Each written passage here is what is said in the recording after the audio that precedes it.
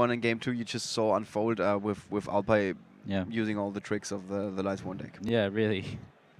What else is there to say? It's an I guess, interesting build, I guess. yeah, it's just kind of a strange build. So, of course, it makes sense to talk to the man of the hour himself, Yeah. guys. We're going to be right back with a quick interview of Alpay Engin.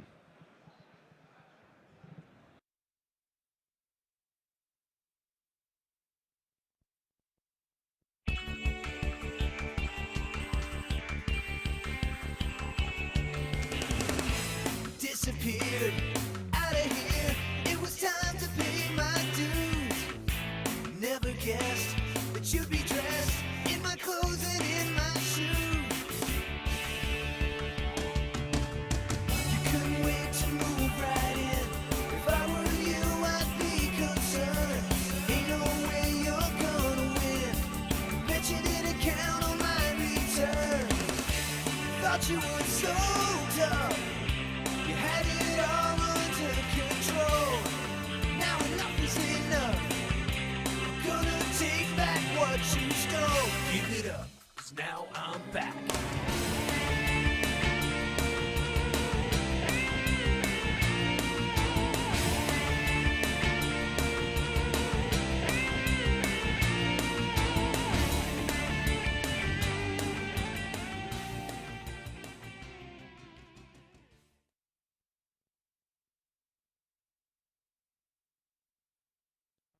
Welcome back to YCS Liverpool 2016. We're here in day 2, and I'm with Alpay Engin, who just completed his feature match and he won. Good job, Alpay. Thank you. So, tell us a little bit about your deck. So you decided to go with the Minerva Swan deck. Yeah, exactly. It's a little bit different to what I've seen. Using these zombies. Yeah. I honestly during that match I didn't see you'd milled Mizuki. We in our app only get to see what's on the field and in your hand, and I was just like, where's he going with this Brilliant Fusion play? I only saw the snow, and then you just came out with the Mizuki, and it was definitely enough. Yeah. So why did you decide to go with the bit of zombies in there? Like zombies are pretty great because like Mizuki can summon also the winter cherries, so you have much more plays and you can mill much better with Minerva because you have much more good targets like Crick Clown, Wolf, and this stuff. And yeah, that's like the basic. Like Uni zombies pretty good to open, but I just cut it to 1 because I wanted to add the winter cherries, which are also a zombie, so I can get it back with Mizuki as well. Yeah. And this opens a much more play, so like you don't have 1-2 summons because of Mizuki. You got much more, and yeah, Tsukuyomi got much more valuable because you can discard this card from your hand to your graveyard and then make much more as you usually would do. Yeah. So how many cards are you actually playing in total? 40. 40. on my Okay. deck. Right. That's pretty close. I mean, we see a few people going over 40 cards. No, I never play more than 40 because I want to maximize the consistency, which means like 40 is the best number because after siding you want to draw your sideboard. Yeah. Yeah, that's the most important thing. Like Flying Sea, Anti-Spell, you want to open these cards. Yeah. System Against- down, yeah, especially so- today. Exactly, all the ABCs. So I try to cut any cards which aren't that important in my deck to decrease my deck to 40 cards. Like I cut the Fairy Tale to 2. It hurts a bit, but it's fine because like 40 cards are better than 42 or 43.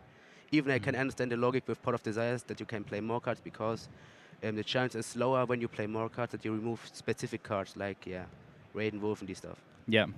So another thing, so we saw a lot of these decks even before Fairy Tale Snow. They were having to play a lot of Wolves and a lot of Felices to make it work.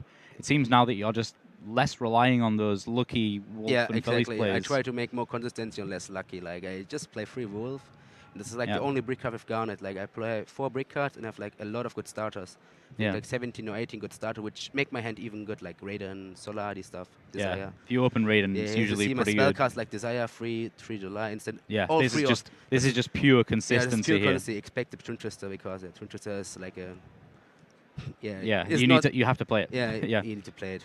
But Since it's Halloween, I drew a bat on your deck. like, I hope you don't mind. saw it like Yeah, I like the square paper. But for the Yeah. 60 strap spell cards which are consistency is like really great. Yeah, that's a lot of I consistency. mean, when in the spell cards. when I start game 1, I mostly win because like this Yeah. deck rarely breaks. I think I break 2 times the whole tournament so far. This is like really rare with this deck. Yeah. Is there any times that you've drawn Garnet? Yeah, And 7 it's- times, but you can shuffle back with Emerald, so it's Yeah. fine for me. Yeah. Okay, so it's not too bad. Yeah, it's fine. Yeah, I think I've played this deck before, and I must say, when I draw Garnet, it's either the rest of the 4 other cards are good enough for me not to care that I Yeah, drew Garnet, or sometimes it is pretty bad.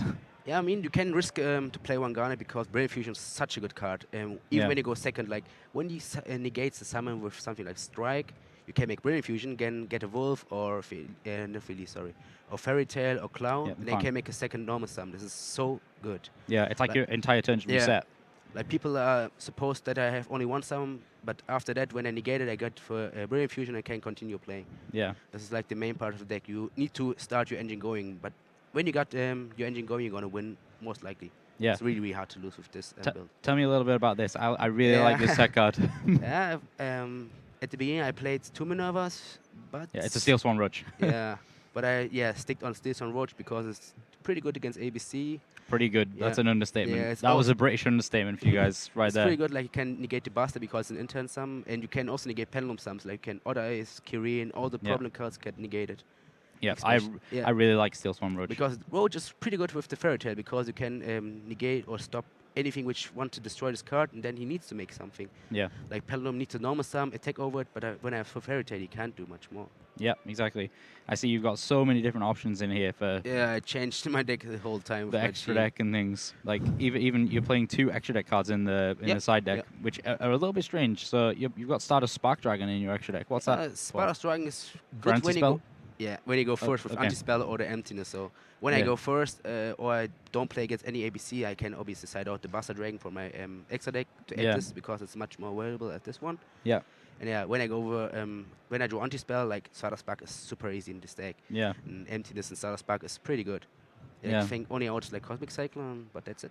Yeah. If they Not don't- not a lot of people are playing Cosmic Yeah, Cyclone. that's why I also obviously I check the people what they're playing and they're most relied on MST or Twin Twister. Yeah. Because Twin Twister is great against ABC with Yeah. all the back rows and hanger and stuff. I don't know why people aren't playing Cosmic Cyclone. It's really good card. Yeah, it's a really good card, but I think only Pendulums maybe because Pendulum needs to remove the anti-spell or the scales from your opponent. Yeah. So it's pretty good, but So- Twin Twister I think better. Yeah. What else have you been playing other than ABCs? Have you played any kind of weird matchups? I played one hand loop deck. I lost against it The in round 1. Dark Yeah. Synchro. Yeah, I started Yeah. with 1-0. Like I started with Omega Minerva, but I didn't have any Fairy Tale and no hand traps, and so yeah, he like ripped my hand and OTK'd me. In game 2 I won because I start like sending Fairy Tale and starting with the as a win condition against his deck. In game 3 he Mhm. started with the loop again and no hand and scooped obviously. This Well, is- yeah, it happens sometimes. Yeah, I hope that I draw the what's it called the Winter Cherries in game 1 because I can remove his Omega. So Yeah, that's true. Yeah. this is pretty good. Yeah, it's good because I guess you play it as well. So Yeah, it- exactly. So I helps a can whole show my Omega and say no. yeah. And also use it once to reveal the Norden when I you was make just the about to execution. ask. Yeah, Yeah. I can imagine that would come up more often than a Happened lot of only people once, might but think. yeah, it was so good. Like you make Insta-fusion, I said wait, and then chain my Winter Cherries because I had a monster already on board. Yeah, and he's just And he wa- wasted. He's yeah, wasted 1,000 yeah, life yeah. points. And he wants to show his extra deck because I need to check if he has any other targets. That Yeah, exactly. was Yeah, a good advantage for me. yeah. I bet. Even just being able to see what he's playing. Yeah. You can tell what This someone's is playing by the perfectly. extra deck. So Yeah. I could play around all those extra deck cards. Yeah, that's really cool. I can imagine that when you thought about that, you thought that's a cool idea. Yeah, and then- exactly. and then just went for it. This card is the MVP so far. Yeah. Won me so many games. Yeah, I've got it on record, on camera. I've been telling everyone to be main decking Winter Cherries. Yeah, I you think need to it's- main deck this card. It's like Yeah. so good. Yeah, if I said I was going to be playing ABCs at the event if I didn't have a Minerva, and I said I'd be main decking Winter Cherries. It's so good. I would do the Yeah. It's perfectly good. So what are you looking forward to playing now? Is there any decks that you really don't want to see in the next few rounds? And then obviously you know you're it's looking pretty good to get into the top cut. What do you not want to play against? It's difficult. Like I could play against ABC, but if they open broken and I have not a good hand, I'm gonna lose obviously. So Mm-hmm. I would like to play against ABC, but I'm still a bit scared to play against ABC because Okay, you you want know to play against ABCs, but if they just be gentle with you. yeah Yeah. This is 50-50. Yeah. Okay. Well, that's good. And you were telling us about Team Turkey. Yeah, Team Turkey, Team Umut sadly doesn't get his visa. I'm so sad for him. I Yeah. want to see him here. I want to make partying today, but Yeah, well, Yeah, so it- you're playing for him. Yeah, I'm playing for him. I give my best, Umut. There you go. I love Umut. you. Yeah. Okay. Okay. Right. Well, thank you very much. Congratulations. Thank you. Good luck in the rest of the rounds. Yeah, thank you So very much. we're going to be right back with the final round of Swiss here at day 2 in YCS Liverpool 2016. We'll catch you guys very soon.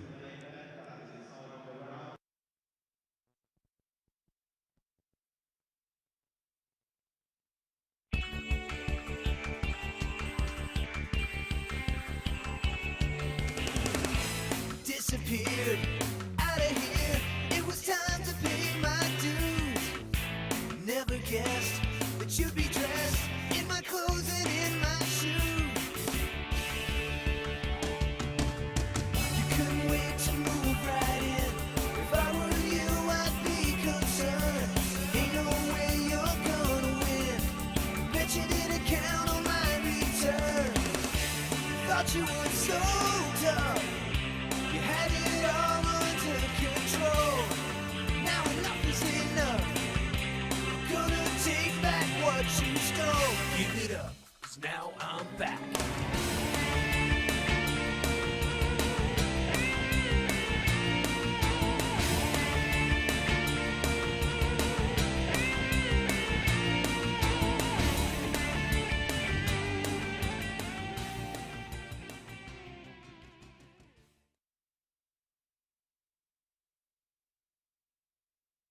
Let's take you guys get it on. to the table. Yeah, let's get it Do on. Let's do it.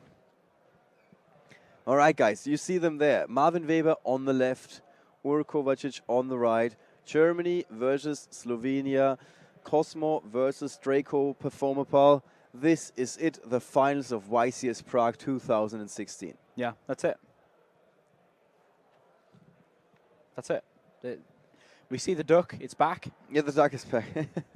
These guys, really good handshake. And we see Ryan and Bozzy as well. Quick handshake. Yeah. That's the last. This is the last match. Here we go. You know, we wouldn't be able to do it without our app users. Yeah, we we actually we almost lost them earlier. Ryan was quickly going outside, talking to some players. Then he saw a couple of them playing goat format, and he was like, "Ugh, I really want to play some goats." And he is like, "I want to goat for the rest of the day." I didn't know it was a verb at this point, but apparently it is. Yep. All right. Do we know who goes first? We will Not know in a yet. second. We'll soon find out. So has opened with one of his 2 trap cards. Okay. He's opened with one of his bottom Marvin trappers. is kicking things So off. Martin's kicking it off. He's starting with 1 Solemn Strike. He's starting straight out with the teleport. Tin Can. That's a good No start. question. That is a really good So start. I think Marvin actually is going to be sneaky here and retain that reasoning. So yes, he is. He's gone straight to the end phase. He's just going to decide. Yep. So you can maybe overhear our head judge Hector announcing that the finals have started. Yeah.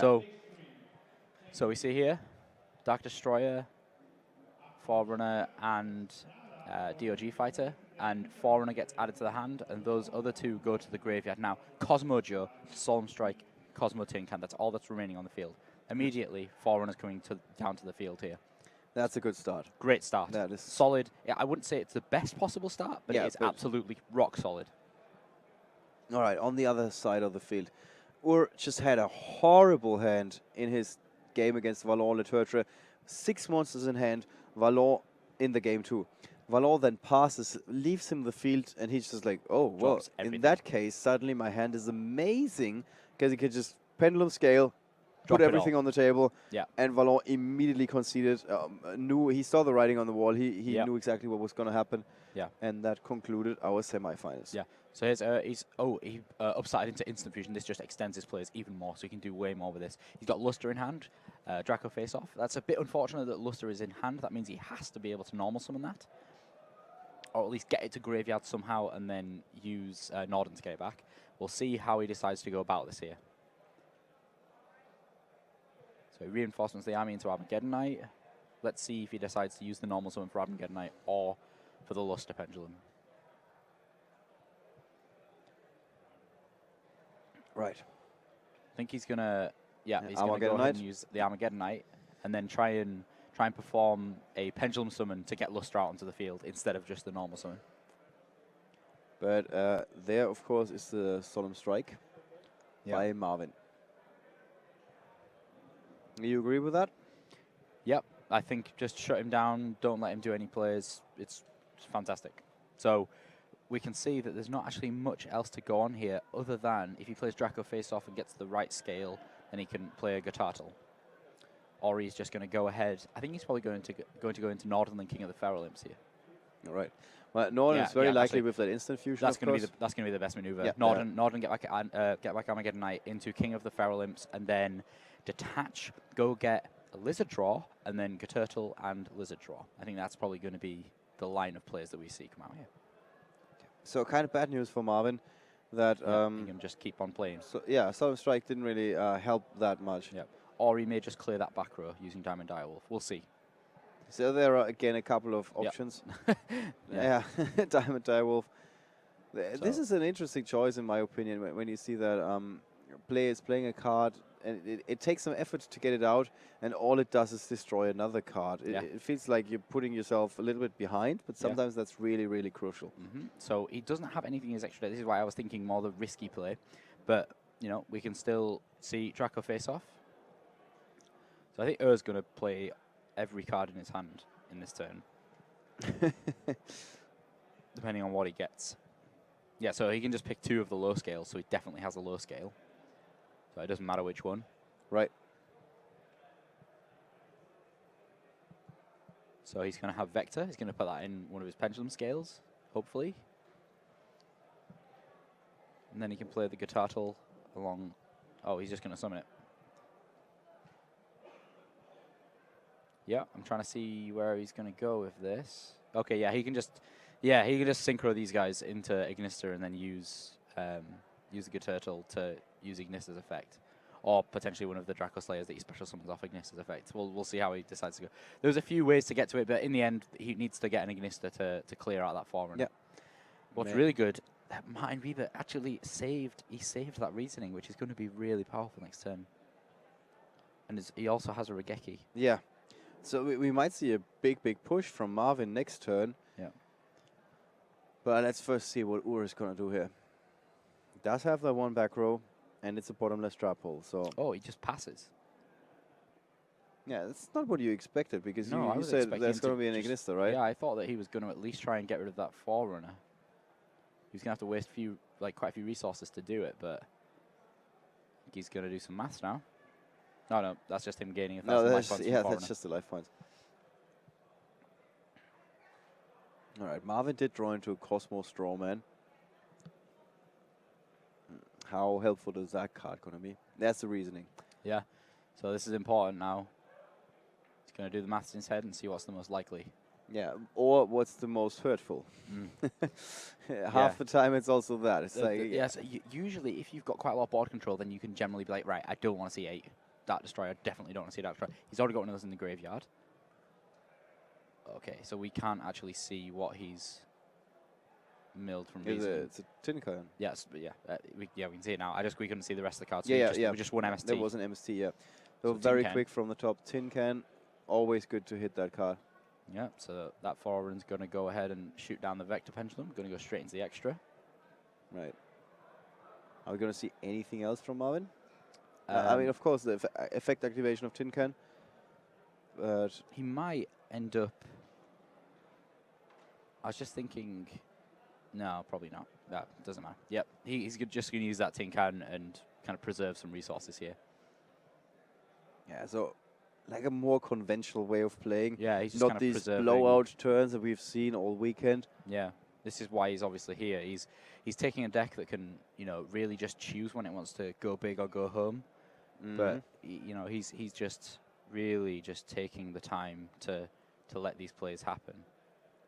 So he actually got Cosmo Slip Rider. That's quite a good one for him. So at this point he could banish the Strawman to get rid of that final back row, or he can retain the Slip Rider for one of the Pendulum Scales.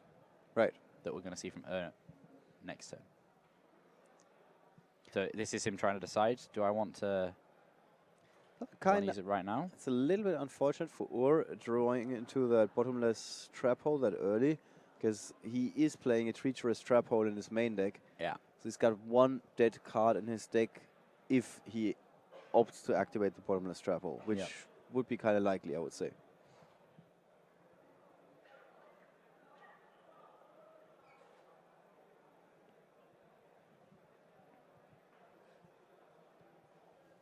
Okay, we just got confirmation. Yeah, I didn't ask it. We just found out that he called 5. Oh, okay. So that's actually quite important because it means that was kind of baiting Marvin into thinking that he didn't want to see Slip Rider at all. Yeah. So that made him even more want to summon that Slip Rider and hit that back row. Interesting. Yeah. Yeah. Quite a good mind game there. Absolutely. So he drew an Armageddonite. Yep. Let's see what he's He going to send dropped it here. immediately. Yep. Zephy. Sephiroth, So he's yeah. going to make... A card he's been getting a lot of user. Yeah, so he can basically summon this for free here. He's going to be able to play any of his pendulum cards and then just summon it and bounce it for free. I think we're going to see the King of the Feral Imps now. He didn't summon it to begin with, did he? He just got Direwolf. Yeah. Yep. Here's the King of the Feral Imps. Surely has to make an appearance now because he's got to complete his pendulum scales here. Or I might be wrong. No, there we go. Definitely. Definitely the King of the Feral Imps. And he's going to detach that, go get a Lizard Draw to complete his scale. Great commentary. The key to consistency is clearly reasoning into tin can, practically rolling the dice twice. From What's Your Name in the Twitch chat. That's one way to put it. But it doesn't really sound like it's consistent, but it is. Like It's just it's the extra summon that helps. It's not necessarily the fact that you got Tin Can. That was a very, that was good. But even if you'd have directly gone into Slip Rider and, not had that, not have had a 5 called, or Dark Destroyer would have done the same thing. If, that would have worked. there are a couple of or options. Farm that Girl, would there's have a lot been- of different options. Would have been good, yeah. Farm Girl would have been bottoms, but yeah. That's, Yeah, but you never know. The point is there was a lot of different cards you that cannot you could have gone. cannot say the card is bad if your opponent has bottomless. Like Yeah. it's not how the game works. Yeah. People see Riesinger as quite a lucky card, but in a deck where you play almost every single level, it's not really lucky that you get Riesinger off. Yeah. You almost always get it. I think it was some really low percentage chance. The only time that you ever do well was when people were playing have a good chance is when people were playing Good Witch and Dark Witch, and you'd call 4. That was the only time that it was actually really bad not to great, play yeah. Riesinger. So Draco face-off is next here. Yeah, so he completes his scale there. And it's looking pretty good for Ur. Yeah. So he must have drawn that Draco face off the guitar, otherwise he wouldn't have used Lizard Draw's effect, because then he just wouldn't have had a complete scale. Now here's the pend. Everything Everything but the kitchen I sink. think that might be That might be that enough. might be the one, because he can just so as we could see on the app there, we just saw the hand just go from nothing and the field go from nothing to Yeah. everything all at once. That just happened had- simultaneously, yeah. Yeah. So we're going to be able to see Ignista, Magesta, Dynista, Yeah. Dinoista, Dinoista, that's his name. So those two are going to go up into the Ignista. Yeah, it reminds me of earlier when Cyber Dragon Infinity would have been the answer, or Yeah. a Volcasaurus, Yeah. when Jake Quincy was drawing into a Battle Fader in timeout to secure his spot in the top 8. Yeah, so there's no Battle Faders here.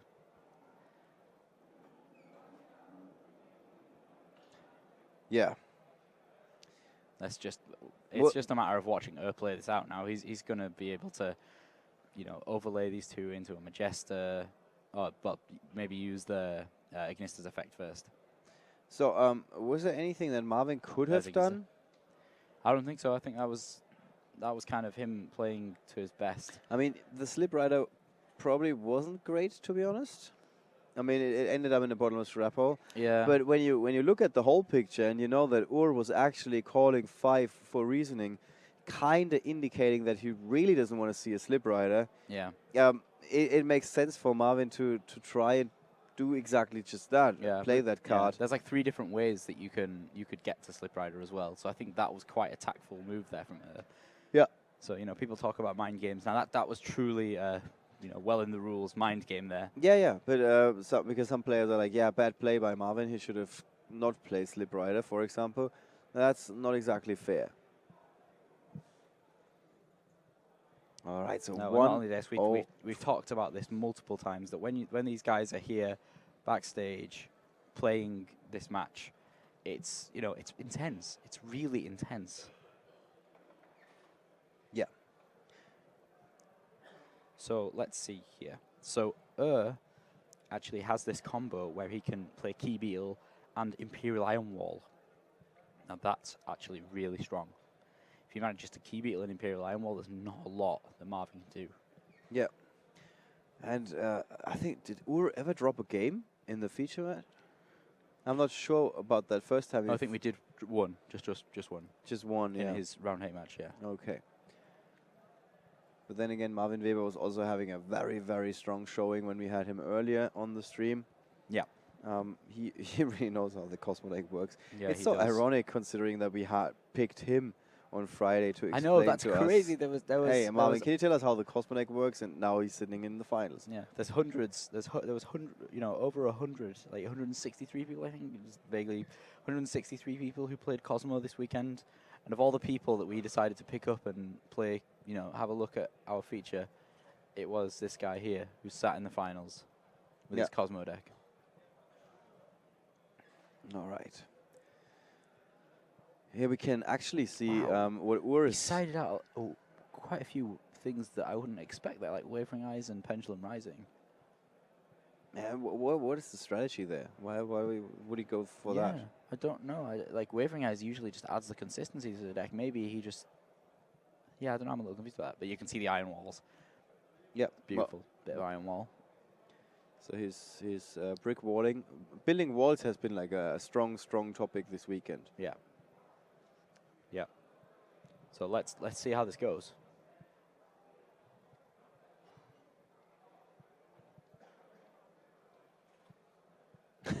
Where was Battle Fader?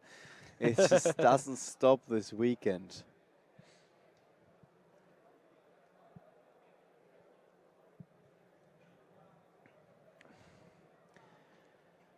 Oof, 1-0 Ur Kovacic. He would be the first Slovenian YCS champion, of course. Yeah. I don't think there's another Slovenian player who has ever been that successful, to be honest. Let me just check real quick, because we got a file for that. We got Matej Jacob, of course, Oh, yeah. who was in the quarterfinals of the European Championship. That's also a pretty big accomplishment, of course. Yeah. He also happens to be the Slovenian national champion, at least last year's Slovenian national champion. So, in a way, they're both equally successful, I would say. It's hard to tell. All right. Yeah. So the guys are just shuffling up now. They kind of began their side decking looking a little, little chuckly, little happy. But now I think the serious business is going to start again. Yeah, especially for Marvin. Yeah. I mean, He's got a game to win. he's like standing with his back against the wall. Yeah, he has to win this.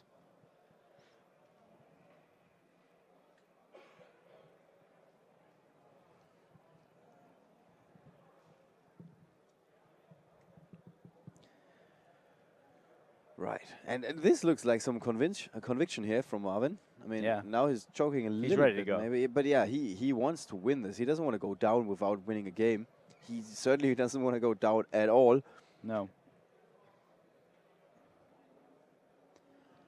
And or ever the he's really holding back in terms of emotions. So Yeah, he's absolutely very collected. cool as a cucumber. Yeah. Very Right, good. let's see here. So we want to see the facial reactions the moment that the guys get their opening hands. So this might be the last game of the day. Yep. So Martin here is making Ergo first.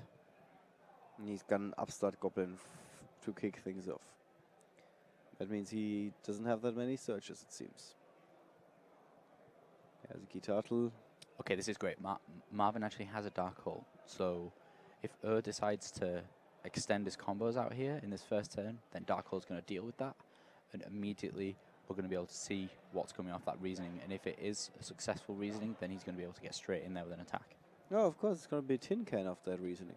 Yeah, consistency. Consistency. Well, what would be super consistent is if it was Farm Girl. Right. Yeah, his ratios are like really off as well with the Cosmos he plays. He's only playing one of everything apart from Dark Destroyer, Slip Rider, and Tin Can. He plays 3 of those and then 1 of everything else.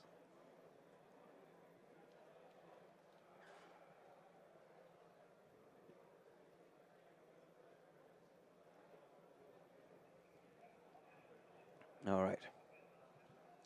Here we go. So it seems like he's kind of starting his plays off here. Does he have enough? I don't think he has a bunch of stuff to be able to do a lot this turn. He can Pendulum Summon with Master Pendulum as the other scale. That's a low scale, so we'll see if he decides to extend his combo out here. Yeah. And so he's gonna Pendulum Summon. There's no reason to play that if he wasn't going to. yep. So he can actually get some reasonable plays out here because he's got a Mass Chameleon as well. That allows him to Synchro Summon and an Instant Fusion as well. And yeah, some players have not watched the first time we had Ur on the stream. There was a little bit of controversy. He's playing against Monarchs, if I remember correctly. And there was a situation where he was bringing back something from the graveyard with Which he couldn't do. Soul Charge, just 1 card. And then right after that, he went for a Synchro Summon of, I think, Naturia Beast, which was a very big move, of course, against Monarchs. And they do tend to play a couple of spell cards. And one of the materials was a Pendulum Monster, so it should have gone to the extra deck, but instead they put it back into the graveyard. Yeah, and it was later used for Norden. Yeah, and that's the most crucial part, of course. Yeah, Norden that brought it back. So that was that move wouldn't have been legal, but the players were 3 minutes before time, so they wanted to play really quickly to make sure they don't go to time. And like I just said, the monster came out of the graveyard with Soul Charge, and then it went straight back into the graveyard, and the judge was standing very close, and even the judge didn't realize. He's like, yeah, card came from the graveyard, goes back to the graveyard. That makes sense. Yeah. Not double checking. Oh, wait a second, Ooh. that's a Pendulum Monster. Yeah, and this was is the first time in a long time we're going to see Stardust Stardust Dragon. Yeah, that's true. And yeah, that was playing a major role. Otherwise, Ur would have actually not won that match. Yeah. So. But yeah, we believe it was an honest mistake. He looked quite shocked when we told him about it. Yeah, like, I mean, yeah, right. I was trying to reassure people in the chat at the time. You know, when I told him just before we started the interview, he was, you know, really shocked, really shocked. Yeah. So we're just having a read of Mass Chameleon. I can't quite remember exactly what the limitations are on Mass Chameleon, but I know that there are quite a few. I think they're only when you use its effect, though, if I remember correctly. Yeah, it can only be normal summon if you control level 5 or higher monster. And when this card is normal summon, you can target 1 monster with 0 def in your graveyard. Special summon that target in face-up defense position. Its Can't special summon. Are negated. You cannot special summon any other monsters except from the extra deck. Yeah, that's only when its effect is activated. Yeah. Normally, that is not much of a problem. Yeah. So here, we're just absolutely triple checking here.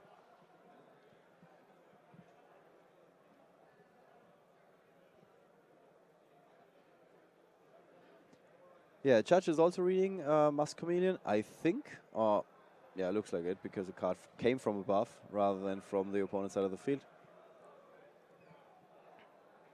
Stardust Dragon. Really? Yeah, and then the Refresher as well.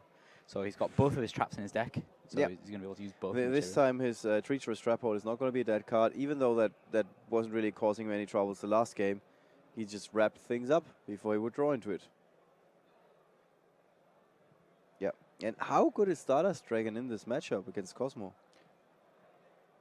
I'm a bit of a loss. I don't know why he plays Star Dragon. It seems pretty good. I don't know exactly what situations he uses it, but Well, I mean, there's a dark hole. yeah, There is a dark hole. I yeah, mean, that's what's strange. yeah. It's certainly interesting. I mean, otherwise Marvin's dark hole would really be putting in some work for him here. Yeah. At the moment, it would be a straight up -1. In a way, I mean, Stardust Dragon would give me a break. You have to read Stardust Dragon.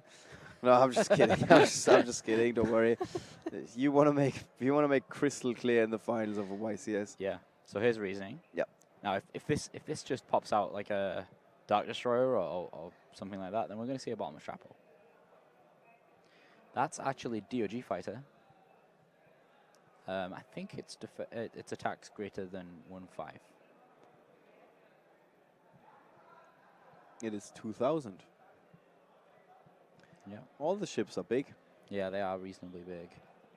which makes sense. I mean, they are shooting lasers. Yeah. So he called 8 All right. on this reasoning here. So that DOG fighter is going to be summoned.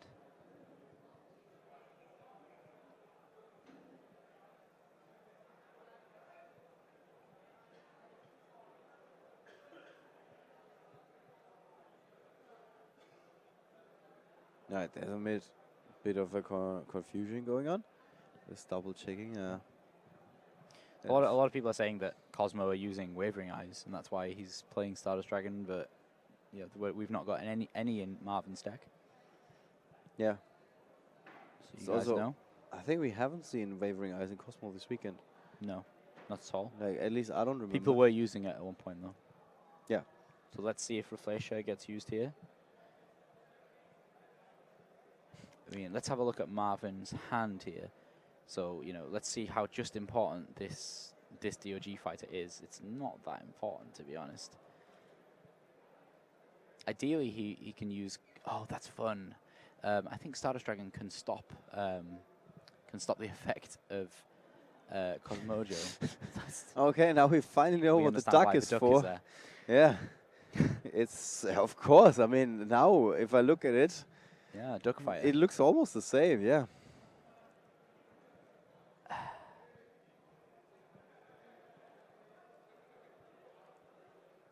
All right.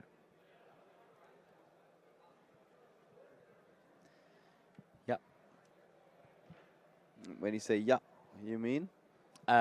So I was just thinking about how Cosmojo can actually be used here, and then Stardust Dragon can negate it because it's going to destroy a card on the field. Yeah.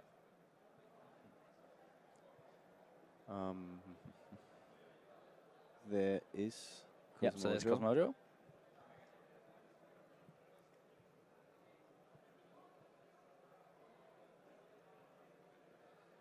And there's Stardust Dragon. Yep. Correct prediction.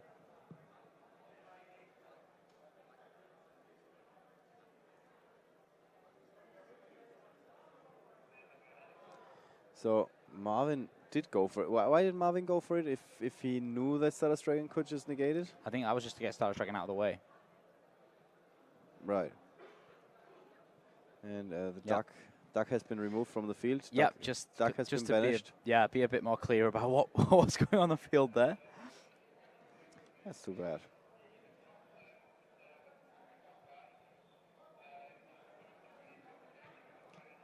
Yeah, duck is too strong. But now it's sitting on the sidelines. Yeah, back in its original position. Yeah, it looks kind of nowhere, to be honest. No particular direction.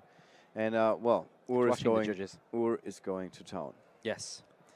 There's a Gitartle, and there's a Pendulum Summon. And now we're going to continue with some more special summons. Yeah.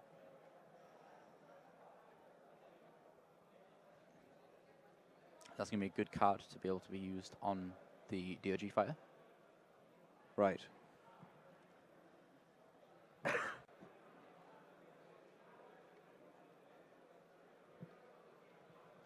What's going to be next here?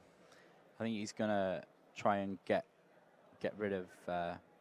No, Oh, he's that, he's that was chosen the not to. Oasis of Dragon Souls. Yeah, so he's chosen not to hit the DOG fighter, which means we're going to have to source one more token from somewhere. Yeah, there's a monkey board. There's a Turtle effect. He's going to draw a card off that. So let's see what's going to happen here. He's still got this Reflacia. He can always use it for a nice treacherous trap hole at any point. So from monkey board, he got a lizard draw. Let's see where he's going to go from here. I think he's probably using Ignista's effect. Oh no, sorry. He's yeah. I think he already had lizard draw. He's still thinking about what he's going to get for monkey board. Yeah, he did get rid of the Oasis of Dragon Souls with it. Yeah, with Ignista. Yeah, he's already used Ignista's effect, but now he's just thinking about what he's going to get with monkey board. Right. What would be the best option? I think probably Performapal Skullcrabat Joker, just because that allows you to complete your scales at any real point. Is it correct that the Stardust Dragon is not coming back? Or wasn't it properly summoned? It will in the end phase. Okay. Yeah, we're still not in the end phase. Still not in the end phase. Yeah, sometimes these turns take forever. Yeah. I was just like, wait a second, was that correct? Yeah, Right. so it comes back in the end phase.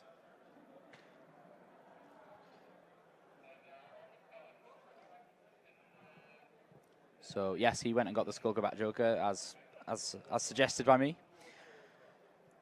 Probably heard me. He didn't. He didn't hear me. He might have.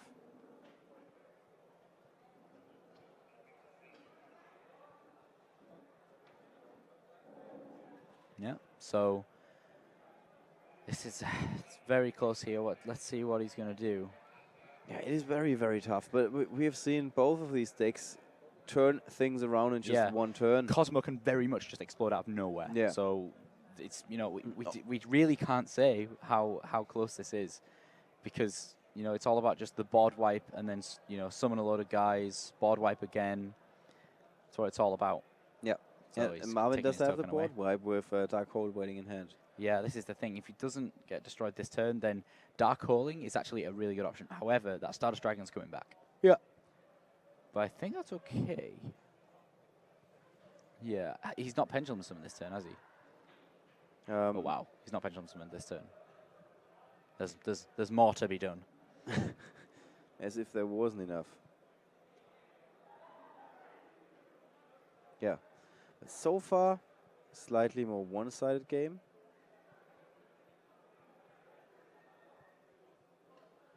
But that could of course change in the blink of an eye. And Marvin really seems to be like standing with his back against the wall, like I said before. Doesn't really look good for him.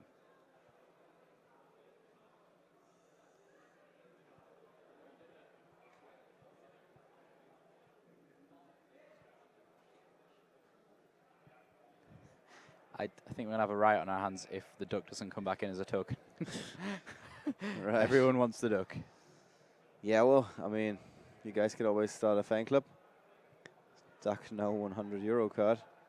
Don't believe that. Okay. Marvin brings a Slip Rider, and he wants to shoot down the Pendulum Scales of Ur. Sounds like a pretty good idea. So that worked. Yep. And So he's not. I think he's trying to bait out the Stardust here, to be honest. yeah, So let's see what happens.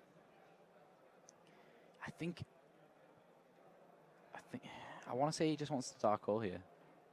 He wants to Dark Hole and just start dealing. He just needs to start dealing with stuff, because I feel like he's just not dealing with life right now. He needs to just start dealing, because he's got like a Traptrix Reflacia, he's got an Ignister on the field, he's got a Skullcrabat Joker that's going to swiftly turn into an Exceed monster next turn. He's got the Stardust Dragon, which is just sat there causing issues. Just stuff he needs to get moving. He's not doing anything right now. yeah. And by not doing anything, he's actually losing. Yes, he is, and because his opponent's just getting more and more ahead. Yeah. That's not how Cosmo works. Cosmo works by just going in and getting on with stuff. Right, so he's going to attack that. He's going to pretend he's got Honest for about 5 seconds, Yeah, which would be amazing. But I think DOG fight is one of the darks, so that'd be even stronger. Yeah. So he's going to banish that there. And he's going to go and get... I think he's going to go and get a Slip Rider. Slip Rider would be a great choice here. Deal with the other scale, potentially bait out the Stardust Dragon. If Stardust Dragon destroys these Cosmo monsters, by the way, they're going to get their effect in the graveyard. Right. So, Yeah. yeah, you don't really want to be destroying them. Same with Dark Destroyer. Like, if you get Dark Destroyer out, then, yeah. So there is the activation.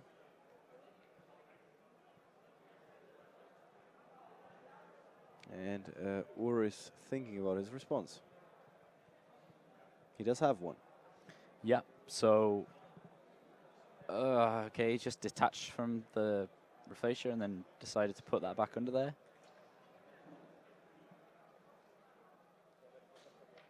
Yep. Just need to be a bit more clear about his moves there.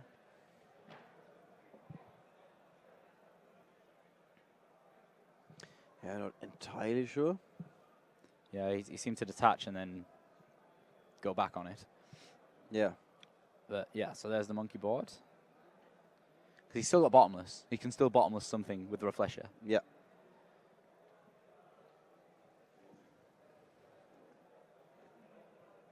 But so far, not really a good target. Yeah, dishonest confirmed. So again, he's just going to straight into Stardust Dragon. He's dealt with that scale now. He's happy. Slippy's in his work.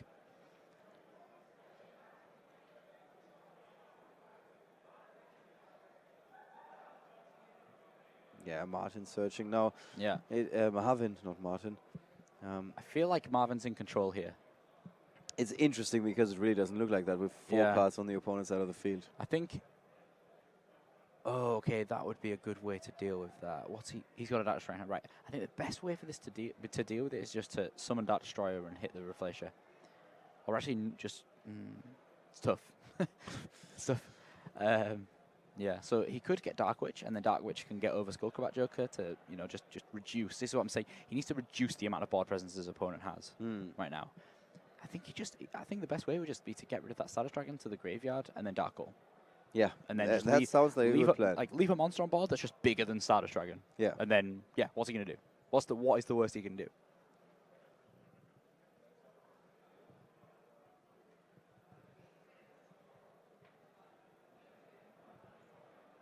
Yeah, so he's Cosmos Strawman. just triple checking. He's definitely not got like bottomless in hand. They're just not set yet or something.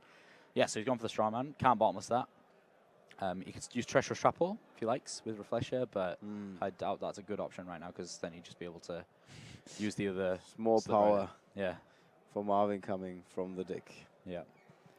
So, yeah, I think he's probably going to try Infinity here and then just take Stardust Dragon. I think that's what's going to happen. Yeah, I feel like this is probably one of the best ways to force this. If he summons this, goes up into Nova, Nova up into the Infinity. You're right. You can try bottomless Infinity, and then Infinity will negate, and then Stardust will negate Infinity, and then just Dark Hole. Or, like, there's a few different ways this can go. Yeah. Multiple different ways this can go. Definitely. A couple of roads that lead to victory, but then Yeah. again, this is not a one-player game. Yeah. Ur is also very much in this. Yeah. Or what would be absolutely insane is if he summons Nova, and then he Treacherous Trapple, Treacherous Trapple. If he does that, sorry, my words lost me. If he does the Treacherous Trapple and hits both of those, then he's going to be able to use Nova's effect and get Cyber End Dragon. Oh, that, yes. That crazy play we were talking about. Yeah, we were talking about that earlier. And then he's definitely getting over Stardust Dragon. Is Marvin... Okay, yeah, he's just going for Pleiades. That's even better. Yeah, okay, that's great. That's great news. This is why Marvin's in the finals. Even better. All right, Pleiades. Constellar Pleiades coming out. Yeah. So, definitely, he's going to be able to deal with one of these Synchro/Exceed monsters right now.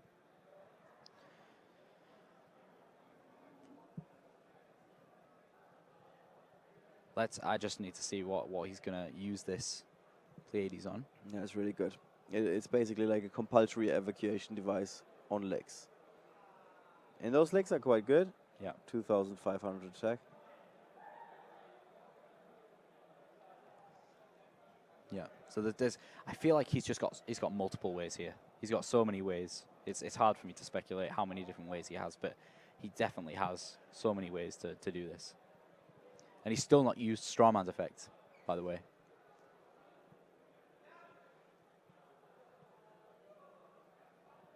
All right. While you said this is probably one of the best moves, the chat doesn't disagree so much.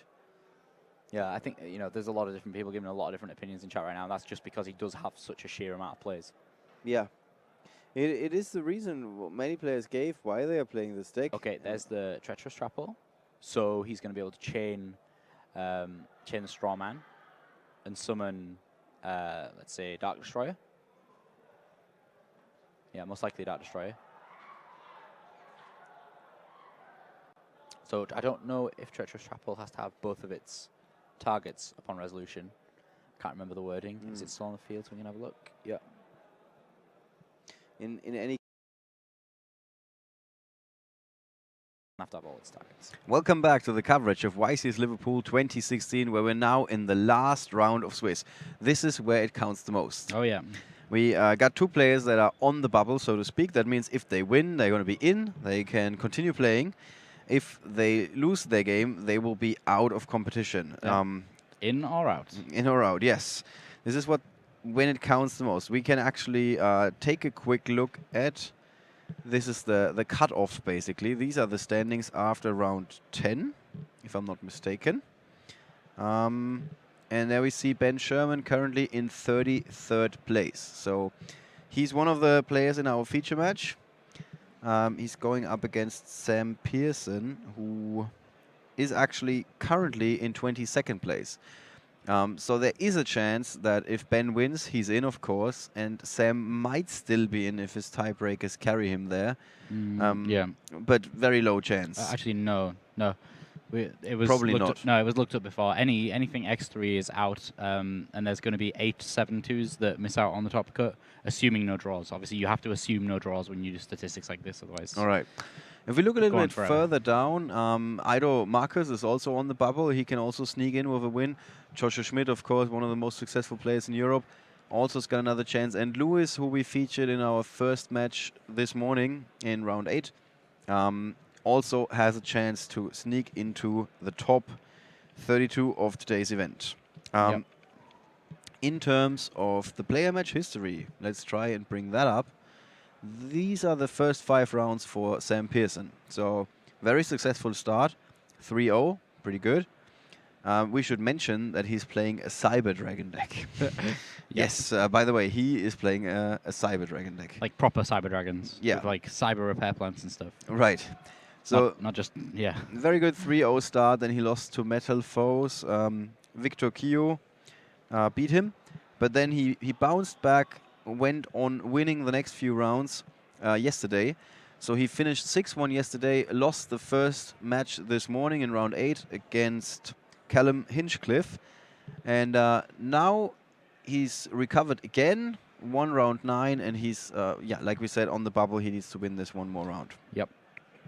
His opponent, Ben Sherman, on the other hand, is also playing an interesting deck. We are pretty lucky today with the picks of our feature matches, I would say. We can take a quick look at his player match history. He had a terrible start because he lost the very first round against Benedikt Jung with Lightsworn.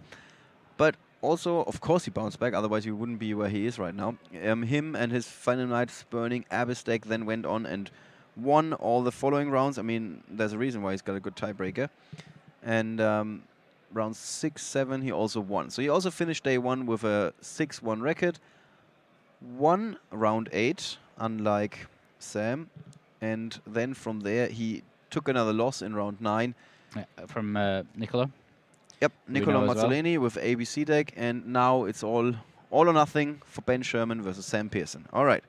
So that is basically how the event unfolded for these two guys. And this is make or break. Yep. Who do you think is the favorite going into this match? Is it going to be Cyber Dragon or is it Phantom Knight's Burning Abyss? I think it's Phantom Knight's Burning Abyss. All right. The reason for that is that Sam Pearson made this deck for ABCs.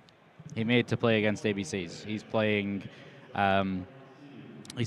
all of the Cyber Dragons so that he can very easily just take up his opponent's monsters and make Chimera Tech. Right, right. So, yeah. I Really think good position in the field, but generally speaking. Yeah. Not against this Not particular against deck, this particular deck. But still, making a Cyber Dragon Infinity is never a bad thing. if you use it. Yeah, exactly. We should just like add the little asterisk at the top and say if you Yeah. use the effect, then it's a really good card. Yes. All right, guys. With that, let's take you to the table and see who's going to advance to the top 32 of YCS Liverpool.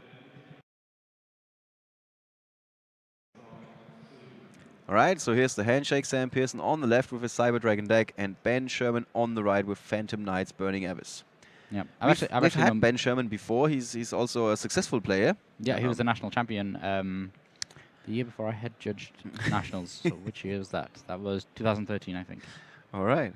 He was- I remember that we had him at one of the European Championships as a national champion. That's why why I remember him. And he Yeah. did well after that. Yeah. He's always pretty close to the top of the competition, Mhm. top of the field. Yeah, he's the thing with Ben. I've known Ben for many years, and he always had kind of long hair, but obviously he didn't have a beard when I first met him. But now he's just kind of got more and more hair. His hair's got much longer. He's got a nice little beard going on, and the thing that hasn't changed is that beanie hat of his. He always wears a beanie hat. Okay. Yeah, very interesting. It's an insightful bit of commentary there for you. for you Yeah, all. absolutely is. Yes, it tells us a lot about the character of this guy. Yeah. So he opens Spell Fragrance, which isn't necessarily going to be the best thing against Sam Pearson, but it could do well. So the thing that I think Ben's probably relying on here is this Mass Change 2 that he's got going on in his deck. Well, the question is, does he know what he's playing against? Oh, probably not. Well, no, Ben's the Yeah. kind of person who looks around and makes sure that he knows what everyone's playing, so Yeah. it's possible.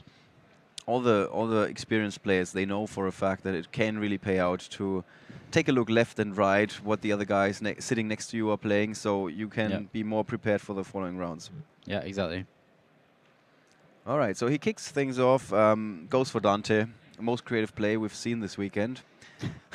No, sorry for that. No, this is one of the reasons why players were like, I don't want to see Phantom Knights Burning Abyss because I can tell what's going on. Like, We've seen it for many events. Yeah. Many events. but we haven't seen it at all this weekend so far. We've seen very weird versions in a way because we've seen a Dante on the field that was destroyed and didn't get anything back. Yeah. So that was in a Metal Force deck, I think. No, that was in... Oh, Paleozoic? Was that? No, it was in Ido Marcus's Phantom Knight deck. Right. Yeah, he was playing Phantom Knights, but not the Burning Abyss. That's, yeah. Yeah. Yeah. That's the one. That was yesterday. Them's the one. Seems like such a long... All my troubles were so far away. Yeah.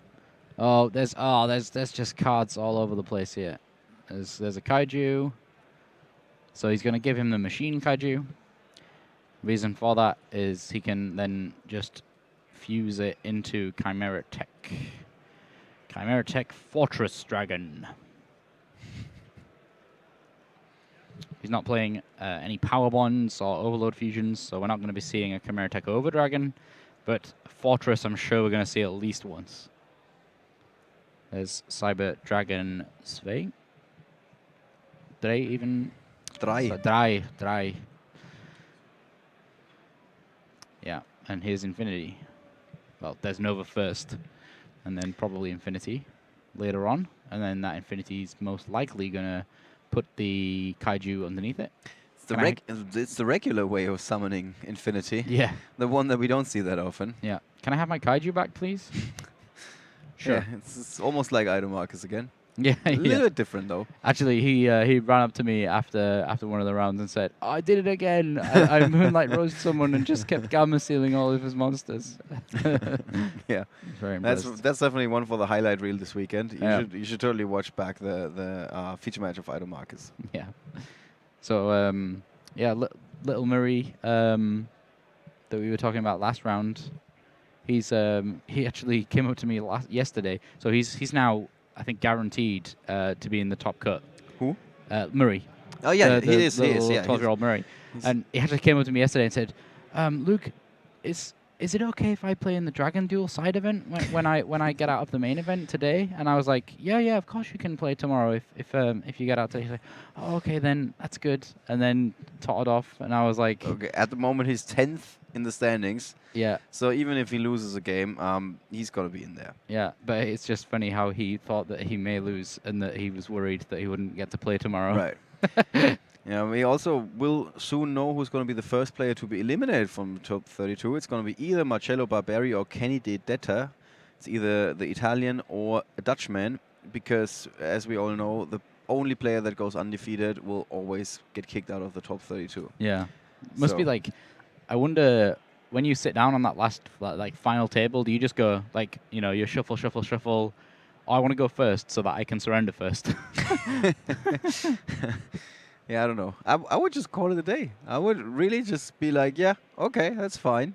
Let's take a long break. Yeah. Eat something. Check my deck again. Look at my sleeves. Yeah. Practice shuffling. I don't know. Yeah, there are things. There's lots of things. Go for the most popular combo in England, chicken and chips. Yeah, various activities. Yeah, all of that seems like a better idea of rather than trying to play yet another game, only to then be kicked out of the top 32. Yeah. Well, this little lock that's going on here looks pretty intensive. When you say little lock, you mean gigantic lock, right? It's a pretty big lock. Yeah, I just want to translate it for the rest of Europe that is not speaking British. British understatement. Yeah. So he goes in with the pot of desires here, so obviously he wants to get rid of his own vanity's emptiness. Well, the twin twisters from Ben can, of course, get him a little bit out of that lock. Well, he could just infinity the twin twisters. That's possible. Yeah. He's what else? I mean, he needed something like a strike or so. Yeah, he needed twin twisters and strike. Yeah, that would have been perfect. Of That would course. have been pretty damn good, yeah. But I think then again, he's- there's always a chance that he's not going to activate the effect of infinity. Yeah. We're gonna see most likely the double Galaxy Soldier Yeah, into Zenmayo. Whoa! I haven't seen Zenmayo in ages. that is true. Wind Up has not been making waves in Yeah. quite a while. I mean, it was played in hat format. It was played in hat format as well. With But even so, wow, that's cool. Flashbacks. Zenmayo. I wonder. I'd love to ask him. Like, I bet he's done some serious blowout plays with that Zenmayo this weekend. there we go. Wow, and that's it. So my prediction Clears of- the path, and then Sam can fight through. Yeah. So yeah, my prediction was completely off on this first match. Yeah, but all the better for the fans of the Cyber Dragons, of course. Yeah, exactly. All the Kyber followers. Yeah. Um, Fiber? Sane Truthsdale. Zane Truesdale. Yes. Sorry, yeah. It's, the new Kyber, basically. The new Kyber, yeah. He kind of was. Yeah, he was a little bit kind of evilly. Like the older brother of Kyber. Anyway, Yeah. so after that first game, of course, we're going to see some side deck cards being introduced to the main deck. Both of these guys basically came to be prepared against ABC. Now they're playing against something different. But fortunately, there are some cards that can not only work well against one deck, they can also work against some other decks. One of- Ben Sherman's playing Mistaken Arrest. So we got Ben, who's got Vanity's Fiend in his side deck. That seems fair. Yep. Just swap those two deck lists just because got the right order. A Raigeki, also not entirely terrible as long as Cyber Dragon Infinity isn't on the field. Yeah. The anti-spell fragrance, I don't know about that. How dependent is the Cyber Dragon deck of its spell cards? I guess it kinda is because of the fusion. Instant fusion is such Yeah. important Instant card. fusion and the repair plant is actually huge Yeah. So as well. maybe that wouldn't be the worst idea. What else do we have that could make a showing? Can't close. Definitely Ben Sherman's going to be putting in his one copy of Radiant, the Kaiju. Well, it's his third copy because he's main decking two. So the other thing I was talking about earlier, the Mistaken Arrest, is it's just so funny. It's Sangan being arrested for being too strong. for what? For being too strong. For being too strong. Yeah, so it's being forbidden. Yeah. The poor guy. Yeah. So until the end of your next turn, after this card resolves, neither player can add cards from the deck to their hand. So it's It's good against Necros. Yeah, it's good against ABCs. Yeah. Poor Sangen. Yeah. All right, looking at It's always the Sangen. side deck of Sam Pearson. What are we going to see there? We got DD Crows. Crows. Crows might actually be... Yeah, it's quite Cro- fair against Burning Yeah, Abyss. sure. Ghost Reaper as well. If he's... Is he playing Dante? Nope, he does not. No space for Dante, apparently. What is he playing? What is he playing that he can Ghost Reaper? That's a very good question, actually. Elder Entity Norden was good in some matchups, according to Alpai, but I don't think that's No, that true was- for him, because he needs them for other cards for his instant fusions.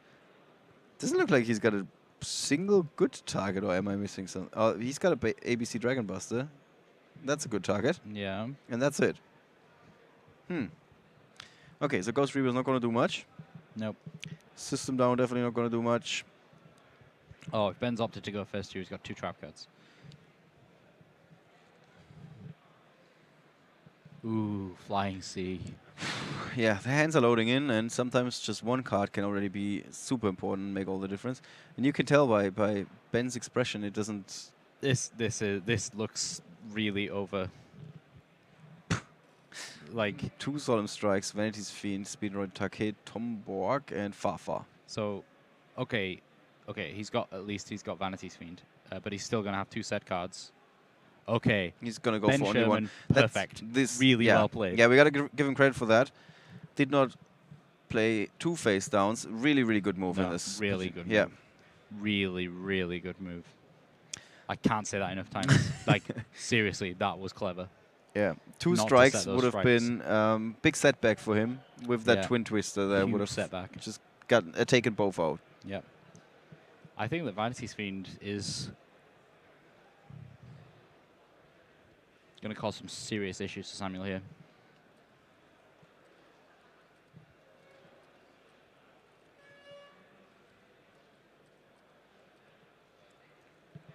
Oh, Ben Sherman has to ride now, but What do you think about Did the he beat opening? How good is it really? I mean, it's definitely not the best opening, but it's also not terrible. well, no, I think that Vanity, like having Mephiend is really strong. Yeah. Especially in this kind of hand where he basically can't do anything without playing Cyber Dragon. Obviously, this Yeah. is the one thing that the deck wants to do. Yeah. And the good thing, of course, there's no way to get rid of Vanity's Fiend with a Solemn Strike. We should just mention that as well. Yeah, exactly. It's interesting because you see the back row of Sam Pearson, and he's got something against everything, but nothing against what's already on the field. Yeah, exactly. If If he that- had started, then yeah, he'd Yeah. be going nowhere. I mean, with a strike, an emptiness, and a warning, that's as safe as you can feel. Yeah. Okay, he has Cyber Dragon Core. He's gonna strike it. I would strike this right away. Strike 1. Yeah, you may as well.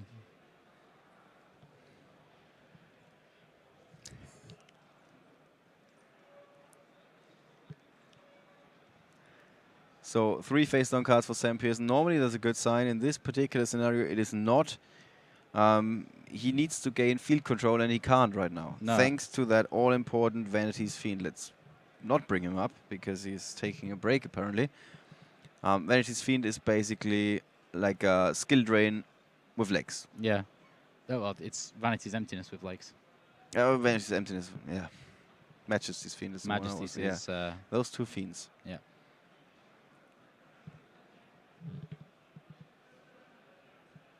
It's really kind of really rough situation here for Samuel Pearson. I don't really know what he can draw. Tour guide being summoned just to go beat down. That's also something. Poor tour guide. She didn't want to take anyone around the underworld. She That just was- wanted to attack. Yeah. It's usually the case. She wants to take someone around the underworld. She didn't want to do her job. No. Just went for something different. Yeah. Joined that underground fight club and went hitting people. Yeah. Samuel Pearson just thinking that was awful. Yeah, how did that happen? Yeah. Interesting. That was Happens sometimes. almost like a 1-card victory. Almost. With that Vanity's Fiend. Yeah, I think even the strike wouldn't have really helped, to be honest.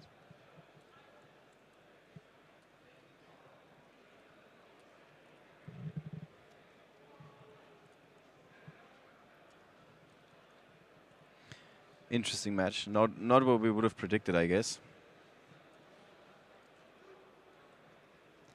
No, not really. I mean, I thought that Cyber Dragons were kind of. I honestly didn't think his build was going to look like this. It's much more open to being able to beat other decks. I guess he's relying on the innate ability to beat ABCs and then building his deck to beat everything else. That happens sometimes where you choose, you say, my engine is better than the engine of the other players, and then now I need to make the rest of my deck something that can beat the rest of the decks.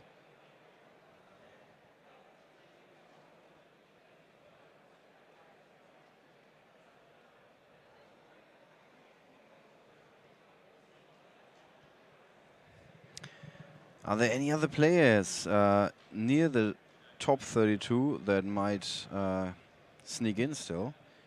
Finn Bakewell? Finn Bakewell, yeah. We had Peter Heine, who was very often playing like a stun deck, something like an Evil Swarm. Okay. I don't know what he's playing today. It says unknown. So maybe even the judges weren't quite sure what to make of the deck. Jay Quincy is also 45th. He might be one of those guys that even if they win their round, they might not advance to the top 32 because of tiebreakers. You never know. Yeah. But yeah, Benedict Jung, who we saw in the player match history of one of those two guys, I think it was Ben Sherman. Yeah. He's also 49th at the moment. So with another win, he could make it into the top 32. All right. But game 2 is already underway. Yeah, I'm going to start with Twin Twisters. So Samuel seems to open nothing. Yeah, he's full of hand traps. Yeah, that gets Veiler immediately. That's if you see Terror Top, always Veiler it. Yeah, I can just peeking outside. I can see Dale Hawks looks kind of happy. Or maybe I can't quite tell. But he's on quite a high table, so maybe we're going to see Cyber Angels in the top cut. That would be something. Murray is also having a good time, but yeah. Yeah, I think he's better off playing the main event today rather than the Dragon Duel. Yeah. Yeah, definitely.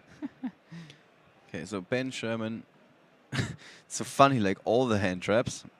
Yeah. There's a Maxi. I think you just call it a day here. Just leave. Yeah, it's like Leave sure, them- sure. Leave them on the field. Set a karma card and go. Yeah, set the karma cut, pass it over. So Maxi for -1. Yeah. But it prevented the opponent from summoning a bunch of monsters in one turn. Yeah, exactly. Okay. Did I? Cyber Dragon Dry. Yeah. Karma cut. Does karma cut allow you to take monsters from your own field? It's a very specific question. Dragon face a monster your opponent controls, so no, you cannot. So that flying C, if it does come down, may have a problem.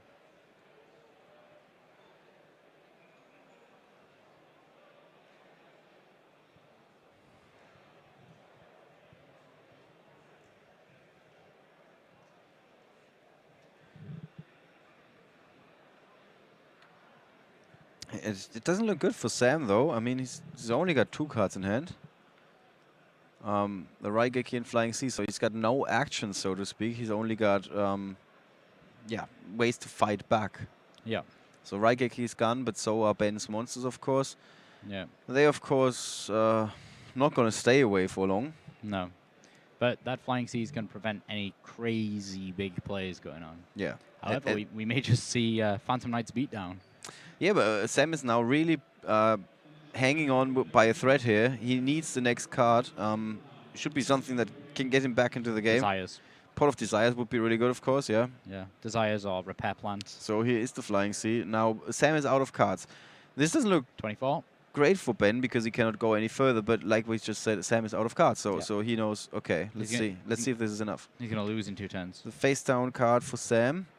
Don't know what it is yet, but we will very soon know because obviously there's Oh, wow. Okay, that's cutting down the number of turns. that's a Imperial Iron Wall is face down, so that's not helpful at all right now. Because it's not going to stop these special summons. And this might already be it. Yeah, I think so.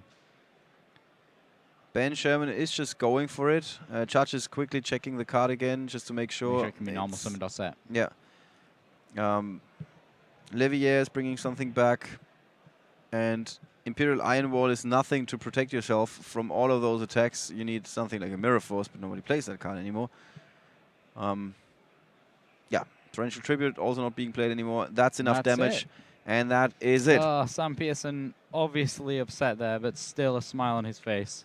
Yeah, I mean, it's one of those situations where you draw into all the anti-cards. Yeah. And all of his hand traps, and then that's Iron also Wall. not good. Yeah, you also need something to get your game going as well. Yeah.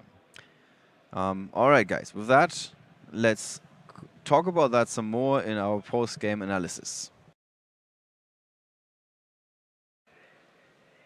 We're back, and we have now concluded the Swiss rounds of YCS Liverpool. Yeah, we made it. We made it. Where once more than 800 players showed up, only 32 will remain for the next round. And all of them will be playing in the top cut, in the knockout portion of the tournament. That means if they lose just one more match, they will be out of the tournament. Off you go. No matter what their record was, so somebody who just sneaked in, Ben Sherman, is the prime example. Of course, it was 33rd going into this round. Now he's definitely going to be among the top 32. Yeah. So we're going to see him again, him and his Phantom Knights Burning Abyss deck. Yeah, definitely. I mean, it's a really good build of this, and we didn't even get to see what I thought is kind of a really important card, which is Mass Change. Oh, really? Yes. Yeah, he's playing Mass Change too. He was thinking about some cool tech cards. Other players also tried to think of some cool tech cards. Yeah. Played an ABC deck, added an instant fusion, or two of them rather, and don't have any targets in their extra deck for it. Yeah, well, he definitely has He does have targets for two Dark Masters. Claws. Okay, that's good news. Good news. He came prepared. Also, that player, that is, he was XO after round 9, I think. Yeah. Which is absolutely unheard of. Yeah. He played with 38 life cards, 2 blanks, and still go XO. All right. What about the Cyber Dragon deck? We didn't really see. I always like seeing the Cyber first Dragon game we decks, saw but what it it's- can do. Yeah, that's what more often than not probably happened during the course of the 2 days for Sam Pearson. And a big reason for playing this deck, of course, is the way that the metagame has shapen up.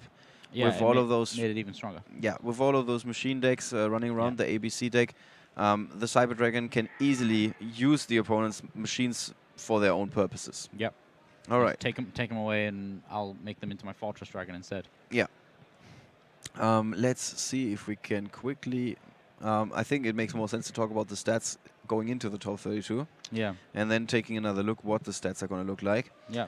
What about the many anti-cards that we saw that were introduced by Sam? I mean, he's got a really good lineup in his side deck that can stop most opponents' decks from going off, but he just drew into all of those cards. Yeah. Well, I said this at the start. I think that I thought that the BA was going to win because of the fact that Sam didn't really have, like, his core engine didn't beat Ben's core engine. He had to rely on those side deck cards. Yeah.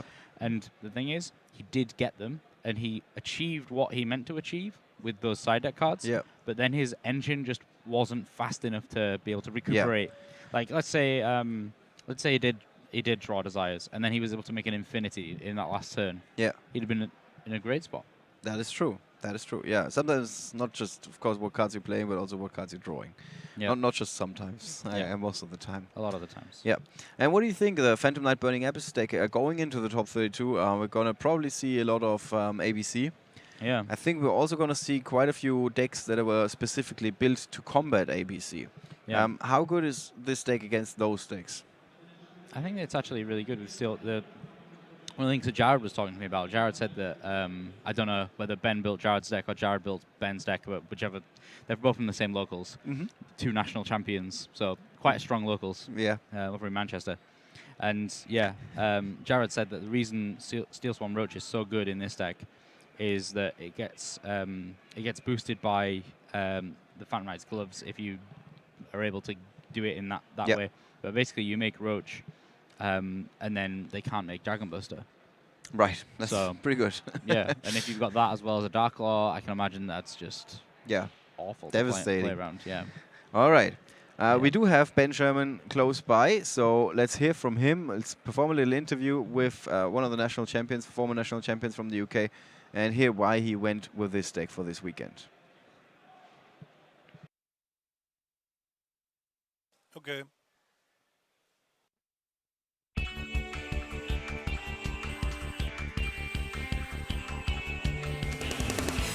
Disappeared out of here. It was time to pay my dues. Never guessed that you'd be dressed in my clothes and in my shoes. You couldn't wait to move right in. If I were you, I'd be concerned. Ain't no way you're gonna win. Bet you didn't count on my return. Thought you were so tough. You had it all under control. Now enough is enough. Gonna take back what you stole. Give it up, 'cause now I'm back.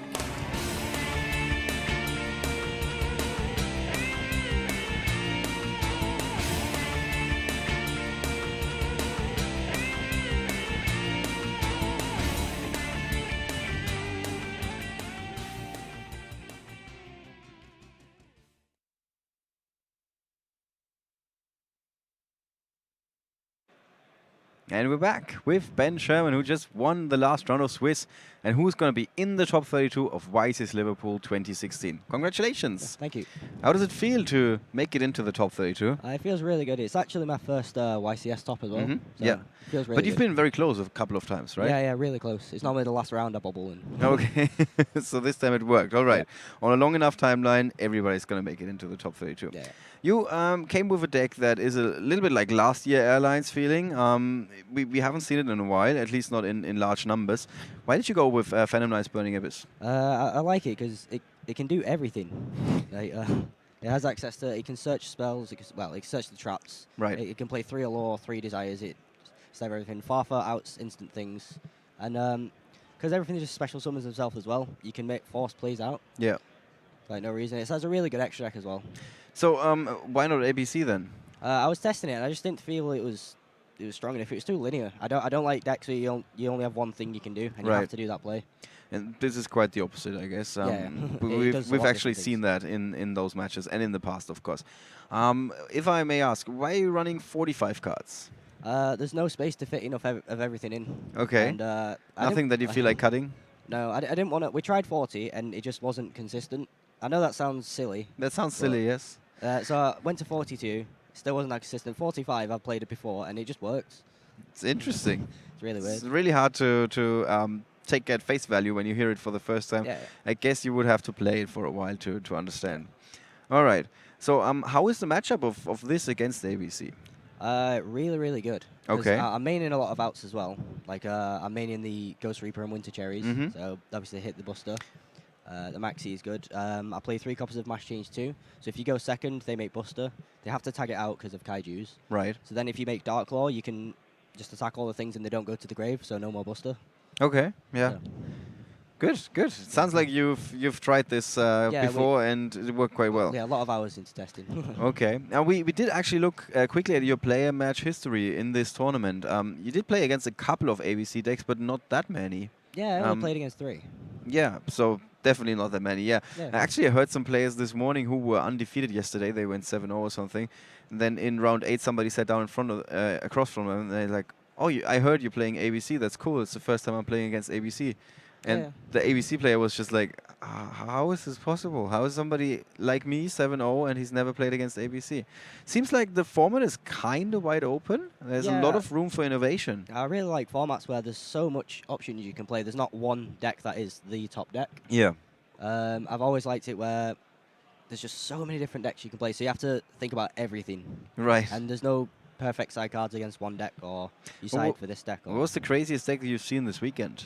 I played against Agent Artifacts round 2. I mean, I lost round 1, so it literally was the bottom table. But Okay. But still, yeah. Who knows? You might have won a few games. yeah. All right. What about your side deck? We've seen it putting in some work in that second game when Yeah, definitely. Vanity's Fiend hit the table. And Luke gave you lots and lots of credit for not setting both solemn strikes. You were Yeah. kind of expecting the twin twister, I guess. Yeah. Yeah. So you kind of took it slow, only setting one of the two. And then how did you feel? Because it didn't look like the greatest opening ever, but it also didn't look all too shabby because of that Vanity's Fiend. Yeah, the Vanity's Fiend puts in so much work. If they don't have the answer for it, then it doesn't matter if you go -2 to make it, because it just sits there, attack. You're just going to draw cards every turn. Right. You just get more cards. And how odd is it playing some other cards that usually you use for the effects and all of the effects don't trigger, like a tour guide that is just there as a beat stick? Yeah, I'll hit for 1,000 with Tour Guide. Yeah, of course, if it wins the game. Yeah. Yeah, why not? All right, is there anything other side deck cards that you want to highlight that put in some work for you this weekend? Karma Cut is the second best side deck card behind the Vanity's Fiend. Okay. It's really good. My theory was against ABC, I sided in going second Mhm. because they make the buster, they do the plays, they have to tag out. And then, so their turn, they have the field spell, 3 monsters, 1 here. They'll special summon, and then they'll have Thor, they'll look up another overlay, and then into a Diamond Direwolf or something similar. Right. Target your back row. You can chain the Karma Cut, hit, say, the C there, and then all the C's from the grave. So then they can't make buster anymore. And Okay. that's pretty good. Against Mirror Match, it just outs problems as well. It's definitely an interesting approach, interesting theory, and I guess it worked at least once. Yeah, it's worked a lot. It's been Okay. amazing. Been really good. Okay, cool. That's a good take. I haven't seen that very often in the other decks. Yeah. All right. Going into this weekend, what was your expectation? 10 rounds of ABC. And you thought that you would do well? Yeah. Well enough to make day 2? Yeah. And make the top 32? I was feeling really confident against ABC. Okay.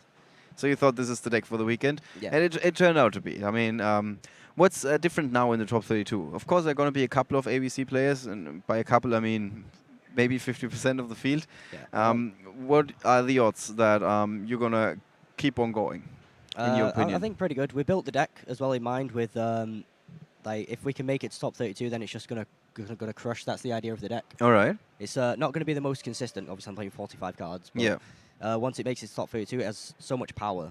And I'm actually got more stuff in my extra deck. Like, I'm playing Steel Swarm Roach as my only level 4 for the, rank 4 for the Phantom Knight Breaksword Right. when it comes back. Because against Blue Eyes and ABC, if you have the Fog Blade, which you normally do, you can stop the rank 4, and then they cannot make the buster. Yeah. You just negate it. Luke talked about that card a little bit. Credit to Jared Stone for that. Gotta give him. Yeah, you two seem to be good friends. Yeah, really good friends. We've helped each other out a lot. So. Okay. He didn't do so well this weekend. No, he. I think he went 3-3 and then he dropped or something. Yeah, he like was that. playing Light Swarms. Light Swan, yeah. And we've said itself, the deck is it is luck based, but if you have good luck, you'll just smash it. Yeah, but you went with something different, and in the end, it turned out to be the better choice. Yep. Are you gonna give him crap for that at the next No. locals? It's No, all good. It's all good. All right, excellent. Well, thank you so much, Ben. Yeah, Good of luck, best of luck in the top 32, Yeah. and I hope we're gonna see you again, maybe in the semifinals or in the finals or something. Hopefully, yeah. All right. With that, guys, we're going to be back after a little break with, of course, the top 32. It's going to take a little bit of time to assemble those 32 players because after the last round of Swiss, of course, the scorekeeper is going to print out the final standings, and then every player has a chance to review those final standings. And if something has been messed up, like a result entry slip has been entered incorrectly, something like that, they get some time to correct this. So for that reason, we have a little bit of a little bit longer break. That's like an extra 5 minutes or 10 minutes. And then once that is finalized, we got the top 32 pairings, and then we can continue. If there is one particular player that you absolutely want to see on the feature match, because you know that he's in the top 32 and he's from your locals or playing the most creative of decks, let us know. We will try and read your comments and then present the feature match with him. That's it for now. We're going to be back after the break from YCS Liverpool 2016.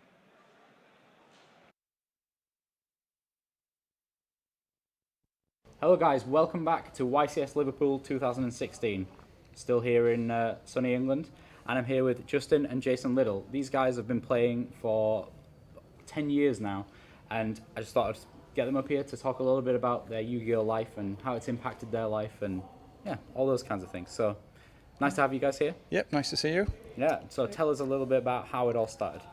So, it all started with this guy 10 years ago, little 5-year-old, wanders in the house with these weird cards saying, "Dad, how cool is this?" No idea. He then started getting into it with his friends, wanting to learn it a little bit more. "Dad, will you help?" spoke to his sister. His sister started getting interested, and from there we took a little trip to America for the first time as a family, and came across a little shop, and he bought his first tin, Elemental Flare Wingman, I think it was, something like that. It was Shining Flare Wingman. Shining Flare Wingman. Wow. A long time ago. Yeah. So little guy's happy. We come back, and it took off from there. We started looking at magazines, trying to find out where the locals were. Ended up going to a local up in Sunderland, seeing a load of guys there, being taught how to play the game properly.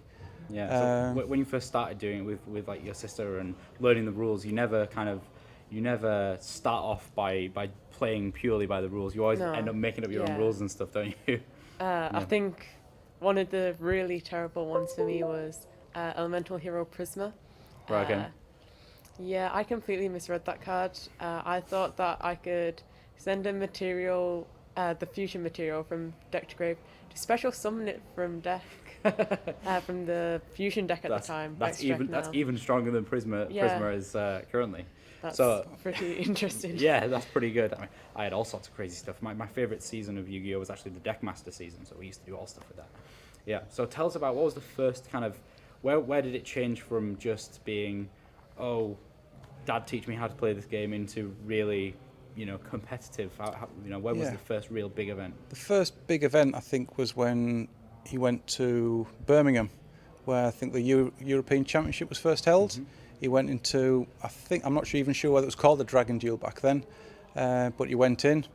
I can't even remember what you were playing. No, and he went, I think it was even Gadgets or something along those lines. He had it all set up, he was playing. Ultimately it went 3-3, but again, 6-year-old I think he was at the time, misread a Masker Restrict in the Frog FTK format. And yeah, it all went downhill from there. Masker Restrict is not just for big guys, it's also for tributes. But, we win some, we lose some. Yeah, so, it's really kind of a personal thing for me, because I love seeing parents who have really supported their kids in their hobbies and things like that. How was that for you? What made you think, let's just go with this? Like, let's just see what happens with this.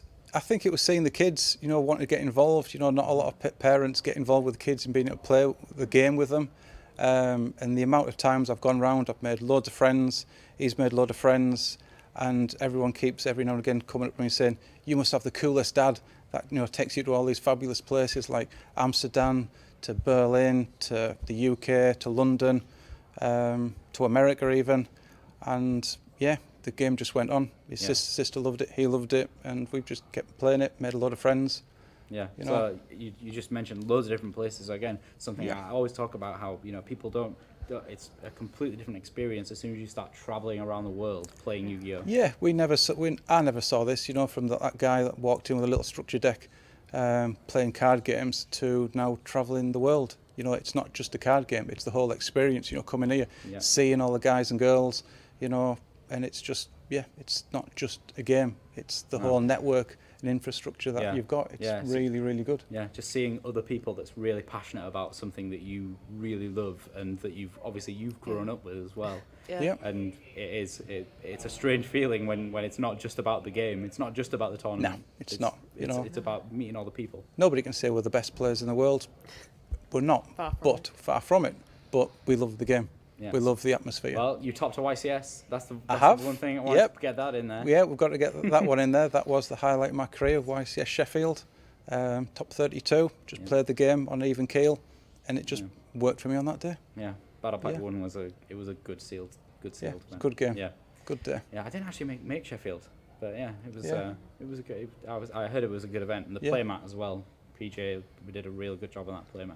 He did. Still got it. We'll not be getting rid of that. Still got it. Yeah. Still got the Blood Mephist. Is it? You got a Blood Mephist. I got a Blood Mephist. Yeah. So mint.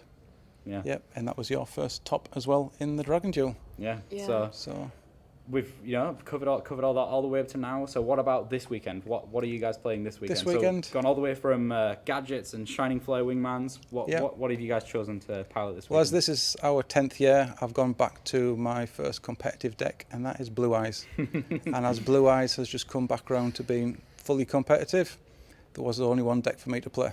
perfect choice. And you see, similar in a way. So we mentioned gadgets before.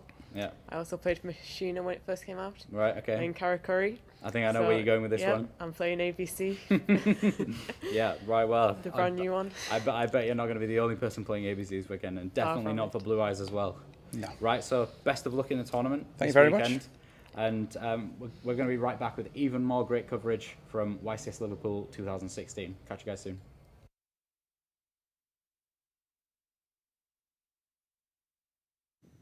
Hello guys, welcome back to YCS Rimini 2016. I'm joined again by Marcello. Hey, hello everyone. how's it going? And we're here in the semi-finals.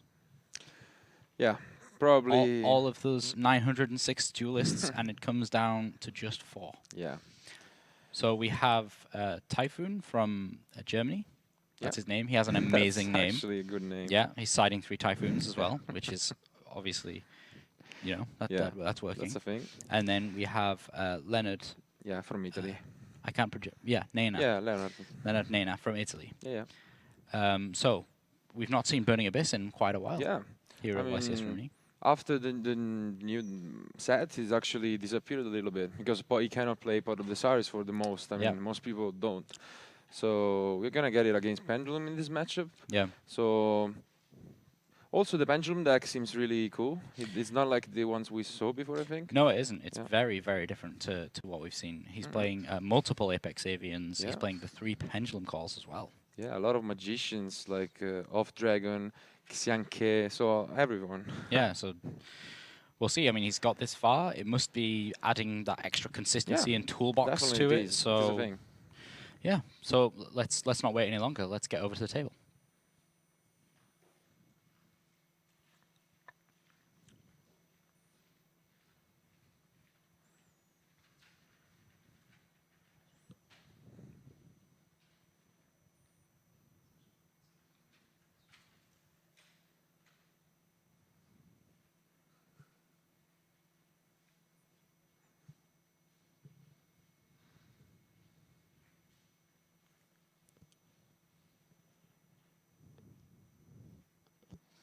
Okay, so here we are in the semi-finals of YCS Rimini 2016. All comes down to just 2 more matches here for these 2 duelists, or just 1 for one of them. Yeah. So Leonard Nena from Italy playing Burning Abyss, kind of a stereotypical Italian deck yeah, to play. I guess so. Well, after Alessandro did so well with it, everyone's been playing it really. And Typhoon Bayraktar. Yeah. From Germany playing Magispectors. I think he must be the only German guy left. Well, there was only there was only one. Yeah. There are 2 other Italians, I think. So yeah, so he's the only one left. Lots of Italians. Yeah. Santoni though cannot defend his title anymore. He got knocked out. Yeah, he did. Yeah. But you know, he got pretty far. Yeah, he got pretty good. Pretty good tournament. I think this. Oh no, Valence got all the way to 2nd place in Yeah, YCS yeah, Prague. I was thinking that we had the same thing. Yeah. Okay, so really good start with Tour Guide, of course, and those meals are really good as well. Yeah. So yeah. Tour Guide being able to get Graph is just crazy. Yeah, and 2 Phantom Knights 2 means that he can still play other monsters, so that's a really good start by him. Yeah. We can see that he also has the Solemn Strike, which is really, really important in this matchup. That's what you want to see the most. Maxi, on the other hand, is not really going to put in much work. No, but if he discards it real early, you can just get it back. Still okay, yeah. So, yeah. Kind of didn't want to give him the deck just then. He was like, am I done? Oh, I'm done. Yeah. So we are just going to see the Barber come down. Yeah. A couple more special summon. And Beatrice is also going to come later on. Yeah. So it's a pretty good start. Cannot complain, definitely. No. Multiple, when you get multiple Dantes, that's turn 1, it's usually pretty a good opening. Yeah. So he managed to fill up his graveyard full of a few more Burning Abyss monsters. If only Burning Abyss had a Judgment Dragon, he'd be in business. Yeah.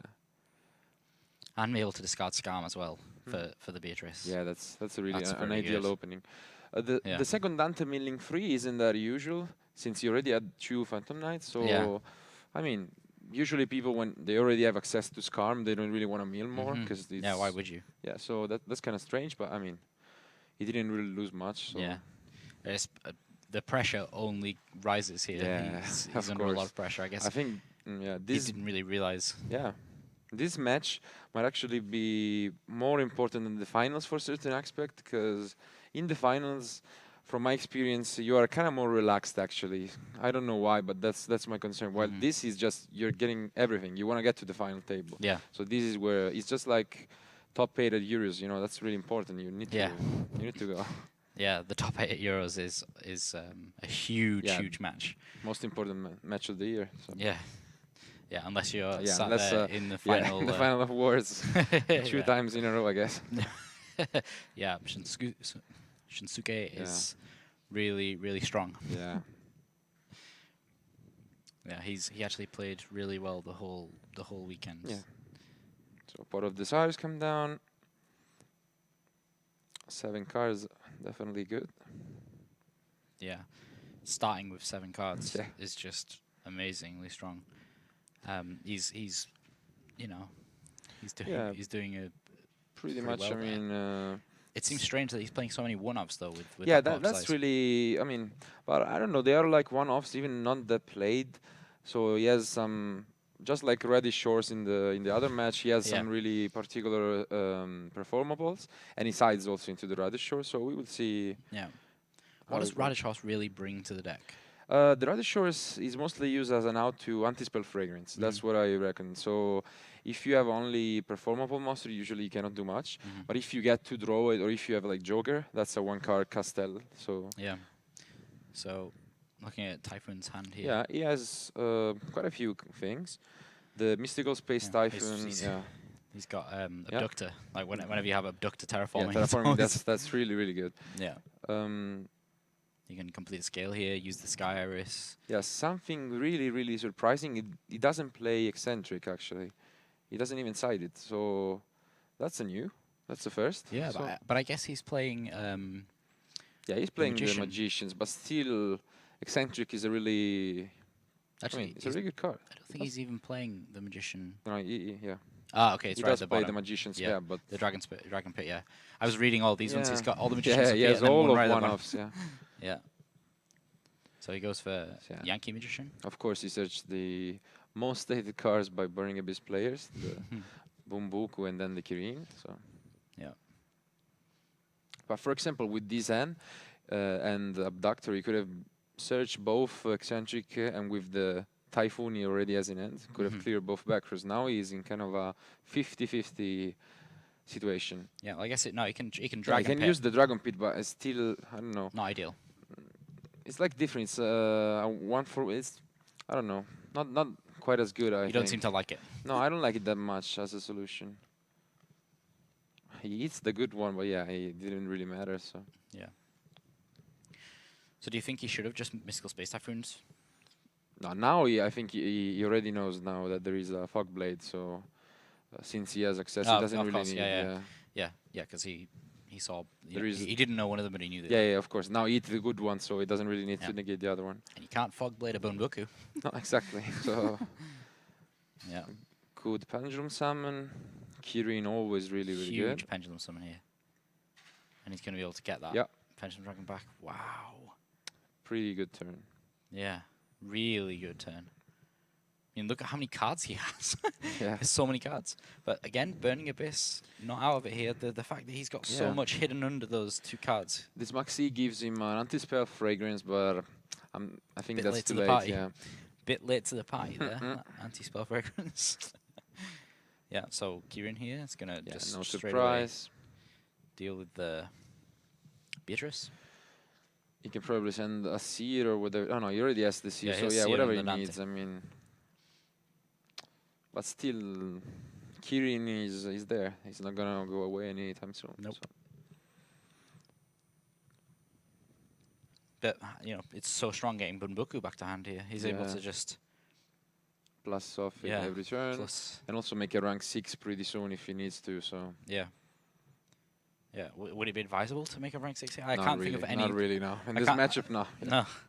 Unless you're going to win with Utopia Beyond. Yeah, exactly. But it's not really going to happen in this matchup. No. Also, the other negation, Norito, is not really going to put in No, work Norito. here, so This is actually the version of the Pendulum deck that I played at the LLDS Stage 2 last year.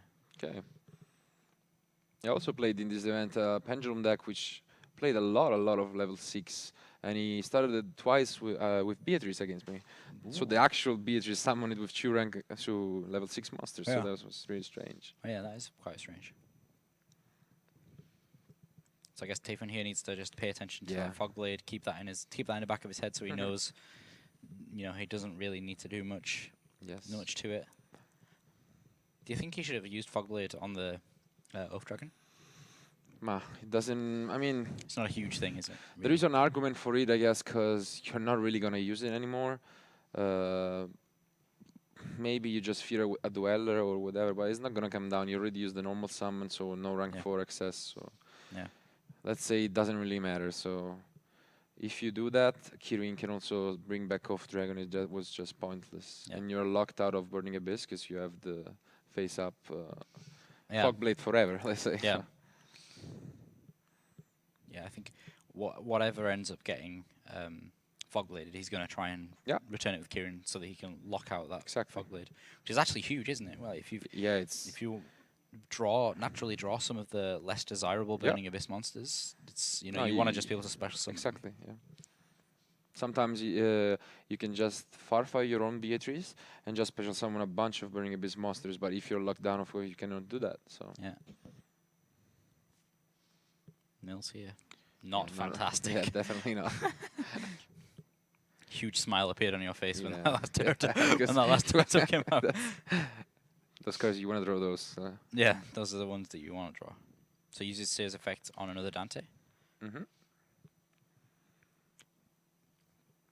F-Zero is obviously not an option here. Yeah, at this point, like, the only real good thing you can try to do is getting rid of a scale and using Antispell Fragrance. But he has multiple problems. Sky Aris is one of them, and Kirin is the main problem. So yeah, he has loads of issues going on right now.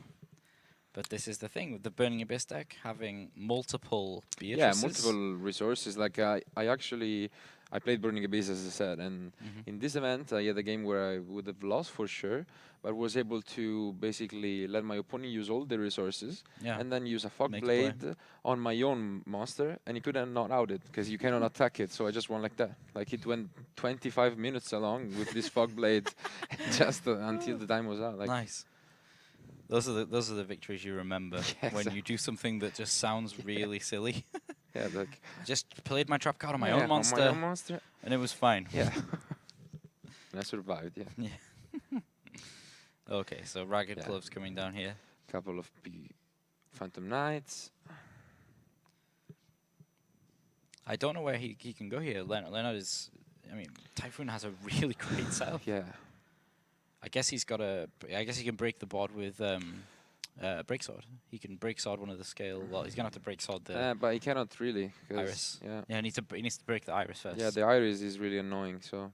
Yeah, but you know, here we go. We see the Unicorn being used. Yeah. I like how he looked at his Fogblade as if to say, "You are useless right now." Yeah. Exactly. Okay, Beatrice goes away. Yeah. Dante gets back something. Yeah. So he didn't get rid of the Break Sword. No. That's surprising. Yeah, it kind of is, but again, what can happen? Like, the only real good card you could get is a counter trap, and you already used one and milled another one. So yeah, I don't think he's milled. No, and another one too. So yeah, he's none of it. So he's only playing 2 strikes, and he milled all of them plus warning. So yeah, there are no more counter trap in his deck. Leonard's mills here haven't been the best, have they? No, not really. I mean, the first one was impressive, but then from there, double Farm Knights. Yeah, I feel like he's gonna have to start using. He's got to use Break Sword here. There's no question about it. Yeah, but I think if he maybe even just destroys his own Break Sword or something to try and get rid of it, do you think that would be useful? You can do that, but again, you always have to be focused on what you want to do. So, do you want to waste it? Do you want to use it? Like, you have to have a plan, let's say. So, and I don't really see Leonard having a clear plan right now. I feel like he's just playing his resources. Yeah, I feel like feel like his plan here has Yeah. to be to try and get rid of the Skyrist, break the scales, Yeah. and play the anti-spell. Yeah, or at least even not lose. I mean, Burning Abyss is really, really full of resources. So I think what it's the best about it is that it doesn't lose really easily. Yeah, So you're no. gonna fight for multiple turns. So that's what he Mhm. wants to do. Yeah, but this board that he has at the moment isn't necessarily, you know, impenetrable at all. No, If he not at all. can deal with Break Sword with, you know, Yeah. just something reasonable, the Dante is not going to be putting too much of a fight up. Yeah, he just has to start clearing his things. He's gonna pop Yeah. the Fog Blade, and which is useless anyway, as Yeah. you were saying, and starts one by one. So Yeah. this time Iris, next time the scale, and then Yeah, that's why slowly. Yeah, it's a long-term plan. yeah, it's really a long-term plan. So I don't know if he will be able to Yeah. capitalize on it. Yeah, I think he's got a set. Yeah. Oh no, Oh, he wow. just gives it up. Just What? give up? Really? Mm. That seems really strange. Yeah, Going to all the I effort don't of know. making those plays. I don't understand it because it's like, did he realize there was something different or not? I mean, because as I said, he could have lasted more, and if his strategy was maybe eventually getting to time, he could have just keep playing. So Yeah. if you just scoop like this, I don't know. Maybe he just got tired of the situation. He was annoyed by it. I don't know. Yeah, that seems strange. But it I, was I feel like he hadn't Yeah. lost yet. no, it definitely didn't. So Well, that's strange. Maybe premature, yeah. maybe Leonard saw something that we didn't. Or maybe he just didn't want to give anything more away. But at the same time, he played through an entire turn Hmm. and then gave up. And I think actually his opponent didn't quite do the right thing by showing his hand to him, because it was Yeah. like what he did was like, see, I have Mystical Space Typhoon, another Iris, I have Game Anyway. I wouldn't have done. I would have like, oh, why did you scoop? I actually we could still play, and like make him Yeah. feel bad for doing that. Yeah. So not That's some justify serious his mind decision. games. Yeah, you don't have to justify his decision. So looking at the side decks, so we have more Typhoons. multiple one. Yeah, Typhoons. Everyone's playing Typhoon. Yeah, they both play triple Typhoon, the trap card. So Do you think that they're both going to put Typhoon in? Especially Mm. with anti-spell. I mean, Close problem. I expect Leonard to surely put them in. They're really good against Pendulum. I'm not quite sure Typhoon is also gonna side Typhoon. So he's surely gonna put in the Maxis. Those are definitely good. And I mean, he has some Cosmic Cyclones. I think he's Yeah. not. What, He's what just about the Kaijus? No, I don't expect them to come down. Like, they are not really good against Burning Abyss. And on the other hand, Leonard is just gonna side the Typhoons. Another anti-spell. He's basically gonna full his set. So he's gonna side the third anti-spell. Yep. And Shadow Dragon, which is an interesting card. You can use it with Beatrice. Yeah, and use it it with definitely Beatrice to helps. try and Yeah. interrupt your opponent's plays. So And he's the one playing Ghost Reaper and Winter Cherries, so that's a good thing Yeah. for him, because if his opponent had that, that would be bad. yeah, of course. But he doesn't, so No. that's a good thing for him. No. I'm trying to remember, what is Timebreaker Magician? Oh, he's actually the level 3 magician, which is removes a monster on the field. When you summon it, it's like it removes it until the next standby phase. It's a really Oh, it's a little strange like one. Doomlord. Yeah, exactly. It's a Doomlord for magicians. So you can search it with the Pendulum Cult too. But Yeah. I think it's like maybe for monarchs or Yeah, kind of Vanity's problem Fiend or decks. something. Yeah, whatever domain monarchs too. I don't. It might come down, but I don't think it's really good against Burning Abyss. No. You can use it on Beatrice, but I mean, let's Yeah, be honest, it's no, not it's not really good. helpful. You want to get rid of Beatrice for a Yeah. while. So let's take a look at these ends. Leonard again with the tour guide. Wow. Yeah, and this time it does have the anti-spell fragrance. So much better end. Yeah. He's got multiple boots. Yeah. He's gonna be able to make double Dante here, right? Depends on his mills. It depends. Yeah, it's not obvious. Yeah. Guaranteed. Yeah. And Good chancer with having Graph. Yeah, I mean, he could. Wow, again. Milling multiple Phantom Wow. Knights. That's Then a good mill. yeah, that's definitely a good mill. Now we can do double Dante. Yeah. He doesn't have access to Beatrice though, which is a big deal. But I mean, he can just. What I expect is he's gonna use the gloves to send a copy of the trap card, and yeah, and then just go into another rank 3. Yep. Let's see what he does. Yeah, that's what he does. Yeah, makes sense, right? Yeah, it does. He's basically gonna end with. If that other boots in his hand was a Burning Abyss monster, Yeah, that would have been huge. that would be amazing. But I mean, really impressive, and he can probably start with double Dante, double Fogblade, and anti-spell fragrance. So Yeah, that's That's the a only big way thing. that you would. That's the only way that hand could have really got better. yeah,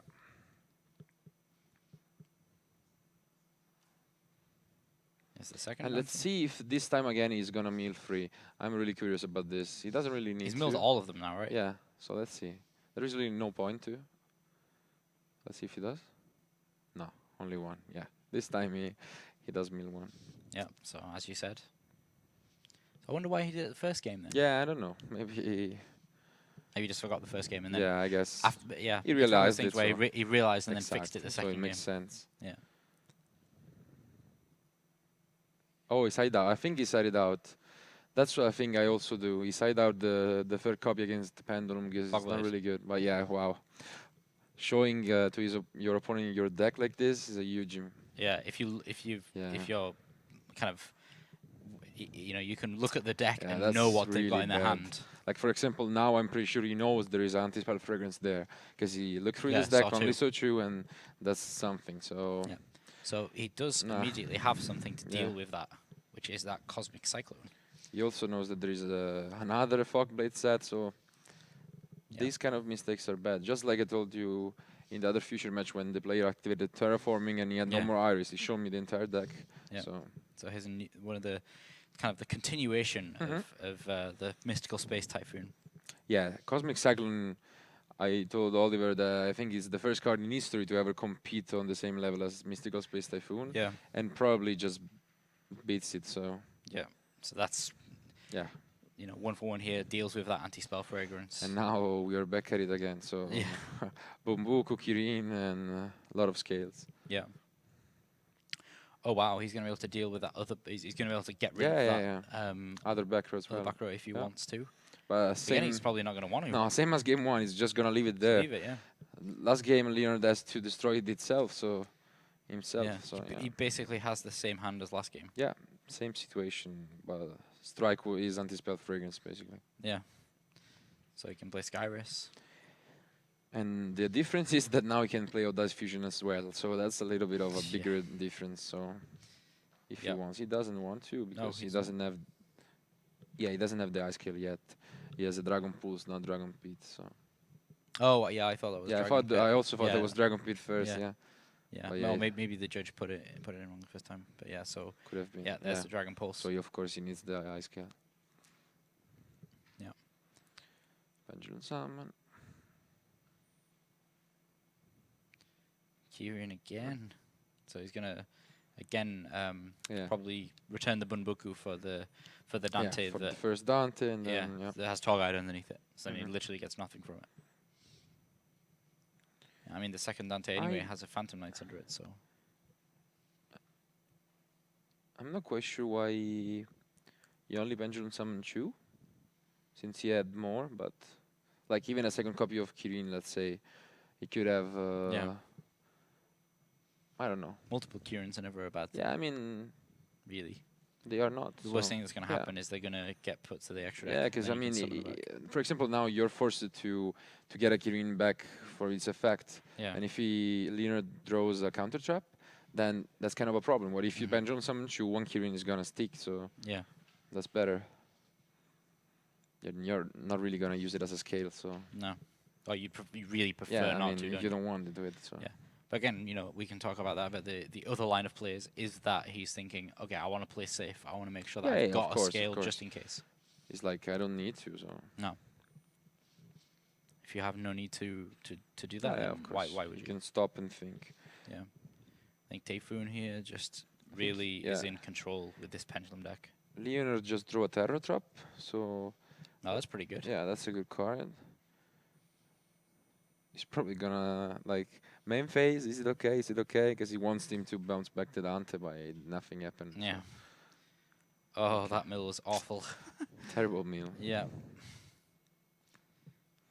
Yeah, you really never want to see traps and spells when you're milling. Hmm Unless it was breakthrough skill Yeah, all that time ago exactly, when. the Galaxy Cyclone too, like Yeah. few cards. Yeah. So he's maybe going to destroy the Kieran with Dante. Yeah, he's gonna force him out anyway, Yeah, so so that he can. the Terror Trap is definitely a good draw. Yeah. Yeah, especially and now But- he can special summon yeah. as well. But now again, just like game 1, he wants to destroy Scales, Sky Aris, so he can't. Yeah, Sky Iris is really causing issues. Yeah, so it's like really causing. he can issues. make a decent, like a good board, let's say, because Yeah. he can go into Beatrice, another Dante, and Yeah. even the Phantom Knight XYZ, Breaksword. Breaksword. He has the Shadow Dragon in his deck, which you can use with Beatrice, but he cannot destroy anything. So Sky Aris is just too strong in that sense. Yeah, I think you've got to play Breaksword here and start like put that long-term plan in place again. Yeah, I mean, it's like, what do you want to do? Grampus, Yeah, same thing. Yeah, I think it's- Grampus. Yeah, this is decent enough. You just have to make a bet and just decide what do you want to destroy. Yeah. But from what we can see, he has kind of access to everything. So the both scales. The only thing he doesn't have is a I scale level 8, it's like rank 8, how Yeah. do you want to call it? So scale level 8. yeah, scale level 8, I guess. Yeah, boots. So for sure he's gonna go into the Breaksword. Yeah, and take out one of And these. this scales is here. what I was talking about before. If he would have pendulum summoned double Kirin, Yeah. now he wouldn't be in this situation. Now he's risking it. Yeah, completely agree. Because Bumbuku can search another one, but that's a scale 5, so he doesn't have access to Kirin anymore outside of No. normal summoning it. So Yeah, which is not great. yeah, not ideal, let's say so. Not ideal is my new key, like my new phrase this weekend. Okay, All yeah, you keep saying to me, Yes. oh, you say it's Yeah, not yeah. ideal, but that just means really bad.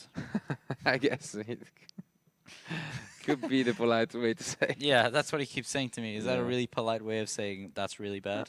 I mean, Because it's not not necessarily. Yeah, I oh, mean, yeah. All it's- he keeps saying now, that's not the no, case. it's not the case. I agree. No, not ideal and really bad. No, Two they're different levels, different right? things. Yeah, okay. See, he's not here to listen. I was hoping he was here to listen. No, it's not here. He's gonna be listening on Twitch. Definitely.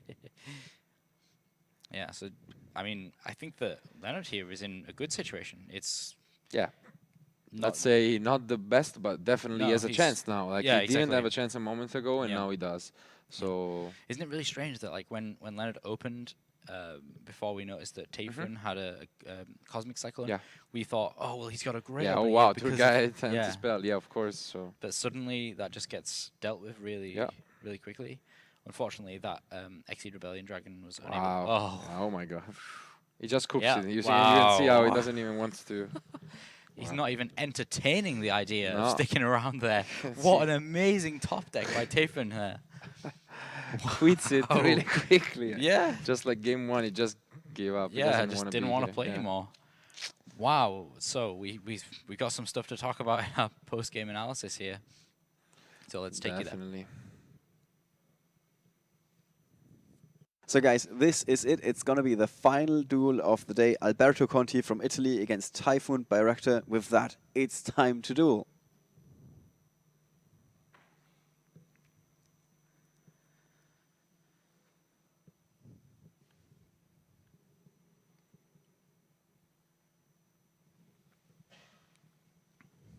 So Typhoon on the left with Macho Spectre, the Pendulum version, and Alberto on the right with his proven Cosmo deck. Yep. And for the last time today, Ryan on the right and Luca on the left, standing behind those players, entering the cards in our app. So we can show you guys what they have been drawing into. Let's start with Alberto. He's got Cosmo Dark Destroyer, Max C. There we go. That's a nice handshake. And Ryan and Luca do the same. I don't understand. He's a troll. Okay, that's a strong. That's a strong. That's a magical abductor.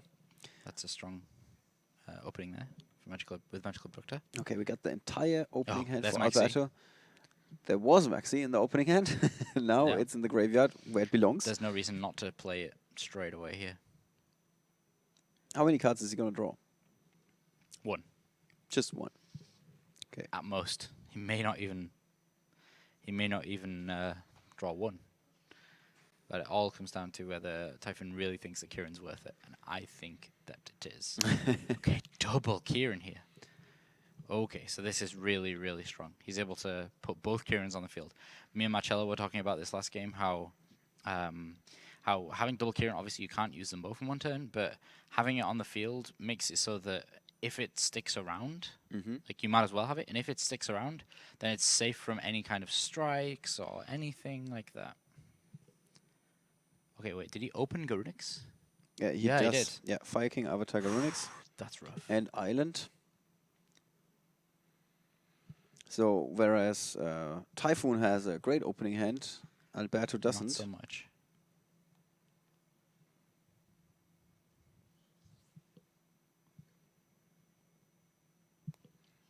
He's still got some cards in his hand, but nothing really threatening here, isn't? No. I mean, he's kind of a bit of an investment plan. So he's going to bounce away that Slip Rider before it gets its chance to be destroyed by the Fire King Island. But that's the one copy of Fire King Island gone now. Right. So now it's basically a Cosmo deck. Yeah, just regular Cosmo. Pretty much, yeah. So that's it for Alberto. He just went down from 6 to 3 cards. He drew Terraforming. Wow. Okay, so this puts Magical Abductor in a great spot right now because he's going to be able to get the full counters of Magical Abductor, use Magical Abductor's effects to go and search for any of these cards that he wants from his deck. He's probably going to be able to win this turn.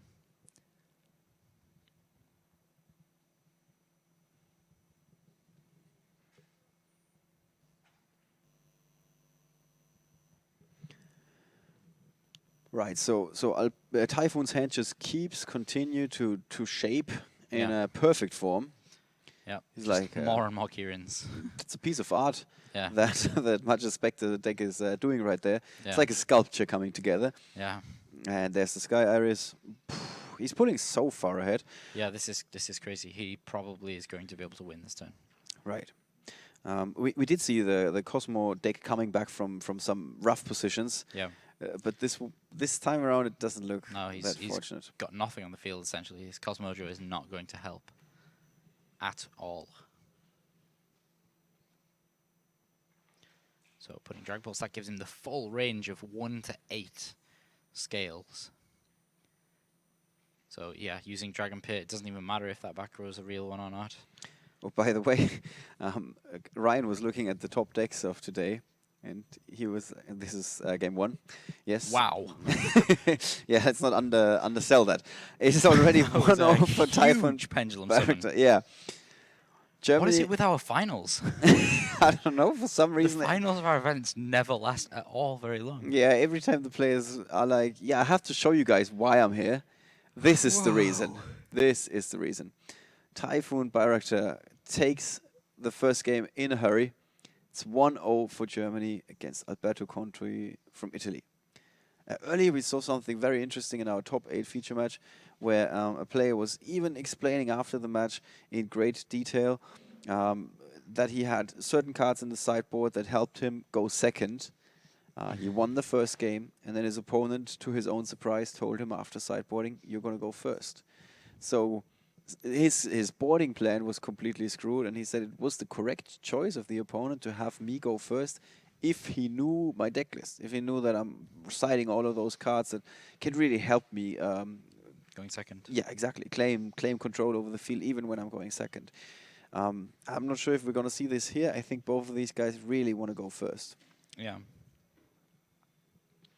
With Typhoon, of course. He's got cards like Secret Village. That's something you want to resolve before your opponent has his turn. And on the other side, we got the anti-spell fragrance for Alberto. Same story there. Yeah, spell fragrance is going to be a big factor in this game if it manages to resolve. Yeah. And Ryan looked at the top 4 deck list to continue that story from early on. Yeah. And he looked at them. He's like, it's quite a cool and diverse metagame. Like 4 different decks in the top 4. But all of them have one thing in common. I was like, oh, what is that? And he's like, tomorrow they have to play with a different deck. So, talk about a very equal distribution in terms of hits with the new restricted and limited list. That was a pretty good example of that. Yeah, well, that's The that's point. only justifies it. Yeah, absolutely. Yeah, so all those times where I've seen people say it before in the past, where they say, "Oh, well, they're just going to look at what wins the next YCS and hit those instead," and yeah, it's predictions at its best. Yes, it is. All right. So, what do you think is going to happen? Are we going to see a 2-0 clean sweep, or is it going to be? He's gonna, quick handshake. I don't. It all depends on where Alberto decides to go with if he lets him go first or not. I think Alberto is going to go first. His deck is made to go first.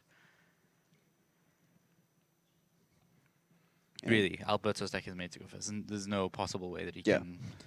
It's also like we asked him because he also won his round when he went second, and he told me, "Yeah, I was surprised when I'm always surprised when somebody lets me go first after they lost their first game." Yeah. I think it really is a go first meta. Unless, of course, you're playing one of these few decks that really want to go second. I mean, Yeah. Burn was the one example. Just one example, yeah. He didn't do too bad, the Burn player. Okay, Alberto's hand doesn't look ideal here. Oh, okay. He's got double anti-spell fragrance. Did you say it doesn't look so good? Oh, yeah, it was just the fact that I saw him summon a monster and summon 4, and I was like, oh, this doesn't look very good. Bam, double anti-spell fragrance. But wait, there's more. But wait, there's more. But he could very easily here just lose to Twin Twisters.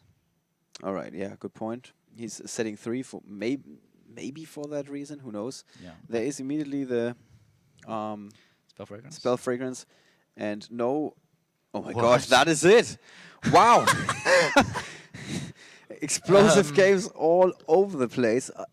Typhoon had Kyrian, Dragon Pit Magician, Pot of Desires, Order Ice Pendulum Dragon, and a 5th card that we didn't even get to see.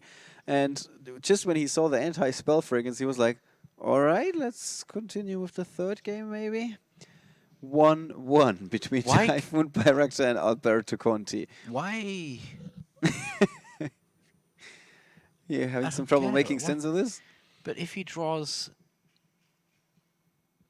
He can draw things like Typhoon and be happy. Because he could play it. Maybe he didn't and sign it then in. win.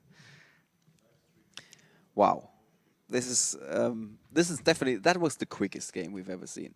It was the quickest game. No, that absolutely That was second the game, quickest. yeah. I mean, we've seen player assembles gigantic fields and everything. Maybe they have a kind of a agreement, and that's Yeah. why they always shake hands. They say like, "Oh, if you start with this and this, I'm just going to scoop, and if you start with this and this, I'm just going I'm to just scoop." gonna skip. Yeah. Okay, that's That was swift. yeah. So now it's game 3. Arm wrestling. Yeah, that handshake is a bit different than what we usually see. And interestingly I'm in enough, shock here. I don't understand why we're in game 3 already.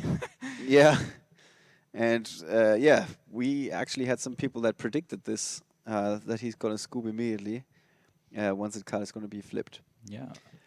Wow. So boarding plan. What's gonna happen now? Or is it not so much about boarding? It's just the Typhoon is like, okay, I'm gonna go first. This is cool. I got this. Yeah, I guess that's a good way to look at it. It's like, oh, I just want to go first and win again instead of messing around doing whatever that is. But he seems completely unfazed. Like that seemed like a rage quit to me. Yeah, it does. It did seem like a rage quit. Right? That was the real life equivalent of a rage quit online, where you just disconnect. Typhoon was disconnecting. He was like, "Yep, I got this. I'm done." Yeah, it was fun. All right. Yeah, that's. Let's see. After 2 clutch games in arm wrestling, let's see if we're gonna see it again. I don't think we're going to see a handshake at the start of this game for some reason. I've just got a strange feeling. You think he's gonna be really salty now? If it was me, I would be. What? Well, It was Yeah. the same in the first game. it was the same in the first Yeah, game. I it's guess. Yeah. just looked a bit different. Alberto's looking. There it is. Okay, there we go. Better people than me. So Yeah. Okay, so Typhoon is probably going to go first here. His hand looks pretty good. Yeah. And there are a couple of green cards that he can activate before his opponent No, can hold do on, something I think about he's it. open triple terraforming. He did, yes. Okay, no, he sounds awful. I thought the two cards in the middle. And a Sky Iris. Whoa, look at this. Triple terraforming Sky Iris. And that is all she wrote. He didn't even need to, like, if we quickly try and get a look at Alberto's hand, Cosmophora, Cosmodon, Cosmosaur Troopers, Viking Island, Upstart Goblin, that is all. But that opening from Typhoon, he immediately was like, no, there's nothing I can do. This is the wrong... Yeah, the arm wrestling went for Italy. Okay. We have had quick finals. I don't think we've ever had a quicker finals that lasted 3 games. If we want to really call that 3 games. That's going to be an interesting post-match discussion.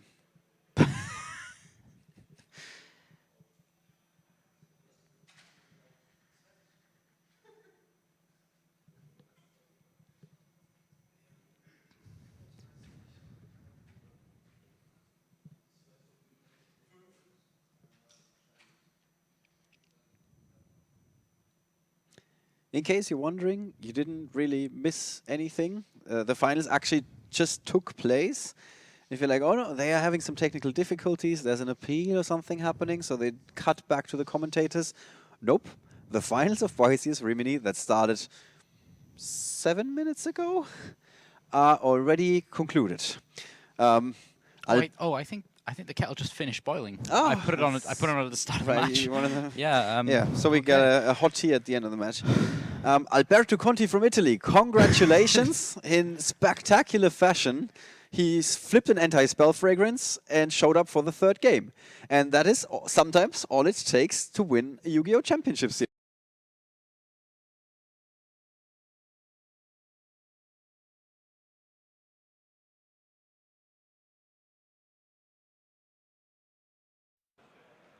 Welcome back to the coverage of YCS Liverpool 2016, where we're now going to continue with the top cut, the knockout portion of the tournament where it counts the most. It doesn't matter if you won all the rounds up until now. If you lose this one match, you're going to be out of the tournament. Against our better advice, Marcello Barberi did it. He went undefeated in the Swiss rounds. Yep. I asked him, I was like, did you win the last round? He was like, yeah, well, I have to redeem myself because he didn't win one particular event. I don't even know which one he was talking about. No, so he just spoke to me about it. He explained completely why he feels like he had to win the last one. Why is that? So during YCS London, he snuck in from 33rd place, and he said, "I wanted to give back the bit of luck that I took on that day." All right. So he's kind of given back that bit of luck now. I had to promise to him that I'm going to suspend my belief in the curse of Anubis, that he's not going to get kicked out right away. Yeah. So we're kind of rooting for him. So that's what he said. He said, "That's my luck is over now. I've given it back." Yeah. And now he wants to prove that he can win without luck. Yeah. I won YCS London in proper fashion now because I've given that bit of luck back. Gives back. Yeah. All right. That's it. Let's try and bring up the top 32 pairings, if we can. There we go. It's a little bit small, so you might have some issues reading all of this if you're not having a high-resolution monitor and very good internet connection. We don't want to go through all of these, but at the top left, we actually do see Marcello going up against Jacob Smith. Marcello, of course, playing ABC. Jacob is playing Blue Eyes White Dragon. Other matches that we want to highlight. Well, our feature match of the round is going to be Thomas Rose versus Jake Quincy. That is the fourth match. Yes, the fourth match. There's so many cool matches to talk about here. There's Chris against Murray. So Murray's the tiny 12-year-old kid that's blazing through all of the field here, and Chris we saw playing Light Swan. Yeah, we would have featured Murray, but we already featured Chris this weekend, so we want to try to have somebody else on the stream. Yeah, and just below that, Finn Bakewell, current Worlds competitor for the European group. Had a great time at Worlds. Just below that is our feature match. Then even further down is Niccolo Mazzolini, who went to the World Championships 2 years before this year. Yeah. He's playing ABC. Yep. We get Alexander Hulch, who's playing Mermaid, who we saw in the feature match against Alpay Engin. Right below him who is playing Lightsworn this weekend. Yep. So as you can tell, we got quite a bit of variety when we're talking about decks. Let's take a closer look at that variety. This is what the event looked like at the start of the tournament. 800 players showed up, and a bit more, almost 1/3 played ABC. This was the big deck going into the weekend. After 7 rounds of Swiss, we performed a big cut the field down to just 256 players. And now ABC actually increased in numbers, so it seems like it, well, strength in numbers, of course, but it still was a good choice when we're looking at the relative values. Yeah. Blue Eyes White Dragon, Lightsworn, all of these decks. Lightsworn actually was almost going up, basically. Yeah. This is one of the decks, in relative numbers, of course. So this was a good choice for the weekend. Magic Spectre, for example, not the best choice because it was in 4th place before and fell to 5th. Not much of a movement, but a bit. Okay, let's take a look at the top 32 deck lists. Now, here we have less than... Blue Eyes just disappeared. There's Yeah. only one now. That's true, yeah. Blue Eyes only 1, and 5 other decks also showing again the variety. One of those other decks, of course, is Mermail. Mermail we got there as well. Cyber Angels? Cyber Angels is in the top 32, confirmed. Then we also have what was it again? Dark Synchro? Dark Synchro, yes, that's the one I was trying to say, yeah. Dark Synchro also in there, so those are already 2 out of those other decks. 14 ABC, what do you think about that? Yeah, as expected. Kind of as expected, yeah. It's so it's not a majority portion, but it's pretty big. Close, yeah. Yeah. Absolutely. All right, Only guys. 2 or 3 away even. With that, you have a little bit of a statistical breakdown. I think we've said all the things we wanted to say prior to this match, and the rest of the top 32 have already started. And since these rounds really become a little bit faster now, we don't want to drag out the tournament too much. So let's take you to the table where Jake Quincy is going to go up against Thomas Rose, both from the UK.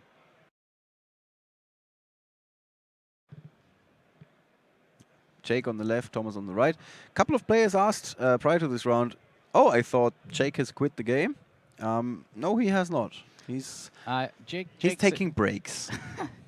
Jake quits pretty much after every event and then comes back every time. It's one way to put it.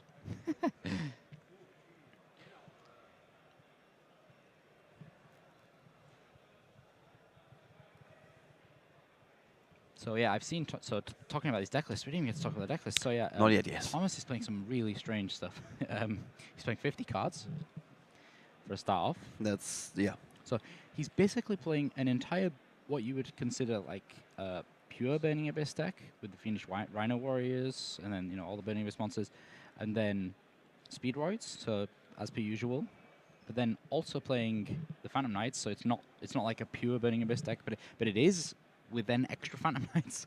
But also he's playing a main decked 3 Chaos Hunter and a main decked Vanity's Fiend, and main decked triple Ghost Reaper and Winter Cherries. I think there's a story to that deck, and it's definitely going to be interesting to hear listen to that. Jake, however, is kicking things off. He is playing the kind of feared ABC deck. Yeah. Kicks things off with a Pot of Desires. Does not have a Union Hanger. Ghost Reaper and Winter Cherries in the main deck. I'm going to put some work in here because I think Jake is main decking Dante. Yes. Main decking Dante. Does have a Dante.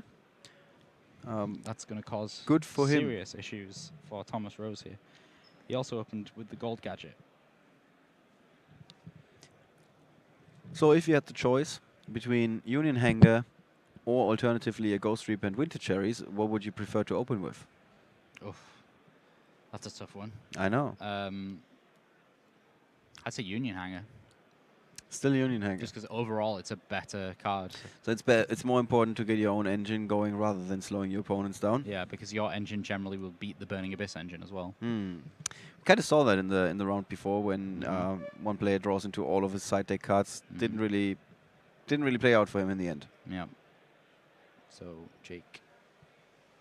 There's the question about Necros.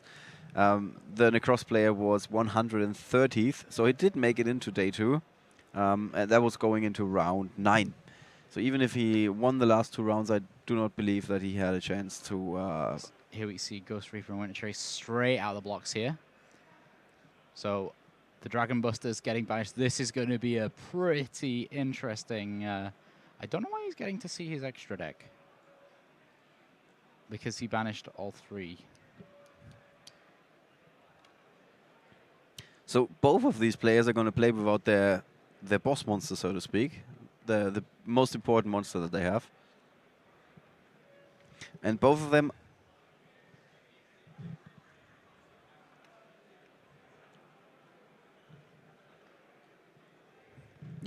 Yeah, right. just checking everything. Yes, Jake is going to be playing without the ABC, and Thomas is eventually, most likely, going to be playing without Dante. That's going to be very, very interesting. Yeah, actually, yeah, you do get to look at your opponent's extra deck regardless. I thought it just banished them, but it doesn't. You Right. get to, you look and you get to banish them. So we see Thomas's hand on the right with a tour guide. Yeah. Fiendish Rhino Warrior, Sir, Farfa, and now 2 more cards with a lure, one of which is gonna get banished. It's got a second tour guide. Is that correct? No, it's not correct. Doesn't make any sense what I'm saying. Yeah. So Thomas here is gonna... Okay, so that immediately commits him to playing Dante. And this is the moment in time where Jake is... Yeah. There we go. Ooh, Both of these that's guys rough. pulling the trigger. This means like this match is probably going to take a long time now because neither player have their boss monster. Yeah, that's what I said. Yeah. Wow. So yeah. However, I think Thomas is at an advantage here because he's going to be able to just start making stuff like Breaksword and all these other Phantom Knight-based monsters. You think he has more alternative ways to victory rather than when you compare him to Jake? Yeah, exactly. He's got so much more options. Winter Cherries obviously hits it much heavier.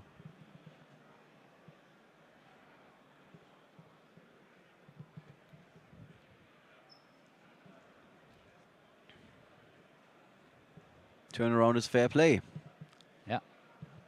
There is one of these other rank 3 cards. Yeah, Levia. He certainly can't get one of those Dantes back. Yeah, that's for sure. we should just confirm that again. Yeah, it needs to be special summoned correctly first, which Yeah, is definitely not the case. Nowhere near.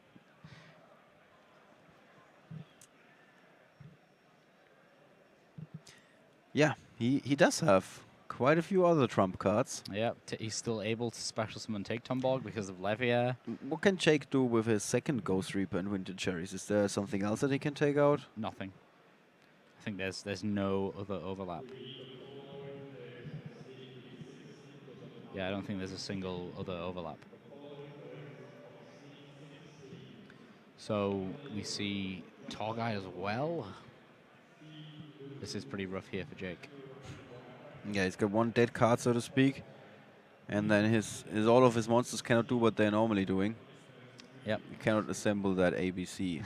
Yeah, I've just been informed by one of our judges that Jake said, and to quote, "Fun to see what these decks do without their best monsters." It's going to be very insightful. Yeah, hopefully he's enjoying himself right now. I don't think so. It's weird when you start the game and you have the Ghost Reaper and Winter Cherries and you think, oh, this is going to give me a big advantage, and then your opponent is like, ah, I can do that too. Yeah. And you said that Thomas was actually kind of a famous player in the UK. Yeah, he's very well known. I think he's most known for always showing up to the, or at least to me, he's always most well known for showing up to the LLDS Stage 2 and saying, "Can you do a traditional tournament, please?" I remember at the last LLDS Stage 2, it was the last tournament I ever played before joining Konami, actually. And he was like running around the entire room.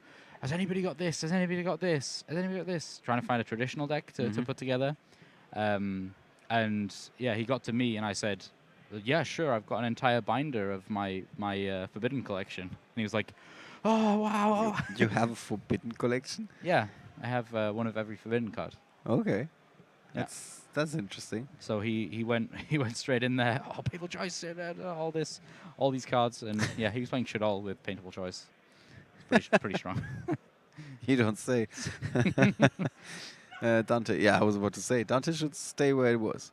Yeah. It would be much better if you could magically move it back into the graveyard. Well, that's what Burial from a Different Dimension can do. Yeah, it's true. Although you can also return cards from your opponent back to their graveyard, which we've seen this weekend, and it was a really good move at the time. Yeah, it really was. All right, so Thomas has claimed control over the field, now attacking, dealing the first damage, and not just a little bit. It got to be a big swing. And Jake just left with 3,400 life points after those attacks. And now he has to, well, push through this field. It's quite good, actually. Yeah. And at least Thomas has no back row. That's at least some good news. And none of those are going to interact, really. There's nothing to be done in his opponent's turn. And also, it's not like one of them's Dante. So he's not going to feel bad destroying them. Yeah. Whereas generally with Dante, you kind of feel a bit awkward destroying it. How is he going to go on? I don't think Jake's going to go on here. I think he's going to draw his card and then he's going to call it a day. Unless it's Union. Right. Well, he does have a Photon Thresh and a Assault Core, but just those two is probably not enough. No. Let's see if we're going to see a comeback from Jake Quincy. Let's see what he can do here. Took a little while to settle on one particular feature match for this round. As we said, initially we wanted to feature Murray, but his opponent has been featured before. And then, of course, somebody brought up, hey, how about the Jake Quincy match? And I said, yeah, like, I want to feature him, but he might not make it because we've seen this a couple of times. Yeah. And then I get the blame in the end. I don't know. I don't want that. And I really want to be wrong right now. I don't want to be right on that. Yeah, well, certainly in this first game, it seems like Thomas is ahead. So the curse is hitting again. In a way, it's not like any of these two were undefeated. No. Pretty similar standing, so to speak. It's Thomas was the 9th seeded player, and Jake was 24th. So Jake has already taken 2 losses this weekend. He drew another Assault Core.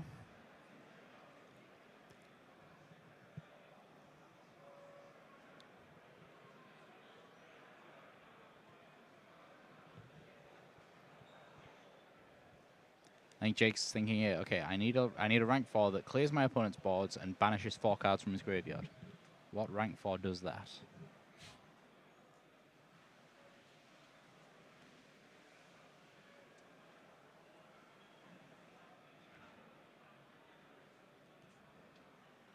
All right. I certainly think that's the best play. He's going to be able to attack over the Levia, so that investment's not really much use. Jake's still got a decent number of cards in his hand. He's going to be able to set the Twin Twisters if he really feels like it. Probably going to just... Yeah, I don't even know. It's kind of... He can discard the Ghost Reap and Winter Cherries. Yeah, because it's not much use now. Yeah, he just has to keep out of it. Okay. It's interesting. Both of these players with a stripped-down version of their deck, a severely crippled version of their deck. Yeah. Trying to fight through this. Yeah, I think Jake's kind of banking on being able to... Jake's got a bigger toolbox left in his extra deck, whereas Thomas has got his good cards left, but minimal amounts of them. So he's going to be able to make another break sword here. Now, but that's the last kind of real good play for Tom here. And then after that, it's all she wrote, you think? Yeah. So this one has to count. Okay. I don't understand why he just did that. Why did he let Farfar just destroy it? Oh, apparently he did have a third break sword. I saw only 2 when he was going through his deck. Well, we got the deck list here, of course. No, we got 2. Oh, of course. The other one got Castelled. Yeah, I thought it's been dealt with. No, but no, not quite. Right, no. so this is of course looking good for Thomas again. That's a game. And by good, I mean really good. Yep, and there it is. Yeah. 2 pokes, and that's more than 3-4, and that means Thomas Rose is taking the first game in the top 32. So now the side decks are going to come into play. Yeah. Jake's going to put his battle faders in. For Jake, it's kind of weird because he's had part of his side deck in his main deck, so to speak, with that Ghost Ogre and Winter Cherries. Yeah. Actually, he's main decking 3 of those. Yep. He always wants to draw into it, of course. Yeah, But I think he just got pretty unlucky here. Because his opponent is playing such a strange ratio of cards. what's gonna come in and come out in these decks? Okay, so Jake is actually playing Union Scramble as well. What is this? Light Ray Sorcerer. I remember playing that in Light Swan, but about 5 years ago. We also have 3 copies of a Kaiju in Jake's side deck, and Yeah. 3 copies of Book of Eclipse, of Oh course. yeah, Light Ray Sorcerer. He looks like Chaos Sorcerer, but he's just got a white coat on instead of a black coat. Must be special summon from your hand while 3 or more of your light monsters are banished, and cannot be special summoned other ways. Once per turn, you can target one of your banished light monsters and 1 face-up monster on the field. Shuffle the first target into the deck, and if you do, banish the second target. Whoa! That's really good. That's really, really good. So you think that might come in? That can... It's actually that beats good Winter when... Cherries. Yeah, I was about to say that. Isn't that really good when because Yeah, 'cause you basically just Winter put- Cherries enables this card. Yeah, and then you put back the Buster Dragon into your extra deck as the cost. That's some very interesting think. tech. It's hard to say because it's got old text, so I don't know whether the ruling on it would be that it works or not. Yeah, it's obviously old text because it's from... which set is it from? Galactic Overlord. I think that was pre-PSCT, so... Isn't there a semicolon on the card text? Oh, yeah, okay. Yes, I think it I is... can't remember the order of the sets. Yeah, it's not so much the order. You just have to look for the semicolon. Yeah. Quite interesting tech. Maybe he did get yes, Winter yeah, Cherry does during During testing, testing, yeah. yeah. Still, I think that... Even so, yeah, it definitely deserves credit. Yeah. Wow. That's a really, really cool tech.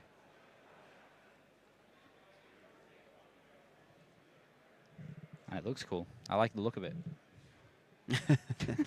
Yeah, I mean, that would definitely be a big thing if he managed to summon Yeah. that card. Well, the last time we had Jake Quincy on feature match was in YCS Prague. That was the Battle Fader The moment. Battle Fader moment, exactly. So When we may have... when his opponent had the match, they went to time. Looked like he just has to attack for game, or for doing more damage than Jake had, or maybe even for game. I don't know exactly. No, it was for time, I think. Okay, yeah, and it seemed to him that there was nothing that Jake could have had to save himself, and that Battle Fader bought him 1 turn, and in turn the match. Yeah. Thomas Rose opens another Ghost Reaper in 50 cards. That's pretty good. Very consistent openings. Very consistent, yeah. Yeah, we already got the hand of Jake.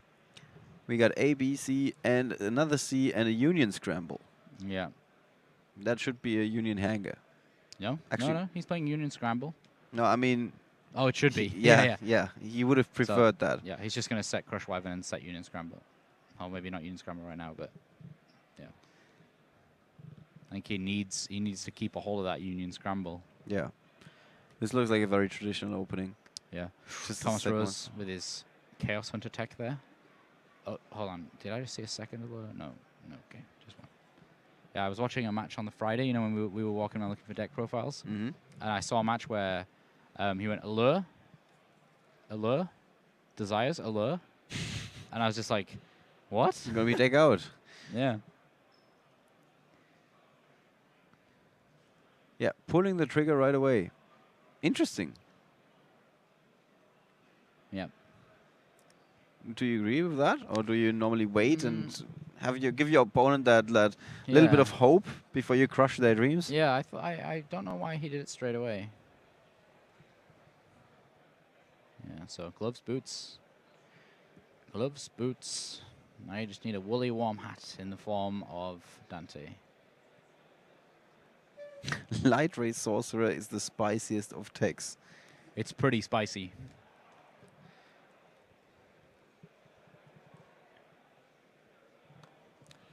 Not so spicy mills there from Dante. Gonna attack into that Crush Wyvern. Crush Wyvern's effect is going to activate. Probably going to summon the Bee-Buster Drake.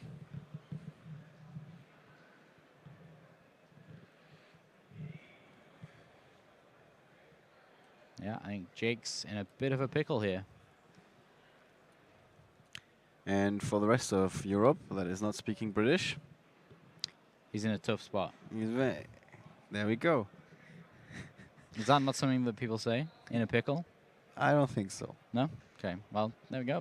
People learn cool English phrases. Like in a pickle. I don't know why it's in a pickle. Like I don't know why it would be so bad to be in a pickle. Depends what kind of pickle, I guess.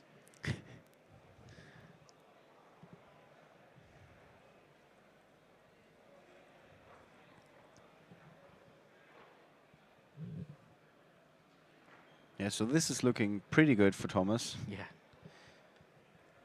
It's basically match won, but he didn't get winner chased.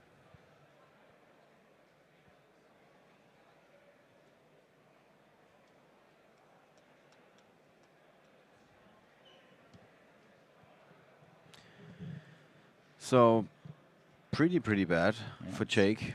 It's like no other words for this, to be honest. No, I don't really know what else to say. I mean, Jake's options are limited. I can't really delve into what he's going to do. I mean, we're going to see Beatrice here. That's going to destroy the scam from the graph that was discarded. And the weird thing is that the ABC deck, of course, is not known for its inconsistency. No, it's known for being rather consistent. Yeah. But this is the thing. If he didn't get winner cherries, this would be fine. He'd be in perfect position here. Yeah. So now what does he want to draw? Light Ray Sorcerer. Yeah. Would be good.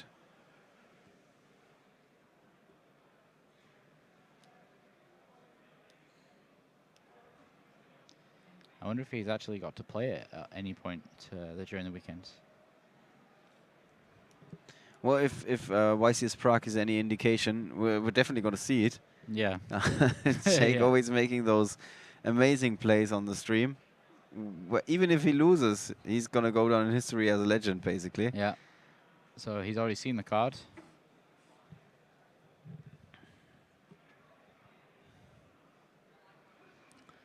What's going to come in here? Just going to load in a second. Solemn Strike. Not ideal. Yeah. Very bad draw. Definitely not the best draw. No. So now Jake's basically said everything, almost everything. Yeah. He's left with one of the ABC monsters in his hand, be Buster Drake. And on his field, he's got Union Scramble, Solemn Strike. He's got Assault Car in hand. Oh. Yes, of course. A Assault Core in hand. Buster Drake is now on the field. It was set next to the Crush Wyvern. But those two back row cards, they wouldn't stay there for long. No, Twin Twisted. Yeah, Jake's in a real tough spot here now. He's not really got much going for him. Yeah, and Thomas has free reign, so to speak. He's able to just assemble his field and his combo, make the most of them. Yeah, get tour guide. Searches for a tour guide, yeah. That looks pretty good. Yeah, at least that's his end phase. And some of you guys are asking about the breakdowns. They are going to be on the written coverage, of course, where we're going to present everything that we basically presented at the start of this match, where we took a quick look at the top 32 breakdown and so on. They're going to be in the written coverage very soon, and then you can check them out for as long as you want.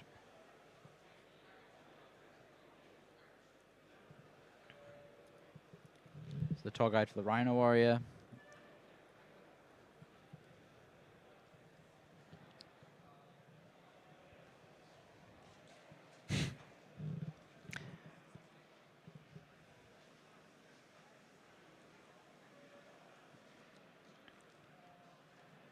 Yeah, Thomas is just taking his time now. He can, of course, he can just. There's no way that Jake can threaten him for the time being, and there are very few cards that might change this. Yeah, absolutely nothing to threaten him with. So he can just take his time, combo off, or gain more and more advantage, because he feels like he's got this. Yeah. Right. So there's Beatrice activation. What's the ideal way to finish things now? And just slowly but surely, he's got to like take away everything that Jake has currently, and then put himself in a situation where, regardless of what Jake draws, he will not lose. Right. And even now, even at this point with this board, there's very little I think that Jake can draw and then still be able to come back. Yeah, turn things around. Yeah, this is the point in time when very often this might even be it here. This could be a break sword and then into Exceed Rebellion Dragon. Yeah, that's it. If that, I think, is the Dante. No, the Dante is only on 1,000. Yeah, It's going to be 25. Yeah. 25. He cannot. Also, he cannot change the position of the Dante because it just came back this turn. Yeah, so 3,250. That's it. Yeah. Yeah. Yeah. Well, like Exceed Rebellion not Dragon the most also. exciting of ends that we've ever had to a match. Yeah. Was a Jake's bit of just a showing his hand here. That was rough. Yeah, that was a very slow burn in the end, and Thomas Rose clean sweep 2-0 victory over Jake Quincy. All right, guys, let's talk about that some more in our post-game analysis.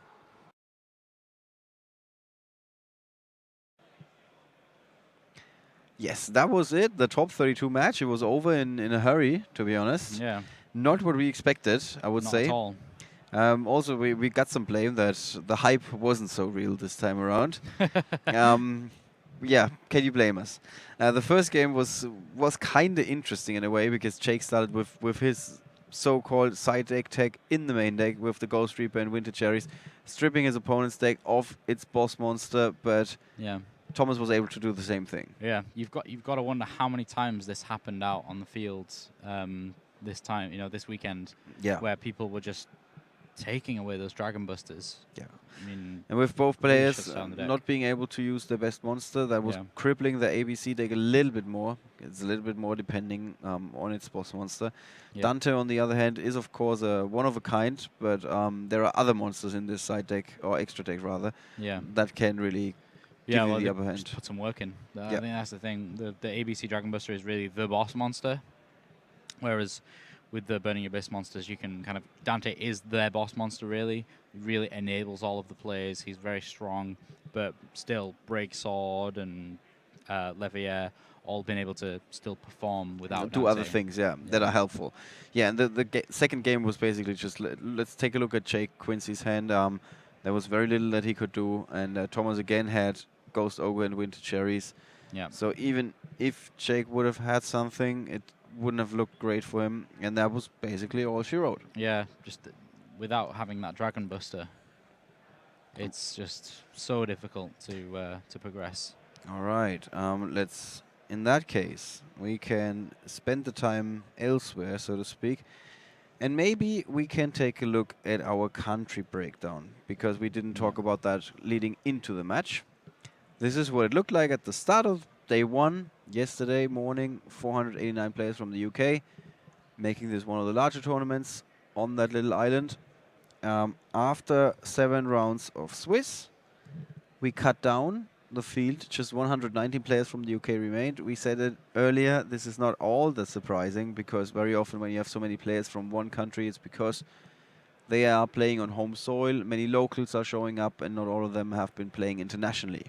Yep. Whereas the guys that made the trip from Germany, from Italy, from France, they are always at these larger events, so it doesn't surprise you as much that they will have great conversion rates, and many of the players that showed up from these countries are ending up in day 2 in this case, or in the top 32. Lots and lots of UK players still. Yeah, 14 is a pretty decent amount. In fact, 14 is the exact amount of ABC decks we had as well. Maybe all of the UK players went with ABC, but I don't think that's the case. Thomas Rose, at the very least. Yeah. Then we got Germany, Italy, Bulgaria. I think that's the most success that Bulgaria has had on the international scene, which is very nice to see. Yeah. Netherlands and France. So not the most diverse country breakdown in the top 32, but still quite a couple of countries being represented. Yeah.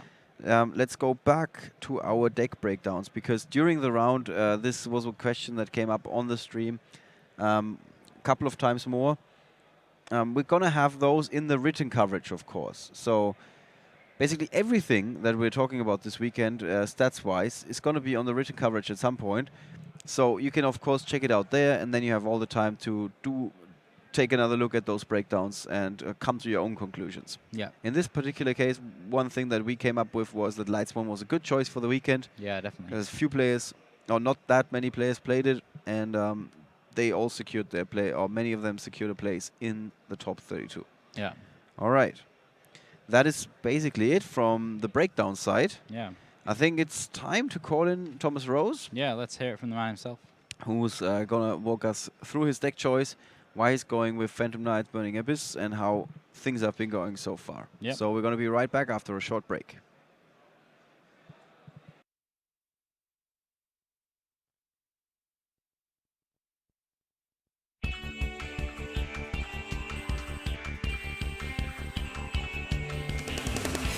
Disappeared out of here.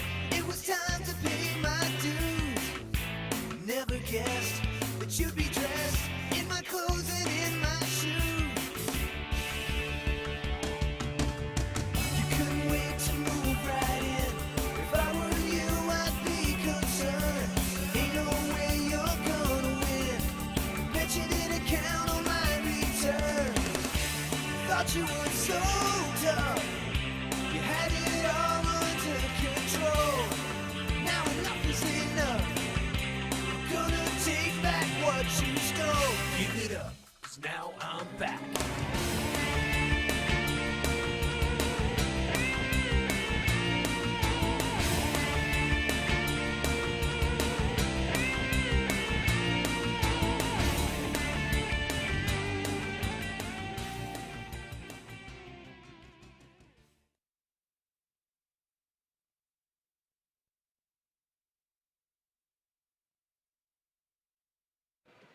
Hello, guys. Welcome back to YCS Liverpool 2016. I'm here with Thomas Rose.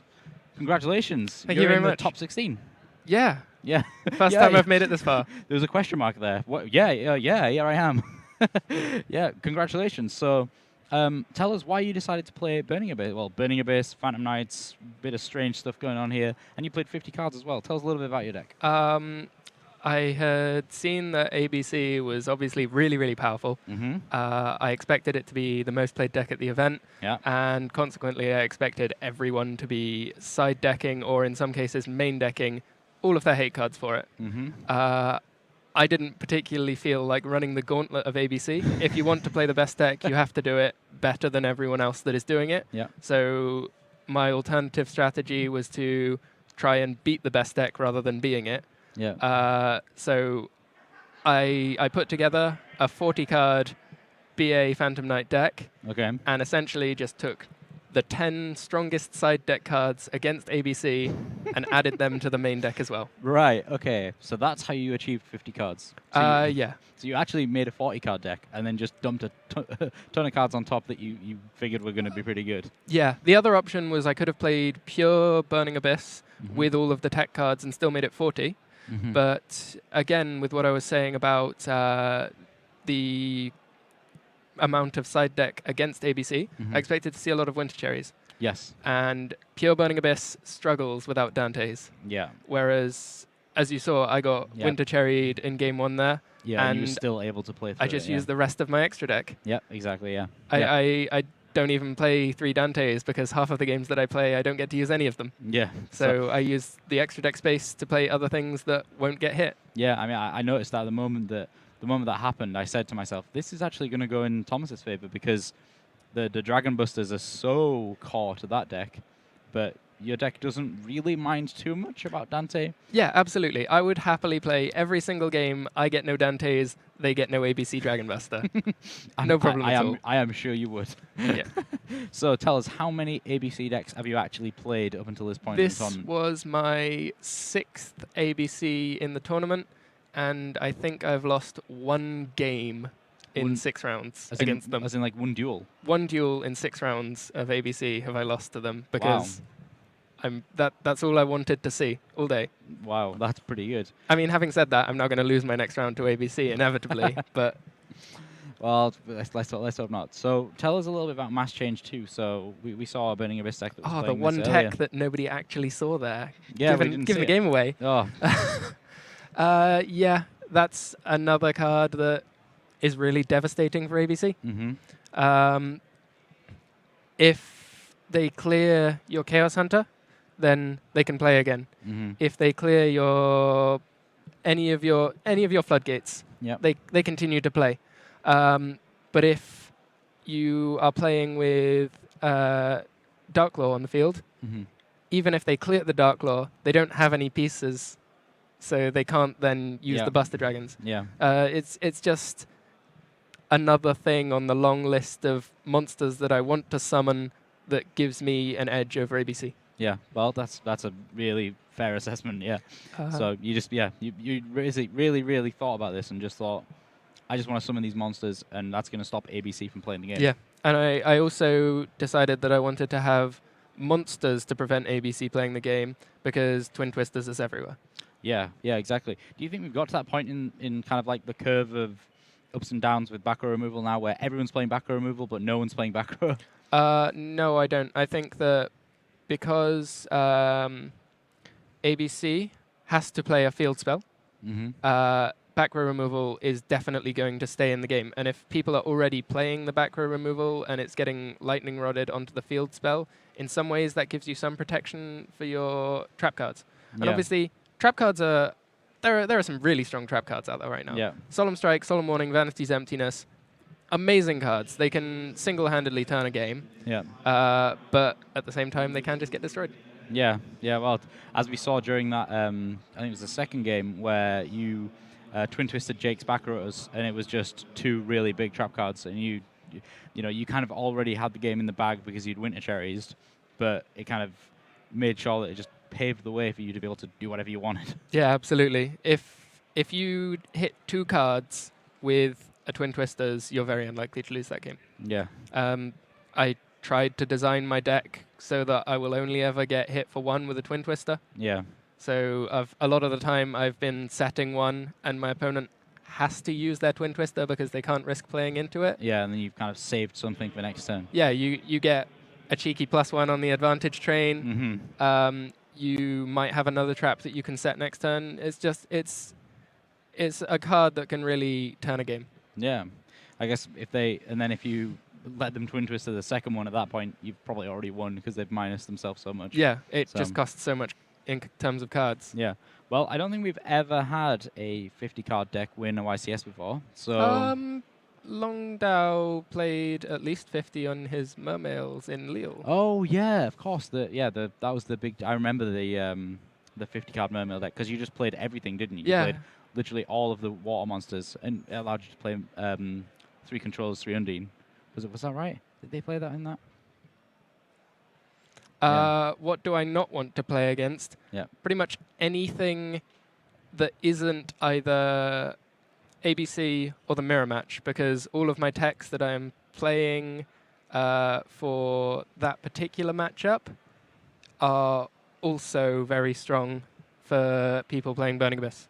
Okay, so you're saying you do want to play against? I want to play mirror matches and ABC. Okay.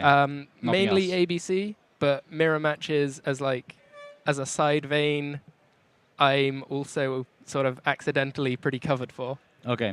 So, but what do you absolutely not want to play against? So if you sat down next round and you saw someone and they opened up, what would we absolutely don't want to see? Because we've got some pretty crazy decks in the tournament at the moment. I've already played against 2 Metal Foe decks and a Mermail deck, and I managed to beat both of them. But those matches, some of my tech cards are much weaker against, and it depends mostly about whether I can get to the Darklaw. Okay, yeah. So I guess, Darklaw generally is just pretty good against everything. I don't think Darklaw really has any bad matchups right now. Yeah, well, I mean, there was an entire deck based around just summoning Darklaw. Then it's been in multiple formats now, the Masked Hero deck. So, yeah, the fact that you can sneak it into your deck is pretty good. Yeah. Right. Well, congratulations on your match. Thank you very much. Go and prepare for the next match. Get some water. Yep. Can't calm yourself down after the really exciting feature match.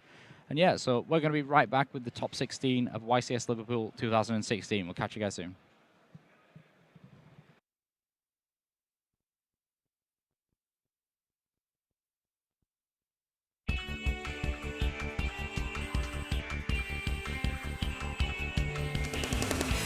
Disappeared out of here. It was time to pay my dues. Never guessed that you'd be dressed in my clothes and in my shoes. You couldn't wait to move right in.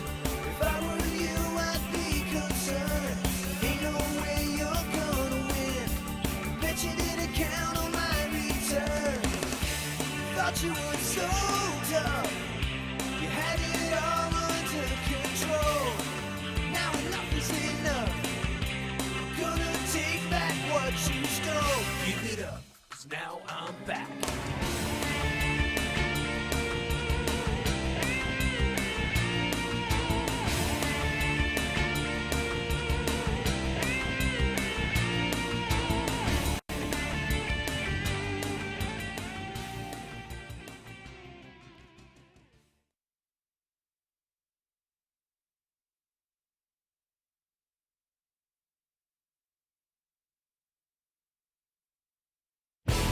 Create the games we play. Every detail is mine to say. When you have luck, you might have skill. But when you lose, you say that I have the will. 'Cause I am ahead of the game. And nothing will be the same.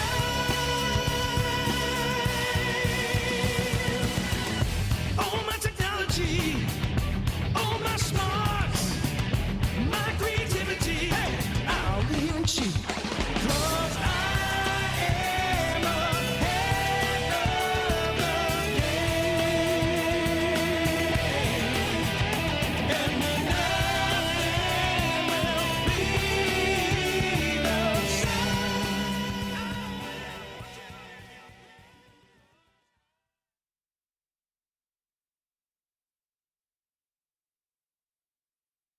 It's just been a few months since YCS Rimini, but in fact, a lot of things have happened since then. Yeah. You might be asking why there's no big tournament since then, which is of course correct. But we had quite a few product releases, and they have shaped the metagame in quite some ways. Yeah, in big ways. The first product release that we did have were the Mega Tins, if I remember correctly. Those came out like shortly after Rimini. Yeah, it was just after Rimini that we had those mega tins. So the kind of restyled original tins of Yugi and Kaiba with their original god cards on it as well, Right. from the first season of the anime. And those tins came with a bunch of great reprints for everyone. So the specifically Salt and Strike and Cyber Dragon Infinity as well. We've seen those cards being played. Yeah, a lot. Yeah, so that really kind of helped a lot of people made get those cards a lot more accessible. Yeah, exactly. There we go. Yeah. So traditionally, the Mega Tins were like one of these products that are being released shortly before Christmas, or like 1-2 months leading up to Christmas. Yeah. They seem to be so popular that you can release them in the middle of the summer, and they're still going to be sold out very soon. Yeah, they were really popular actually this year. Right. Really, really popular. Speaking of Yugi and Kaiba, we of course got their brand new structure decks. Yes, yeah. So that was kind of redone from their original their Battle City decks. Mm-hmm. So during Battle City, we had Kaiba using. Did he use it? Anyway, yeah. Yugi definitely used his Magna Warriors. I can't remember if Kaiba used his Union deck, but yeah, those are completely reimagined now. We got, rather than XYZ, we got ABC. Yeah, we're gonna go through the entire alphabet. Yeah, eventually. Yeah, in like 2050 when we're doing this all in virtual reality and you're all here sat on the couch with us. KLM monsters. Yeah, yeah, but I don't know if the airline will be happy with it. Yeah, I don't think so. Yeah. Yeah. So yeah, they're I think the Yugi structure deck not as popular as the Kaiba one. People are loving the ABCs. Although when I translated the cards, I was like, these Magna Warriors seem to be really good, like a better version of gadgets, basically. Yeah. But now people keep saying that the ABC is like the better version of gadgets. Yeah, well, so people are using the new gadgets actually from the movie pack, the gold and silver gadgets, and yeah, I mean, in the OCG they got an extra gadget, an extra Magnet Warrior to help out with that structure deck. So we might see that in the TCG soon. All right. Then we had even more products since then? Yeah, so Legendary Decks 2 is one of the most recent ones. Yeah, so that brought us, basically it was meant to be a product based around what would have happened at Duelist Kingdom if, for example, Yugi didn't lose his Exodia monsters by Weevil throwing them off the boat, things like that. And where was this published, this information? Yeah, or is this just internal information? No, it's on the it's on on the box. basically. Yeah, it's on the box. Right. Yeah. Most people just get the box, they immediately rip it open. But there's like a story. There's always an interesting story. Yeah, so it's the what the alternate universe. Yeah. What if? Yeah. What if this was Yugi's deck was like this? What if Kaiba had all of these other who would have won Battle City monsters? Yeah. You mean no? It was Duelist Kingdom. Yeah, Duelist Kingdom. Yeah, I think Yugi would have done pretty well. Okay. Because they got their God cards in there as well. Right. I mean, Slifer's pretty strong. It wouldn't have changed the result. No, exactly. Yugi always wins. Yugi always wins. Yeah, always. All right. Yeah, so it's kind of reimagined decks. So as you can tell, guys, lots of new products. But of course, we've also had some changes or new announcements regarding the organized play. Yeah. We are here at the YCS, so it of course makes sense to talk about the other YCS that have been announced already. Yeah. There's going to be one in Sydney again. Yes, YCS Sydney. Third time? Third time. Yes, third time. And the first two have been immense success. Yep. I think it was the first time that there was a YCS in the same city twice in 1 year. Yeah. Because the one was in January and the other was in December. Yeah. Because the first one was so very successful. Yep. So that's definitely exciting news. Not just for people who want to make the trip, but of course for all our Australian duelists. Yeah, so Australia is part of the territory that I look after, and we got a really cool guy down there called Kev, who everyone from Australia who's watching will know Kev. He runs all the organised play down there, and he does a great job with the YCS when it gets there. All right, and then of course we're going to return to Prague as well. My favorite city in the world, not just in Europe. I liked Prague. Really looking forward to this one, although I'm not 100% sure I'm going to be able to make it. That would be a shame if you didn't. Normally I don't really. There's nothing that can stop me from There's no going to Prague. Yeah. Yes, but a second child is one of those reasons that might be enough to make an exception. Yeah, maybe. Yeah. All right, so that's one big organized play news, but that's of course in the future. Yeah. This very weekend there's a cool organized play event, the Sneak Peek. Yeah, so Invasion Vengeance. I'm trying to remember the name of the product.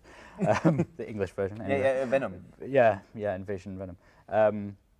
So we have the sneak peek this weekend. Right. So I think we're running a few sneak peeks at the YCS as well, just in case you don't get to go to your local sneak peek. Right. This weekend. And of course, if you're staying at home, I heard some locals are going to do like a special feature. They're going to have the sneak peek and have some monitors where they're going to be running the Twitch stream. That's pretty cool, to be honest. That's something that I would definitely be interested in if I weren't here this weekend. Yeah, stuff like that's really cool when you get a store owner that's willing to go extra mile. Yeah. For a particular card game. And then in the near future, we got the LLDS Stage 2 finals. finals. So all you guys at home should be participating in your LLDS Stage 1s with the Magician's Navigation playmat. Everyone's after that playmat at the moment. It's really, really cool. Right. I love it. And It's a really then cool we have those finals, which is like another national championship. The territories are sometimes a little bit different, but it's just another cool tournament. Yeah, another big event where you have to qualify for. Those are kind of rare these days. Yeah. So the LLDS Stage 2 with the Hidden City playmat. Right. And the prizing being a little stronger than last year, with the prize cards there as well. Right. And then the last thing that is worth mentioning, Adi told me this, is we're going to have new regional playmats starting November the 7th, if I'm not mistaken. 5th. Yeah, Oh. so it's the weekend of the new set release. So Invasion Vengeance will be released on November the 3rd. I think it's the European release date. And then at the weekend, that's when the new regional season starts. All right. So the last regional season will have been for the Dark Illusion. So really cool chance to get your hands on brand new playmats. Yeah, And exactly. of course qualify for next year's European Championship. Yeah, and speaking of playmats, we got one more really exciting playmat to talk about, There we which go. is the Ordeal of the Traveller playmat. Yes. For the third year in a row, it's gonna return. It's gonna come back. Also next year, you can win an extra playmat if you travel to all of the YCS. Yeah, so it's got 2 of the Dark Lord monsters on it from the upcoming set, Destiny Soldiers. Spoiler news. Yeah, so we'll be able to get a hold of those in YCS Bochum. Right, in December, of course. Yeah, in December. All right, guys, that's it. As you can tell, a lot has happened. At first, it might be, oh, this is like a 1 minute thing, but no, there's a lot has been going on since YCS Germany. Yeah. And of course, this weekend is going to be super exciting as well. Yeah. There's a very good chance that we're going to see a UK champion. After all, there are lots of people from the UK in the venue. Yeah. Who is your favorite this weekend? Ooh, that's a difficult one. I think we just had Jared Stone on reigning national champion. Yeah, the reigning national champion, showing us his Light Swan deck. And I remember when he showed up to the UK National Championships, he walked in the room with such confidence, saying, "My build's so much. Everyone else is playing my old build of Monarchs, the Sulcan Monarch deck. I'm just going to play this new build that I've made that's going to beat my old build." Right. And yeah, so even at this event, he's turned up. He showed us his deck, and he said, "Yeah, I'm going to win because this deck's going to win." Well, we're going to see if the national champion can do it again on home soil, of course. Yeah, exactly. All right, guys, that's it. We're going to be right back with another feature match or another interesting interview for you guys. Don't go anywhere. There's going to be more of Yu-Gi-Oh to come.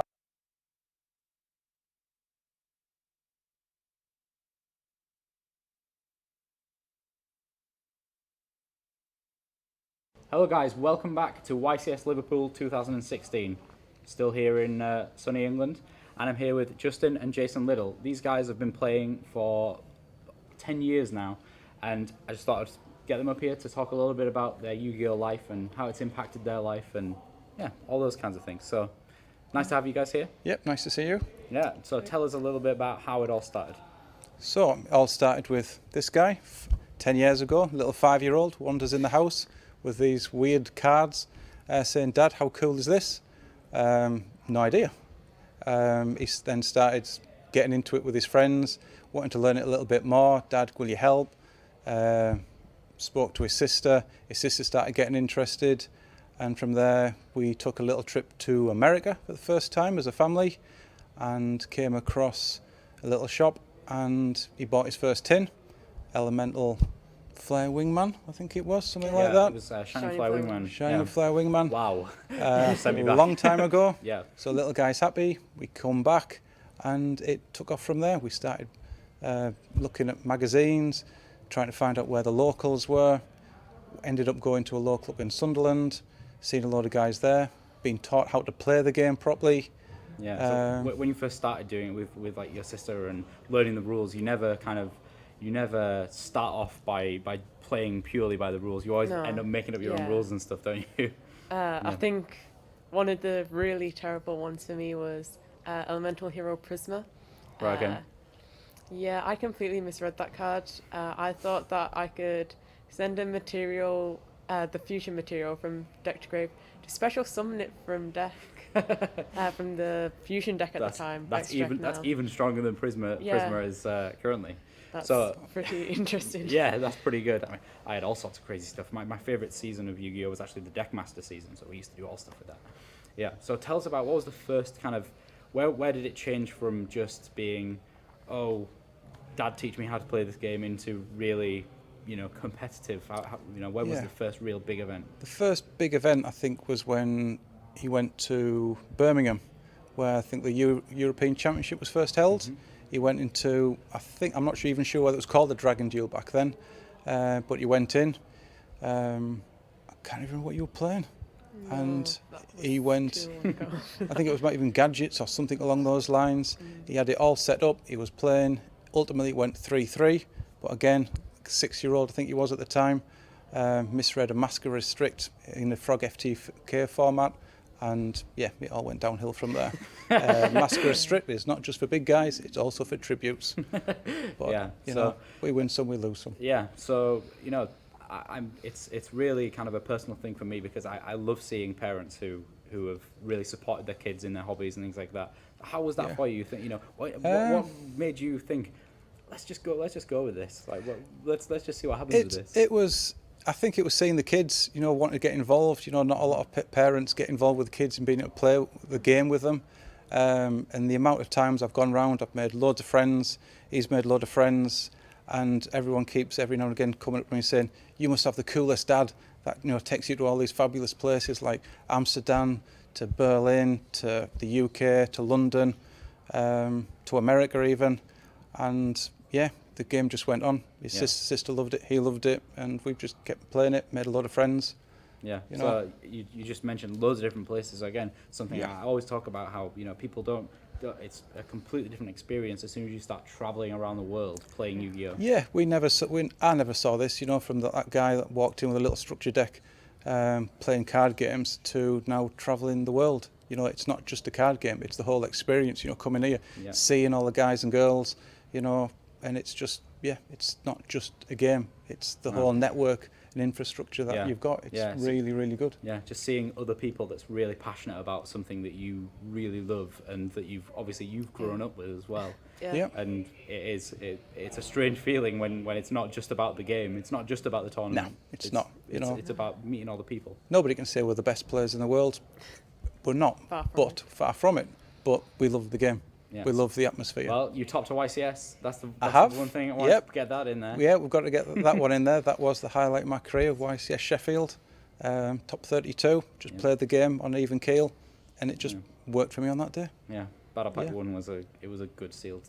Yeah, good game. Yeah, good day. Yeah, I didn't actually make Sheffield, but yeah, it was a good.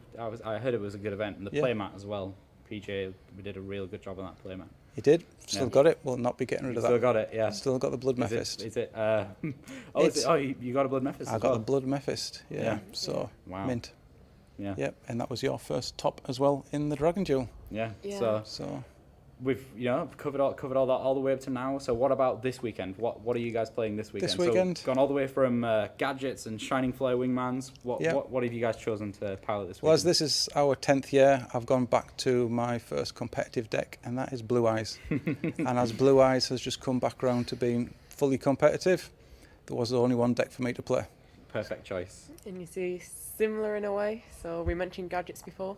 Yeah. I also played Machina when it first came out. Right, okay. Playing Karakuri. I think I know where you're going with this one. I'm playing ABC.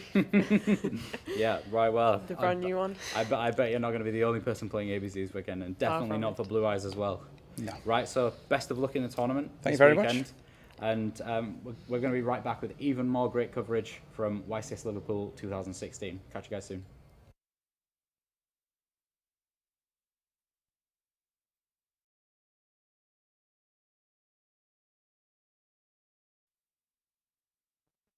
Coverage of YCS Liverpool 2016, where we're now going to continue with the top 16. It's just 4 more rounds. Yeah. And after that, we're going to have our latest YCS champion. Going into the weekend, ABC was, of course, the deck to beat. Roughly 1/3 of the field was playing this particular deck. 14 players ended up in the top 32 with that deck. And now in the top 16, we can take another look at our stats real quick, if possible. We got 8 ABC decks remaining. So, not too bad. No, not at all. That's a pretty decent conversion rate for this 8 round. out of 15, yeah. And you have to keep in mind, since it is the most popular deck, we had a couple of mirror matches where an ABC player was going up against another ABC player. So, not bad for them. Now, 50% of the field are playing the most popular deck, the ABC deck. Do we actually know what that one other deck is? I was wondering the same thing. But if you want to take a look, I'll tell you a little bit about one of the ABC decks that I've just seen out in the field here. He's actually main decking a bunch of anti-meta stuff, like Fossil Diners and Floodgate Trap Holes, Quaking Mirror Force. Loads of really crazy anti-meta cards in his ABC deck. So, yeah, maybe we should get him on feature if he wins the next round. Yeah, maybe. Instead, this round, what we picked is one of the 2 Bulgarian players, because that's the strongest showing of players from Bulgaria that we've ever had, as far as I'm aware. Yeah. And Emilian Spasov is going up against Jan Hausmann from Germany. That is, if we bring up the top 16 bracket, guys, I'm going to have that right here for you. There we go. This is the match in the far right, down in the far right. And Luke was already pointing in the upper left corner because there's something that we should highlight. Marcello Barberi, who's broke the curse. He did break the curse of Anubis. He did go undefeated in Swiss, and he just went on tearing through the field, and he won his top 32 match. Yep. But he, we explained this earlier, he's going to prove this weekend that he can also win a tournament without dropping a single round. That's at least that is his plan for the time being. Yeah. We do see there's still some of the veterans have been kicked out. Alpay Engin is no longer in the top cut anymore. Nope. That would be one. Oliver Newton, a former national champion in the UK, went up against Ben Sherman, another national champion in the UK. As you can see, Ben Sherman is still in there at the top right.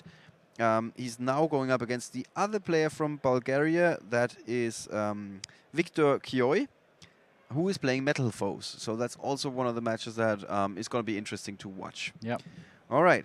So these two guys, we said it already, Jan Hausmann gegen Emilian Spasov. Jan Hausmann, of course, with ABC, while Emilian is playing Metal Foes. What do you make of these two decks? Yeah, so the ABC deck, at the very least, looks kind of normal. There's not much going on here, but it is in German, so I'm struggling with some of the cards. But the A Angriffskern is a Assault Core. Oh, okay. Yeah. Ah, okay. I can run you through it. That changes everything. I guess so. Toft the Burgelden. That's a pot. Pot of Desires. Right. There we go. Yeah, 3 Pot of Desire, 3 Instant Fusion, 3 Twin Twister. Yeah. That one's really hard. Yeah, Zwillings Twister. No, I mean Instant Fusion. Okay. Yeah, Instant Fusion. 3 Union Hanger, 3 Terraforming, and 1 Reinforcement of the Army. Yeah. So pretty standard lineup. So basic. Yeah, and everything in 3s except for the Reinforcement. Yeah. He's playing. Which he would play in 3s if he could. He's playing 6 trap cards, 3 strikes, 1 bottomless trap hole, 1 solemn warning, and 1 vanity's emptiness. That's quite a few more trap cards. Well, quite a few. Kind of two more trap cards than quite a few than you usually pay, but in relative one numbers, couple more. Yeah, one couple more. So very standard build, but carried him so far. Yeah. Very consistent deck. Sometimes it's about being the slightly luckier player. Yep. And rather than adding some super cool tech in your main deck, which we've seen in the last round for Jake Quincy, which carried him into the top 32, but not into the top 16. Yeah, I actually spoke to Jake after the match because it was a pretty rough. It was a pretty That's exactly how I would say it. It was pretty rough. Yeah. And he just he was laughing and smiling. He was like, "Yeah, I had a great time this weekend. I really enjoyed the build that I played. Okay. And I came away with a cool game mat as well." He is a great sport. Like, we got to give it to him. Yeah. And he actually, I think he never blamed me for getting kicked out. He never said, "Hey, you picked me for the feature match. It's on you."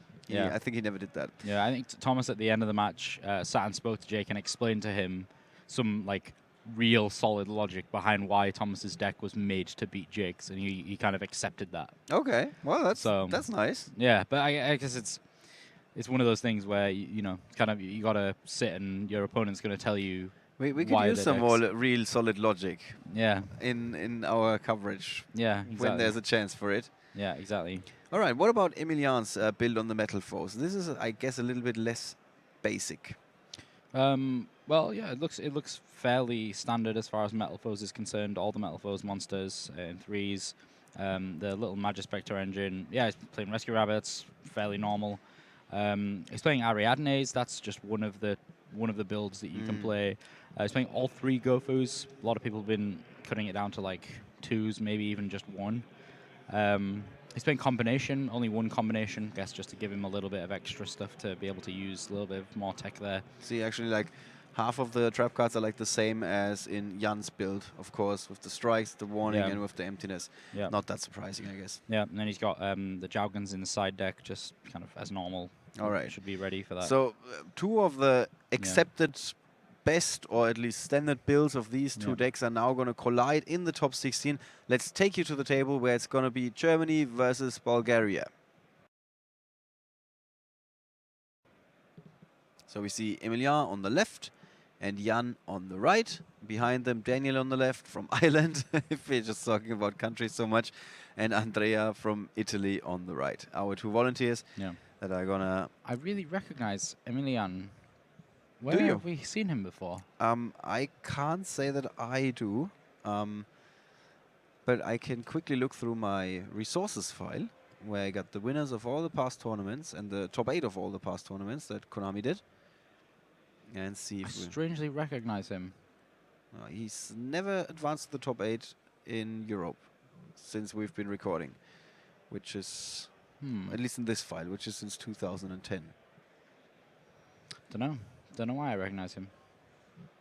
Now maybe he came close one time. I Yeah, mean, maybe. the thing with these stats is sometimes players in the top 16, they miss the cut to the top 8, and then you of course kind of memorize them. You're like, yeah, this guy did pretty well at this tournament, but it's not in the file. So So Jan's hand looking pretty similar to Jake Quincy's hand, actually. let's bring the hand up. Okay, so strange start from Emilian here. Yeah, I definitely recognize this Emilian guy. Even saying his name makes me kind of have flashbacks to saying it. Unless we had another Emilian. Yeah, so MST'd his own Metal Foes counter so that he could go and search for a Metal Foes monster.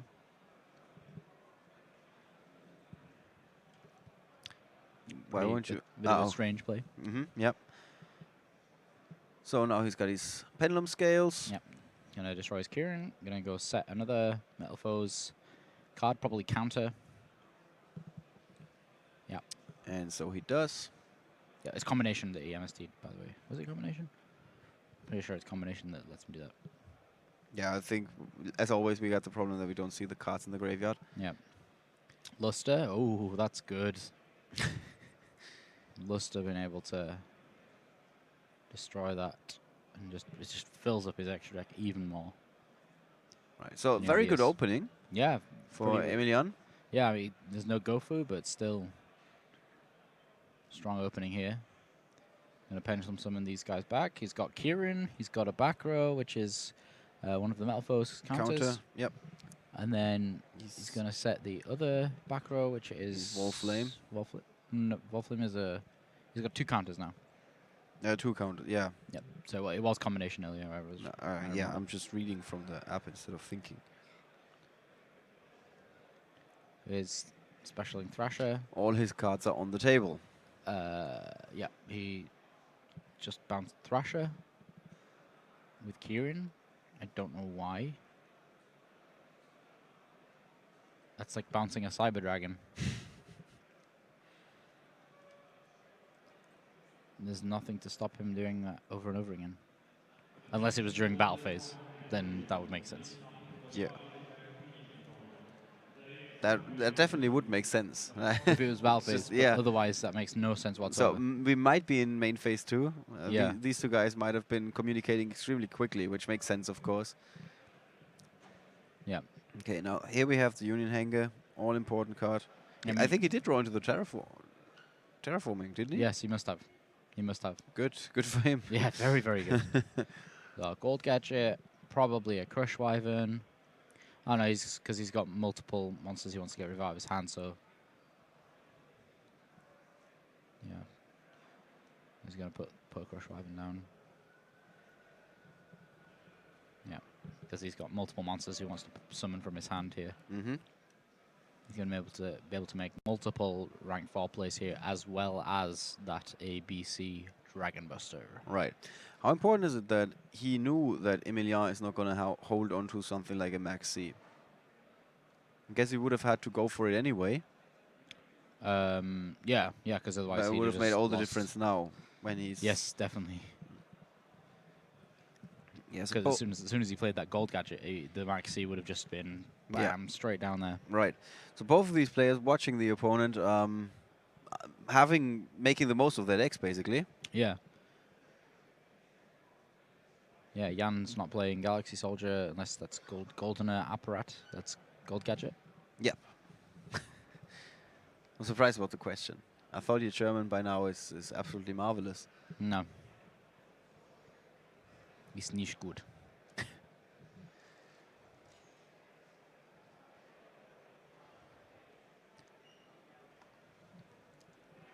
So, sends away the Volflame. Don't want to be seeing that anymore.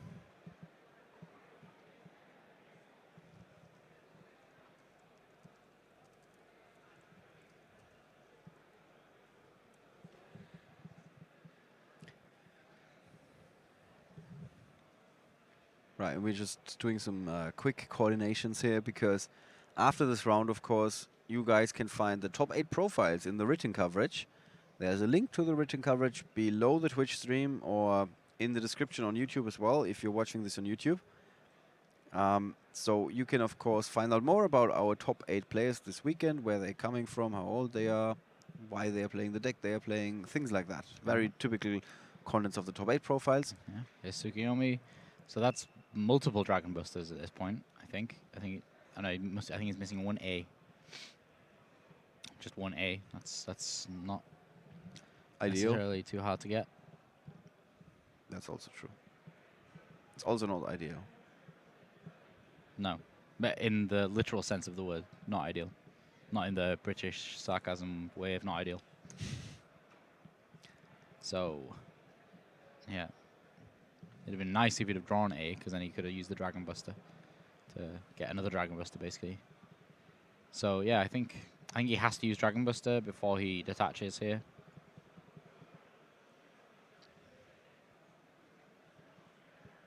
It's always interesting to see that players are hesitant to make that move. Yeah, especially when you've gained so much advantage from it already.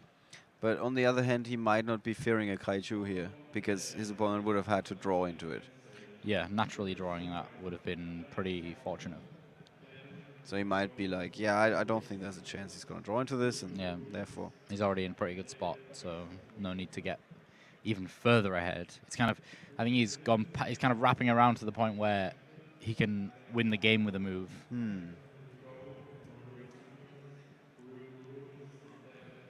Actually, yeah, I have no... Actually, no, okay, of course. Yeah. Just had a conversation with myself, don't worry about it. Yeah, I'm used to that. All right, so where does Emilia go from here? He's got a Metal Fusion and a Much Spectre Raccoon Bunbuku in hand. He needs to complete that scale. This is kind of priority number 1. But then it's step 1 and priority 1 are 2 different things. Step 1 is most likely going to be him fusing. Okay, he's not going to fuse here, so he must not be able to achieve the priority 1. That was a attack and the take back or what? Yeah, I don't quite know. I figured he was going to play Metal Force Fusion, fuse some of the monsters that he has on the field into Orichalc. Though he would be playing right into that Solemn Warning. Yeah, I mean, playing around Solemn Warning is kind of... Yeah, I know. He doesn't know that, but yeah. Maybe he's got a... Bunbuku attacking into Castell here.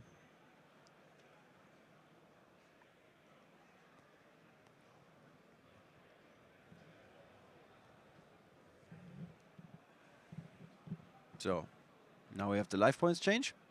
Yep. So he wanted. He wants to destroy his own monster. Yeah, so he can activate the Metal Foes counter that we called Metal Foes Revenge yesterday. Yeah. Because it's not really countering when one of your monsters is getting destroyed, because they do end up getting destroyed. But then afterwards, you can do something. Yeah. That's hopefully going to pull you, help you pull ahead again. Yeah. So multiple Vol Flames coming out here.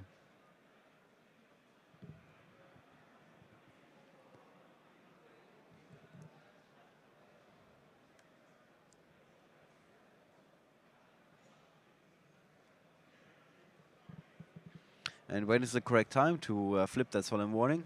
When a big monster is about to hit play, I guess.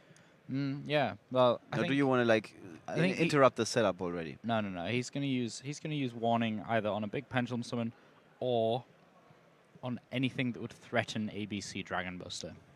That's the way to look at it. If the Dragon Buster is gonna be threatened at all, then Warning is gonna happen. Otherwise, he's totally fine to just let it all pass. Let it go. Yeah. I can sing that song now. I know, I was trying to come up with something like really like in-depth, intense joke with the song just now, but I just couldn't come up with something.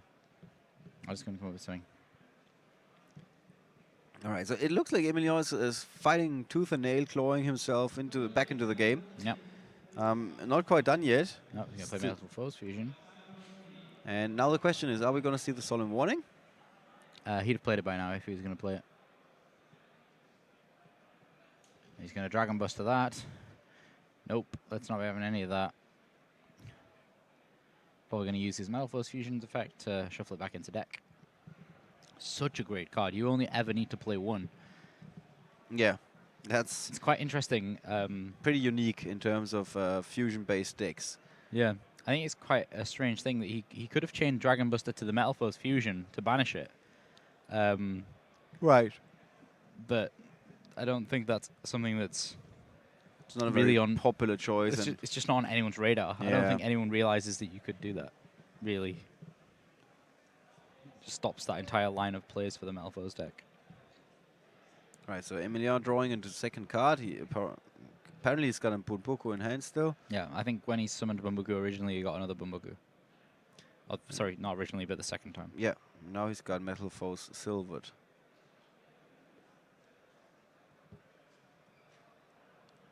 Yeah, I still think Jan is in a fantastic position here. He can just go, he can just split the Dragon Buster, and then Union Hanger's going to be able to equip one, and then during his next turn he's going to unequip, and then have 5 monsters, Exceed time. Just go on and on and on. Yeah.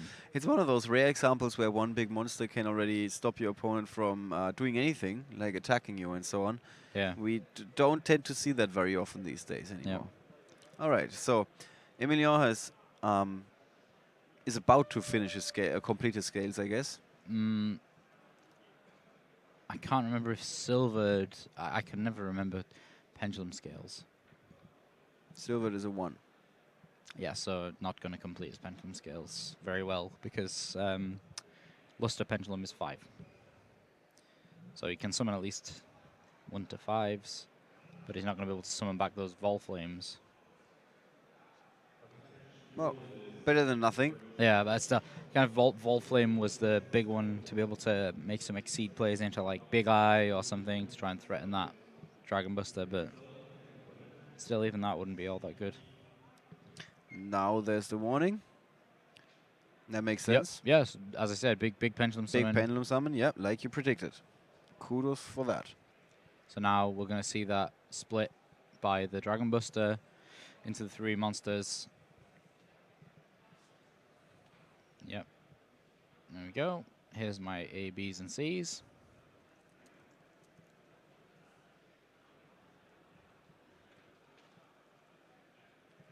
So yeah, this is really looking good for Jan.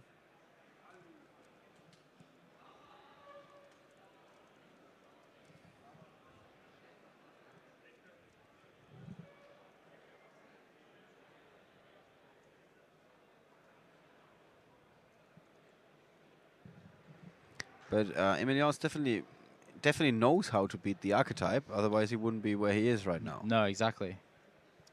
So maybe for him, all of this is normal.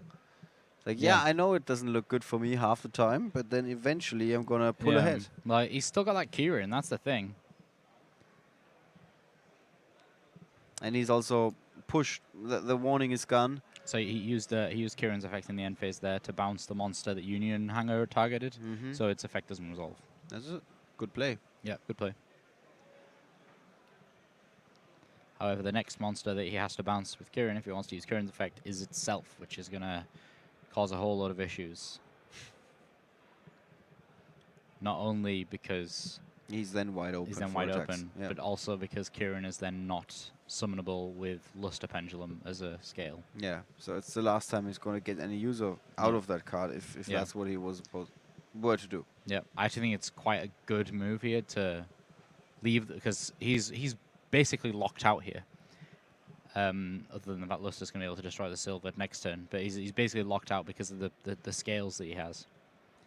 I don't think he's got any of the scales in hand. Oh no, he does. He's got a Vol Flame and a Bomoku. Just Dragon Buster time. Let's go with the basic play. Dragon Buster time. Yeah, why do it? Keep it simple. Yeah, keep it simple. Make a Dragon Buster. He has Desires as well in hand. Looks pretty good. Yeah, he's looking like Jan is looking like it's in a pretty decent spot now. And actually, I think that's like the first time we've seen the Dragon Buster put in so much work. all the other games have been concluded before it could be activated a couple of times, or several copies could have been could be special summoned. Yeah. But yeah, so we really see this game can also this deck can also grind it out, of course. Yep. Actually, better than most other decks, I guess. Yeah, 100%. Thanks to that Union Hanger. Yeah. I wonder if he's playing Emerald. Not playing Emerald. No space. No. Playing Mavelis. For his instant fusion target. So he's only got limited number of Dragon Busters left then. Yeah, I think this may be how Emilian is winning. He's just letting his opponent play some Dragon Busters and then... once they're all gone through. Yeah. That's interesting. Most people don't hang in there for that long. Yeah, exactly. I mean, part of the plan is probably not to lock yourself out of pendulum summoning. Yeah. So that might be crucial there. And he's not defeated yet. He's got a little bit more time. So there was Kirin. Yeah, he's going to Kirin away that A so that he can't summon another Dragon Buster.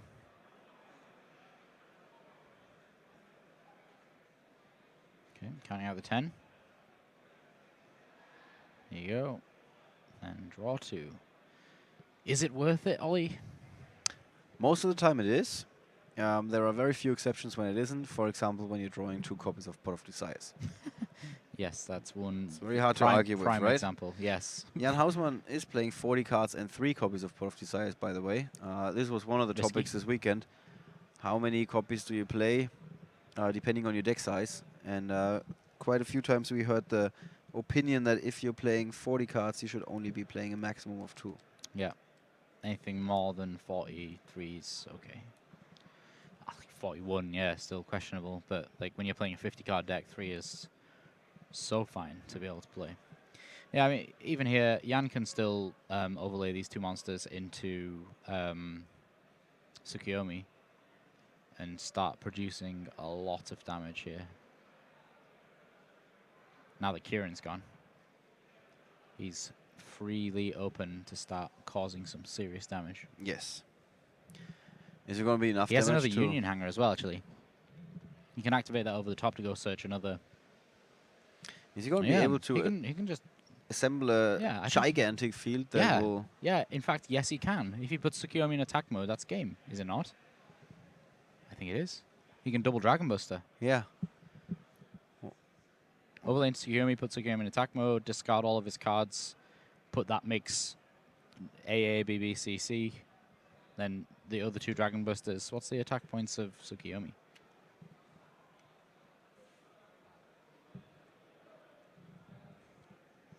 It's all about that 1 card now.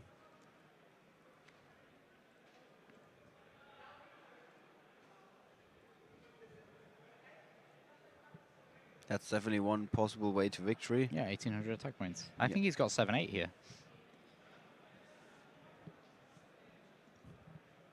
Dragging on in this first game. Quite a long first game, isn't it? Again, yeah. We are... Okay, Gigant.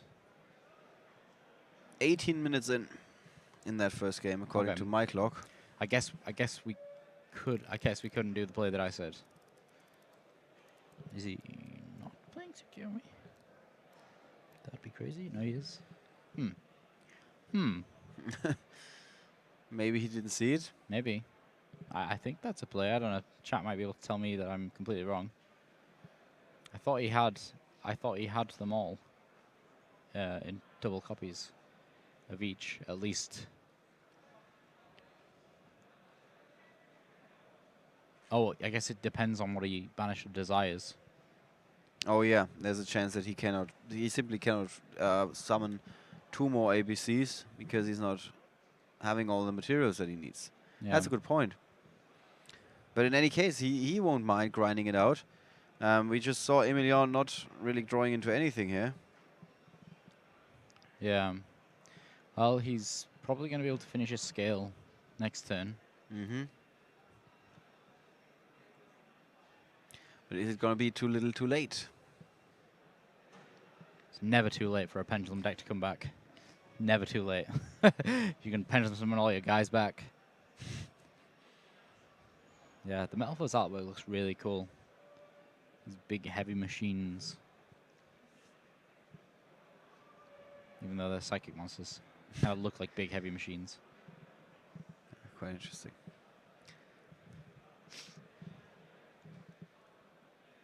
All right, so currently, Jan is thinking about his next play, I think. Yeah. And what options does he have?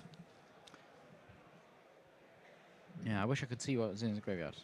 Oh, no. We're waiting on Emilian now. So Emilian, oh, that was a pretty good normal summon. Ariadne there. Ariadne is going to be able to go and search out a strike for him.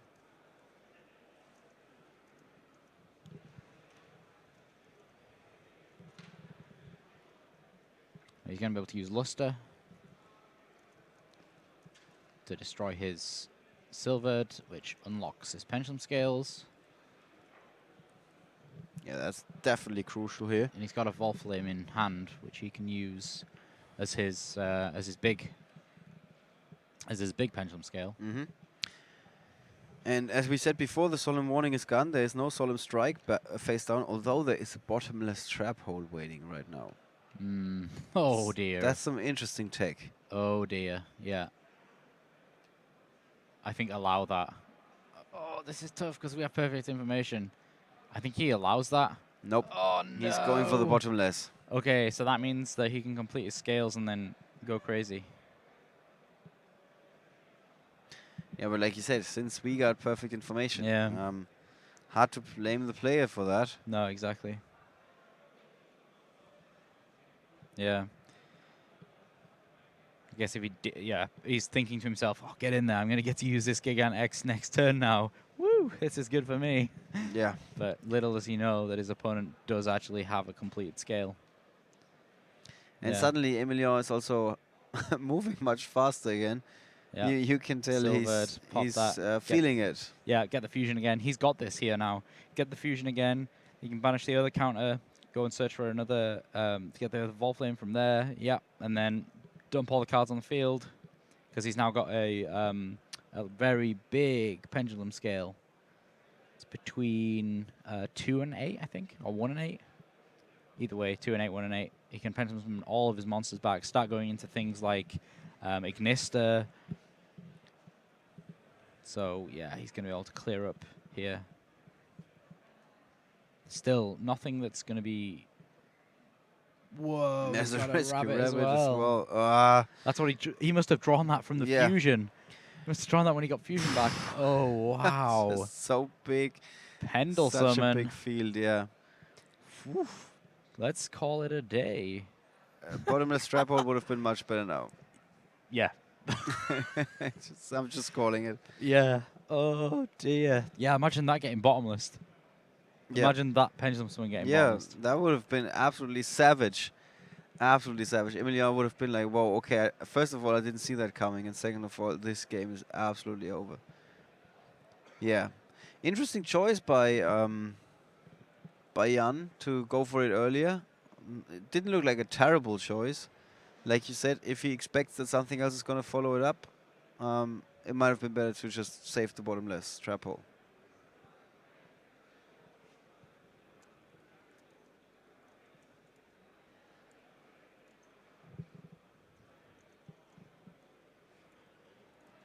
And you can tell how quickly these games can be turned around. It's a real roller coaster ride of emotions for these players. And half of that have seen the exact opposite thing before, where they were winning, suddenly something is not going their way and then they are losing. Just like Emilien just turned things around when it looked like he was standing on the brink of defeat. Yeah. Emilian is I think he's the current reigning Bulgarian national champion. Oh. Or maybe for Dragon Duel. We've definitely seen him before. He is in our coverage.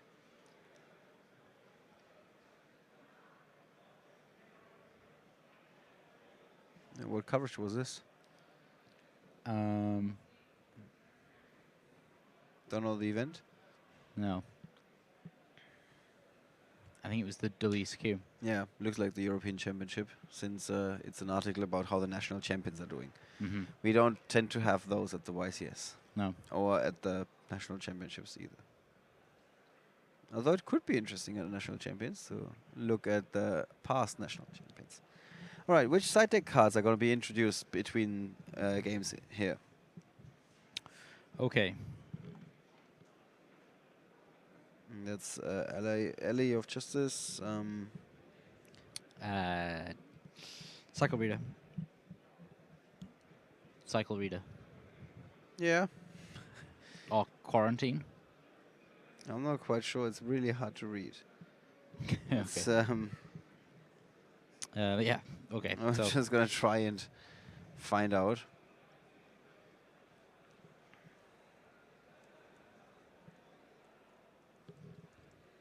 okay. So Emilian has 3 Ghost Reaper and Winter Cherries, and a Dragon Buster.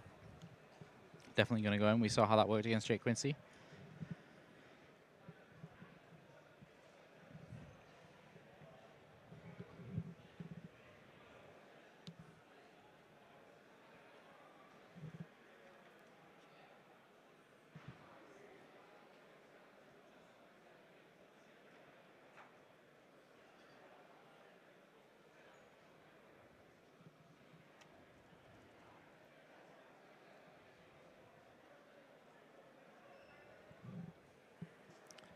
Any other cards that you think are going to make an impression in the second game?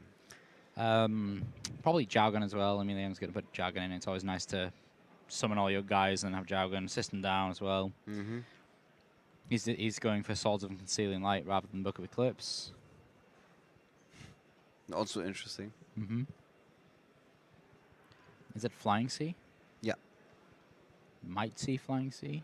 It's not that great against it, but is that system down? System hurt us? Systemabsturz. Yeah, that's a system down. Yeah, is that Union Scramble? Yes. Yeah, may see that in as well. What's Chaos Fall? Chaos Trap Hole. Chaos Trap Hole. Yep. Yeah, so not much in the way of Pendulum side deck. It is a Cycle Reader, by the way. It's Cycle Reader. Yeah. Cool. So again, not relevant in this match.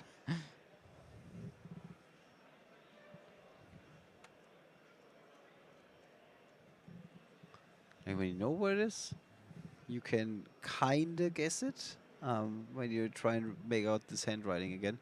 Although it's far from being the worst deck list I've ever seen. No. However, Emilian's is amazing. Yeah. Handwriting. This could be a printed deck list. Yeah, it really could.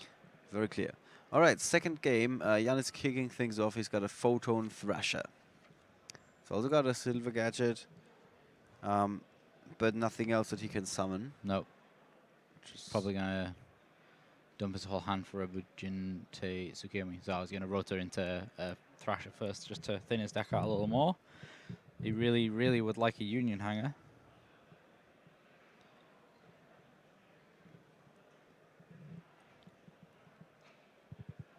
Let's take a look at Emilian's hand. He's got 2 copies of Ghost Reaper and Winter Cherries. That is good, but even better is probably the system down. Yeah. Oh, yeah. Well, to be honest, he doesn't have any action. Yeah. It would be better if Jan's hand was better. It's one of those situations where your side deck card only works if your opponent is playing the deck that they're meant to be playing, whereas right now he's playing Warriors. Right. And also, Emilian is missing something that can help him to deal any damage, isn't it? Yeah. Well, he's got double Ghost Reaper, so I mean, Jan is definitely not going to summon an ABC Dragon Buster by any stretch of the imagination. Not right now. No, well, just definitely not. I don't think he's got any way to recover it anyway. Yeah. So if he gets Winter Cherries, then bad times. Emilian isn't playing Instant Fusion, so it's not like he can take advantage of that. So yeah, one of the Reapers is going to be completely useless.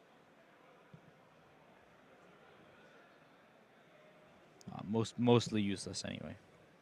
Potentially mostly useless. Potentially mostly useless. Definitely almost.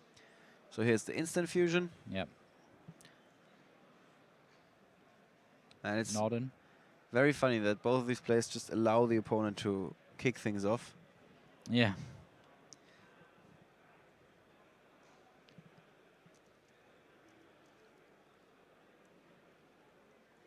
So Reflacia here as well. Wow, Jan's opening here is actually really strong, and it's nothing to do with ABCs. So how good is this opening on a scale from 1 to 10? Well, that says it all. It does. It absolutely does. Yeah, Emilion, even though he did have the system down, even though he did have the Ghost Reaper and Winter Cherries, his opponent was simply like, yeah, I can win with other cards as well. They don't need to be machines. Yeah, if he played ABCs there, he lost. But Yep. he just didn't play ABCs. Like you said, he turned it into a warrior deck. Emilian looks pretty mad about that. Yeah, it looked kind of salty right there. Yeah. Still looks a little mad. So now the question is the psychological advantage with Jan, who's just won the second game, who's now like, okay, now I can turn this around. I got the momentum. Or is Emilion going to be able to bounce back and focus again so he can move on in the tournament and end up in the top 8 at least? We didn't really talk much about Emilion's side deck, I think. But most of that is also pretty straightforward, isn't it? Yeah, it's just Winter Cherries and Jargon. Those are the two things. Right, so all the other Winter cards... Cherries, Jargon, System Down. That's it. Not really good against Jan. No. He's got quite a lot for it, but it's all standard stuff. The only strange thing is playing Swords of Conceal and Light instead of the Book of Eclipse.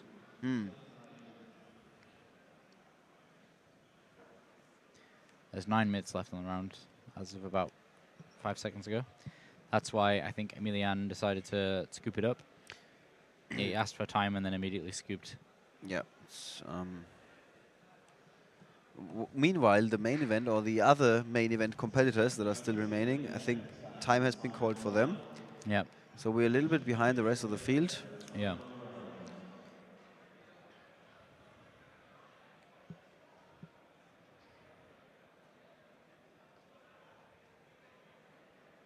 So they might be feeling inclined to play even faster now. Yep. Yeah, I can imagine that affects you somewhat when you hear that the main event's been called and just like, oh no. Yeah. Impending doom.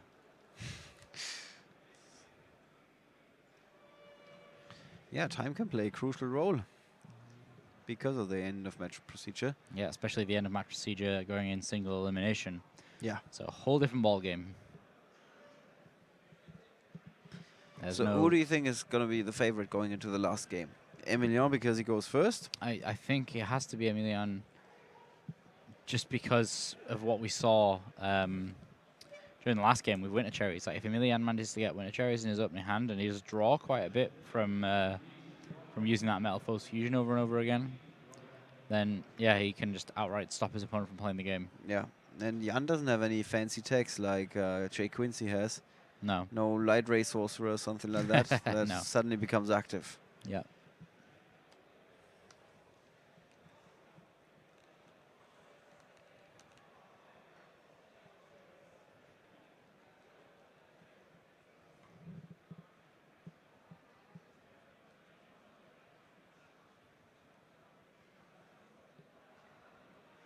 So the pressure is also on these two guys. You can tell. Mm-hmm. They try very hard to appear a bit more relaxed. But I think both of them are not 100% there. I don't like those 5 cards at the top of your deck. I'm going to cut them. Well, since it's your right, you should use it. Yeah, exactly. Don't want to lose because you didn't do something that you were allowed to do. Yeah. And also there's a handshake, so they're not completely mad. Yeah, not completely mad. On a scale of 1 to 10, Ollie, how mad do you think they are right now? I would say Emilion is currently on a 5, to be honest. 5 out of 10? Yeah. He just got wrecked. 50%. It's not mad. terrible. 50% mad. That's, I guess, 50% mad, yeah. it's not all that mad.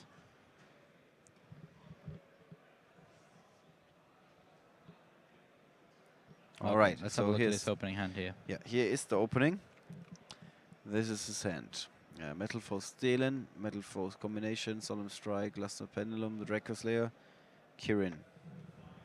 Very good. Pretty good. Yeah.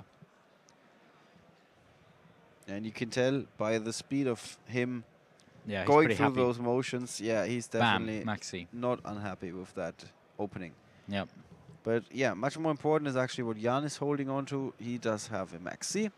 Also Solemn Strike, a Union Hanger, B-Buster Drake, and another B-Buster Drake. Emilian really doesn't want to lose the time here. His opponent was shuffling his deck, and he's like, come on, give me back.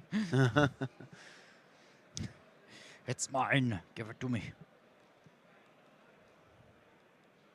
Counter. This one's got Twin Twisters. That's pretty good. He's got a Union Hanger, Twin Twisters. Jan's hand in general is pretty good. Pretty good, yeah. I mean, he is missing a bit the gadget or the Photon Thresher, but other than that, I mean, now there are 4 face-down cards, so Twister is it's like a double blind MST. Yeah. Yeah, I don't think you'd play it there. You'd kind of see what's going on first. What else has he got there? It's not really. Yeah, it's not really double blind because he set at least one of them with Metal Foes. So, yeah. Yeah, if he's good at memory, he can figure out where this particular card is. Yeah. Terraforming.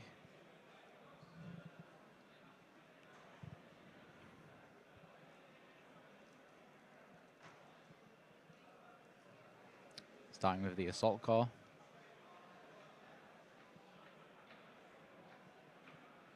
He's going to immediately Kirin that. And that's a good move. He's probably going to... I guess this comes down to strike. Yeah, so he's going to Twin Twisters, and then he's going to set strike, hope his opponent Pendulum summons loads, and then... Just take out the Pendulum Scales. Yeah. Yep. That sounds like a fair plan. He pops both counters. That's pretty good. Because that would have been bad if he'd have been able to use double counter. Yeah. And so directly attack for 54. For Emilia, Solemn Strike and Metal Foes combination remaining in the back row. Yeah. Emilian draws Emptiness. Yep. Okay, so he plays Combination. Combination will let him go and search for a Metal Foes card. So he gets to set Fusion and then search for a Metal Foes monster. So I think Gold Driver is a big scale. Must be, surely, otherwise he wouldn't have got it. Here we go. Nope, small scale. Okay. It's a small scale. Don't know where he's getting his big scale from then. Oh, it's not silvered, it's Stealing. My bad. Yeah. He's already got the big scale. Yep. That's a very good explanation for that. Yeah, still that's getting striked. Not surprisingly. No, not at all. One big Pendulum Summon has been foiled. Yeah. Probably not the last one that we've seen. Nope. So now he has to perform some miracles. Otherwise, Jan can now claim total control. Yes. Jan's got to do some stuff here, otherwise Emilian's going to be able to do a whole load more next turn. He's got his scales set up, he's got a ton of back row, he's got a Kirin in hand. I think he purposefully did that Pendulum Summon to bait out the strike, because otherwise he'd have summoned Kirin. But there's definitely going to be at least one Dragon Buster at the end of this turn. But he's got Emptiness, so he could play Emptiness if he really, really wants to. Well, what of the two is better? I mean, with a Union Hanger on the field? Well, just Emptiness is fine, because then you can't play Buster. But, yeah, I think playing Emptiness is fine.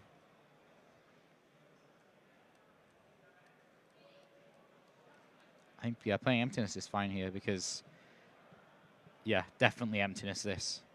Because then he can destroy his own Emptiness with one of the Metal Foes monsters. He has to play Emptiness here. Otherwise, it's going to start going severely downhill for Emilian.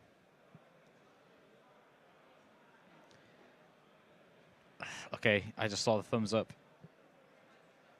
It's downhill time. It's downhill time. Yeah. Yeah, he's shifting gears. He's going into the higher gear, so to speak. Yeah. I guess the only, yeah. However, he may just completely outplay me here by playing Emptiness now. No, okay, still no. If he played Emptiness now, then the Assault Core would have got banished by Nord, and thus not allowing him to create a Dragon Buster next turn either. So, yeah. So when is he going to flip the card? I don't know now because I is he ever going to flip the card? I would have. There it is. Yeah, that's so late. That is so late. Why did he flip Emptiness? And then strike Secure Me? There was an activation in response for the Emptiness, and I think then... But there was no special summon about to happen. I think Emilian has got a little tilted with the time. He was rushing his opponent and things like that. Yeah, I mean, it definitely does not look good for him now. No. We're now in time. 40 minutes have passed. It's quite the thriller, if you ask me. Yeah.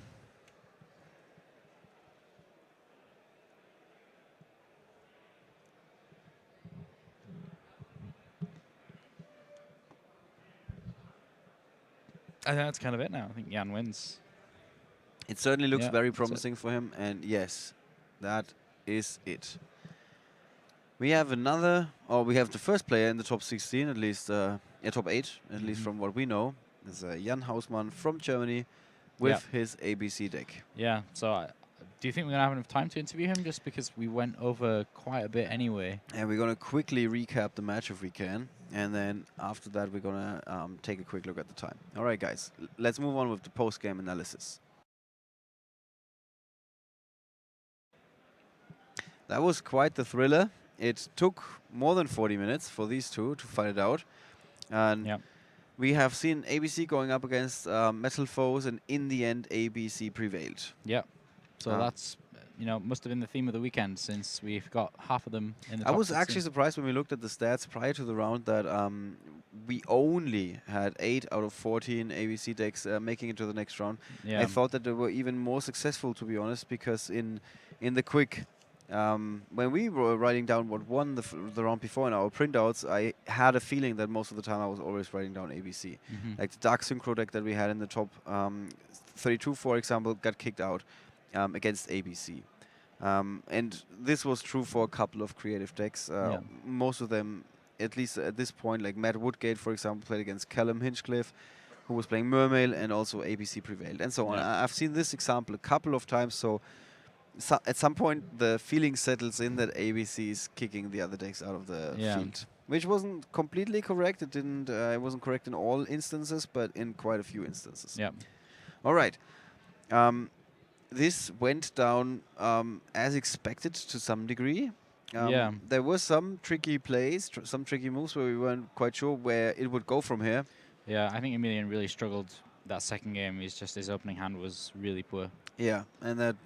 He had too many side deck cards, really. Yes, again, this happened for the second time now. Yeah. So to a player who came prepared to the tournament, but in the end had too many hate cards that were showing up in his first 5 cards in the second game. Yeah. Yeah, and then in the third game it was a big grind going back and forth between those two players, and in the end it was Jan who prevailed. Yep. Just played the ABC deck. It did what it was supposed to do. Make the Dragon Buster, control the game with it. Yeah. Yeah. We said it before, he's playing an extremely consistent version of this deck. Yeah. Very few cards where we were like, oh, this is really standing out. This is something we've never seen before. Maybe we can talk to him. I can't promise it to you guys because we need to talk to the written coverage. Rudy is our written coverage writer, who's doing all the top 8 profiles, and also take a look at how many matches are still in progress. Yeah. So I can't tell you exactly when we're going to be back, but after the break, we're going to be continuing with the top 8 of YCS Liverpool 2016.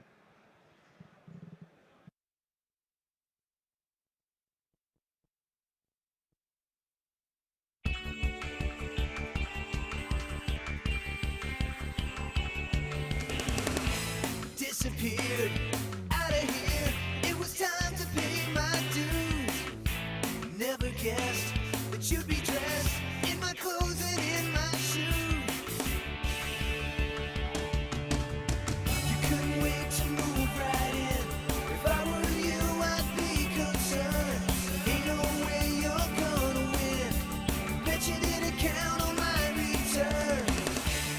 thought you were so tough.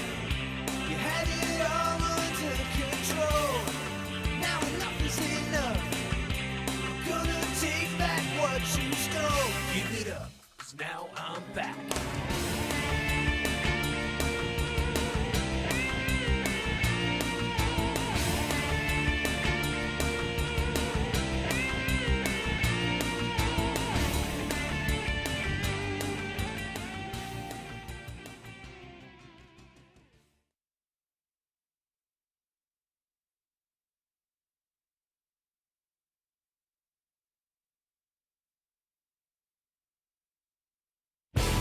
Create the games we play.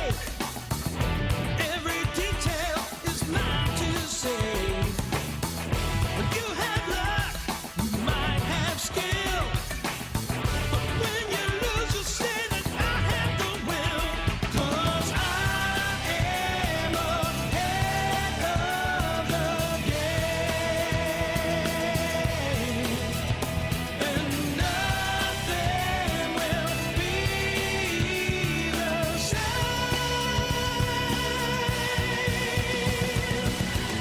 All my technology, all my smarts, my creativity, I'll even cheat. 'Cause I am ahead of the game.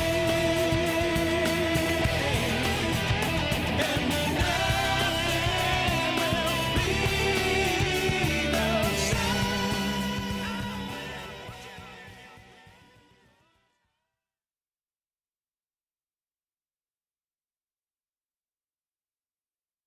It's just been a few months since YCS Rimini, but in fact, a lot of things have happened since then. Yeah. You might be asking why there's no big tournament since then, which is of course correct. But we had quite a few product releases, and they have shaped the metagame in quite some ways. Yeah, in big ways. The first product release that we did have were the Mega Tins, if I remember correctly. Yep.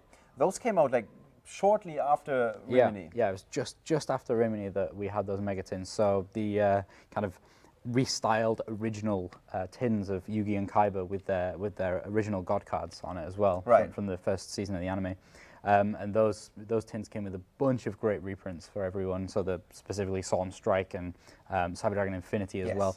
We've seen those cards being played. Yeah, a lot. Yeah, so that really kind of helped a lot of people made get those cards a lot more accessible. Yeah, Yeah, exactly. There we go.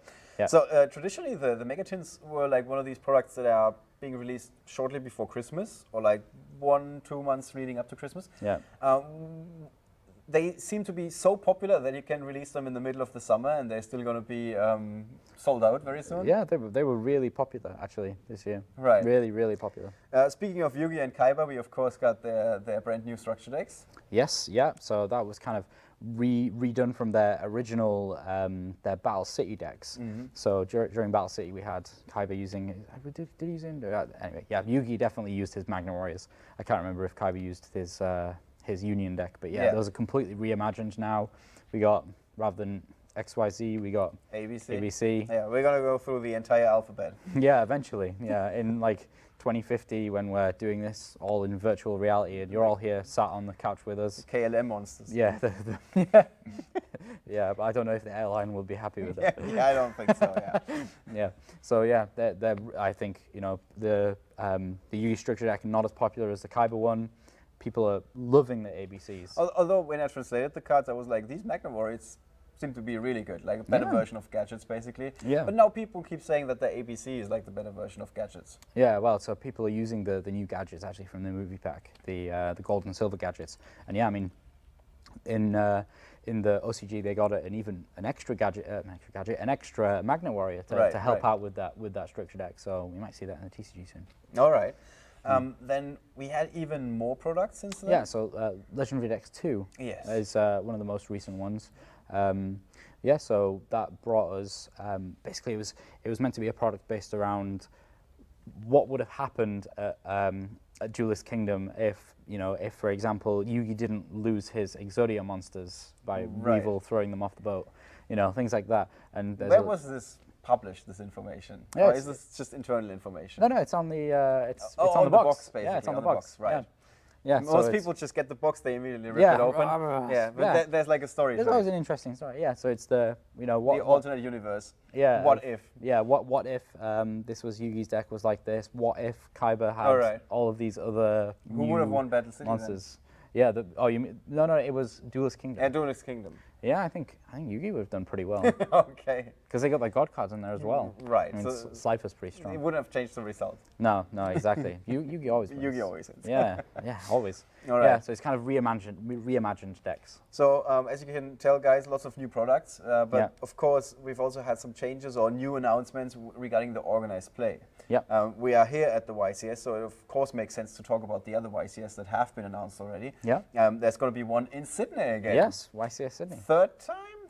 Third time. Yes, third time. And the first two have been immense success. Yep. I think it was the first time that there was a YCS in the same city twice in 1 year.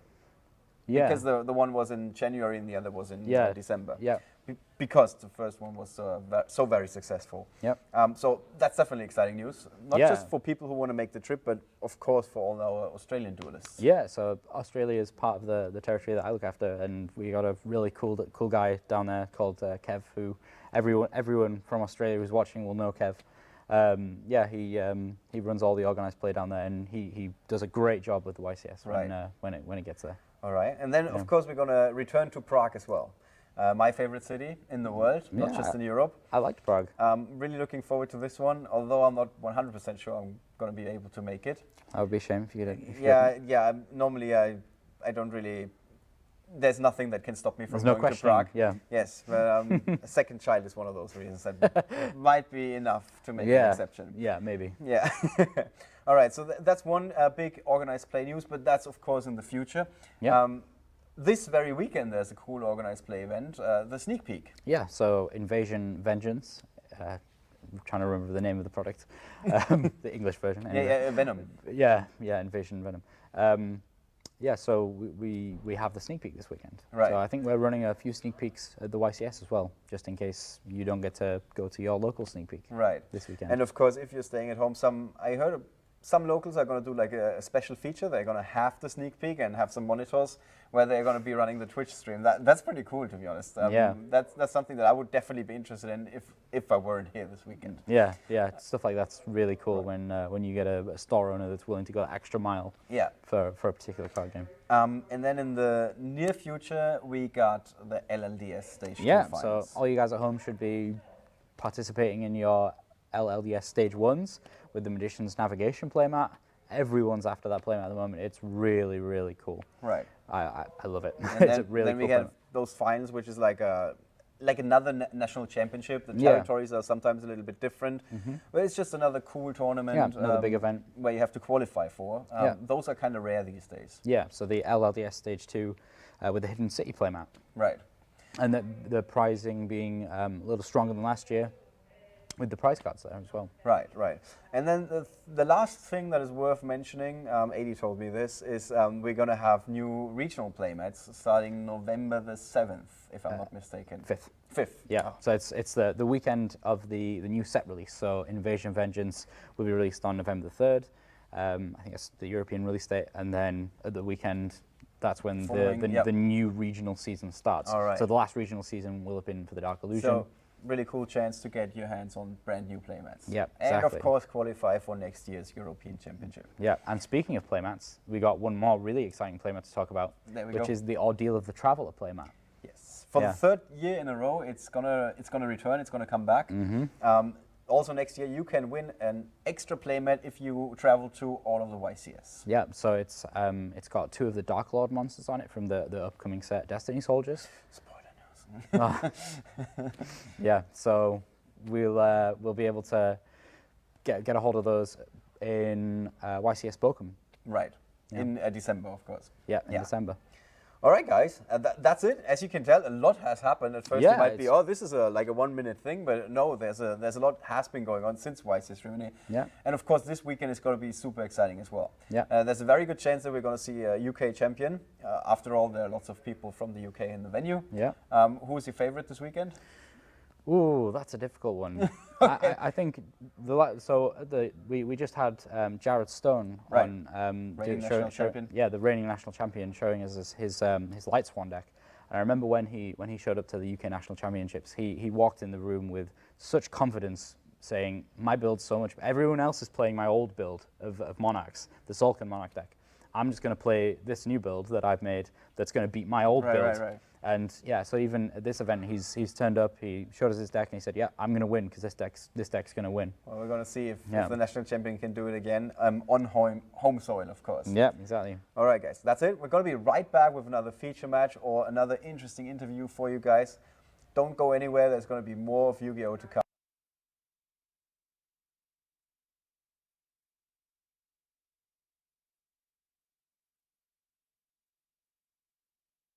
Hello guys, welcome back to YCS Liverpool 2016.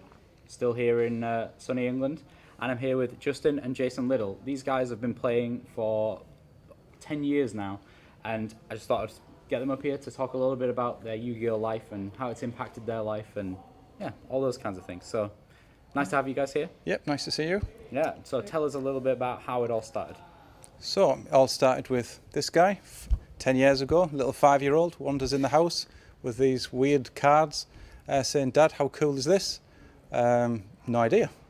He then started getting into it with his friends, wanting to learn it a little bit more. "Dad, will you help?" Spoke to his sister. His sister started getting interested, and from there we took a little trip to America for the first time as a family, and came across a little shop, and he bought his first tin, Elemental Flare Wingman, I think it was, something like that. It was Shining Flare Wingman. Shining Flare Wingman. Wow. A long time ago. Yeah. So little guy's happy. We come back, and it took off from there. We started looking at magazines, trying to find out where the locals were. Ended up going to a local up in Sunderland, seeing a load of guys there, being taught how to play the game properly. Yeah. So when you first started doing it with like your sister and learning the rules, you never start off by playing purely by the rules. You always end up making up your own rules and stuff, don't you? I think one of the really terrible ones for me was Elemental Hero Prisma. Right, okay. Yeah, I completely misread that card. I thought that I could send a material, the fusion material from deck to grave, to special summon it from deck, from the fusion deck at the time. That's even stronger than Prisma is currently. That's so pretty interesting. Yeah, that's pretty good. I mean, I had all sorts of crazy stuff. My favorite season of Yu-Gi-Oh! Was actually the Deckmaster season, so we used to do all stuff with that. Yeah, so tell us about what was the first kind of, where did it change from just being, oh, Dad teach me how to play this game, into really, competitive? Where was the first real big event? The first big event, I think, was when he went to Birmingham, where I think the European Championship was first held. Mm-hmm. He went into, I'm not even sure whether it was called the Dragon Duel back then, but he went in. I can't even remember what you were playing. No, and he went, I think it was even Gadgets or something along those lines. He had it all set up, he was playing. Ultimately it went 3-3, but again, 6-year-old I think he was at the time, misread a Masker Restrict in the Frog FTK format. And yeah, it all went downhill from there. Masker Restrict is not just for big guys; it's also for tributes. But we win some, we lose some. Yeah, so it's really kind of a personal thing for me, because I love seeing parents who have really supported their kids in their hobbies and things like that. How was that for you? What made you think, let's just go with this? Like, let's just see what happens with this. I think it was seeing the kids, wanting to get involved. Not a lot of parents get involved with the kids and being able to play the game with them. And the amount of times I've gone round, I've made loads of friends. He's made a load of friends, and everyone keeps every now and again coming up to me saying, "You must have the coolest dad that takes you to all these fabulous places like Amsterdam, to Berlin, to the UK, to London, to America even." And yeah, the game just went on. His sister loved it, he loved it, and we've just kept playing it, made a lot of friends. Yeah, so you just mentioned loads of different places. Again, something I always talk about, how people don't, it's a completely different experience as soon as you start traveling around the world playing Yu-Gi-Oh! Yeah, I never saw this, from that guy that walked in with a little structure deck, playing card games, to now traveling the world you know, it's not just a card game, it's the whole experience, you know, coming here, Yeah. seeing all the guys and girls.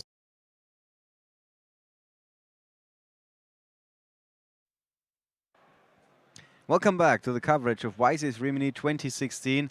We're now going to continue with the top 8 feature match.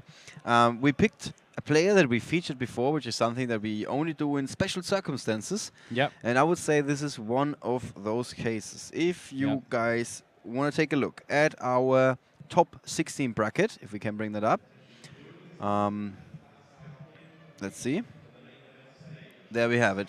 The results are not in this bracket, but we can, of course, quickly go through them. So we had top left corner. Now I'm just mixing up my pages. Marcello going up against Chris. And Marcello keeps winning. Marcello Barberi still in the tournament with his ABC deck. Then we had Aurelien. And the sole reason why we didn't pick him for a feature match is because we were pretty certain that we were going to butcher the name. Playing with an ABC deck, going up against Thomas Rose, who we featured before. Thomas was successful again. So Phantom Knights Burning Abyss is in the top 8, and it's going up against Marcello Barberi's ABC deck. Yeah, with his 50 card version. Yeah, it's a very unique version. Yeah. I think if Marcello's going to lose, it's going to be this round. Otherwise, he's going to go all the way. Then we got Niccolo Mazzoleni from Italy, playing ABC, going up against Alexander Hulch from Germany with his Mermail deck. Niccolo prevailed. ABC's in the top 8. Mermail is out. The wave is finally broken. It is. Alex Purcell, who earlier kicked out Alpay Engin, was going up against Michele Azzalini with an ABC deck, ABC mirror match actually, and then Michele won. So now we have in that bottom left corner an ABC mirror match in our top 8. This is the reason why we're not featuring it. We thought that the mirror match is probably not all that interesting. Then, moving on to the top right, we see Ben Sherman and Victor Kiyoi. Ben was, of course, playing Phantom Knights Burning Abyss. Victor was playing Metal Foes. Ben prevailed. Now in the top 8 with Phantom Knights Burning Abyss. The next row, we got Malte Kröger from Germany with an ABC deck going up against Czech Verma with the Lightsworn deck, and Czech Verma won. So now we got Czech Verma with the Lightsworn deck going up against Ben Sherman with the Phantom Knights Burning Abyss in the top 8, and this is also our feature match, which of course sounds great. Then, just to conclude this, we had Tom Feargoods with his ABC deck. I'm not 100% sure if that's correct. I think he was playing Lightsworn. Anyway, Tom was playing against Matt Woodgate with an ABC deck. Tom won. And then the match that you actually saw on our feature match in the last round, Emilion Spasov versus Jan Hausmann. Jan Hausmann and his ABC deck, of course, won. So now you know all the results of the top 8. We're going to have those in the written coverage as well. So if that was a little bit too fast or too confusing, you can, of course, just look it up there. There's a link below on Twitch and also in the description on YouTube. Right. Boom. We've talked about Ben Sherman before. Yeah, good job. That was good. Thank you. One after. His opponent is now Czech Verma from Germany. Yeah. He is playing a pretty similar build to what Alpay Engin was playing, is what I have been told in between rounds. Yeah, the only change is he's playing Solitaire as well. All right. Yeah. So I think you're familiar with both of these decks. You're not 100% familiar with Czech Verma yet. The player, unfortunately, can't tell you all that much about him. We might be looking at his player match history, but we can, of course, also do that while we're moving over to the table where the top 8 are about to be underway.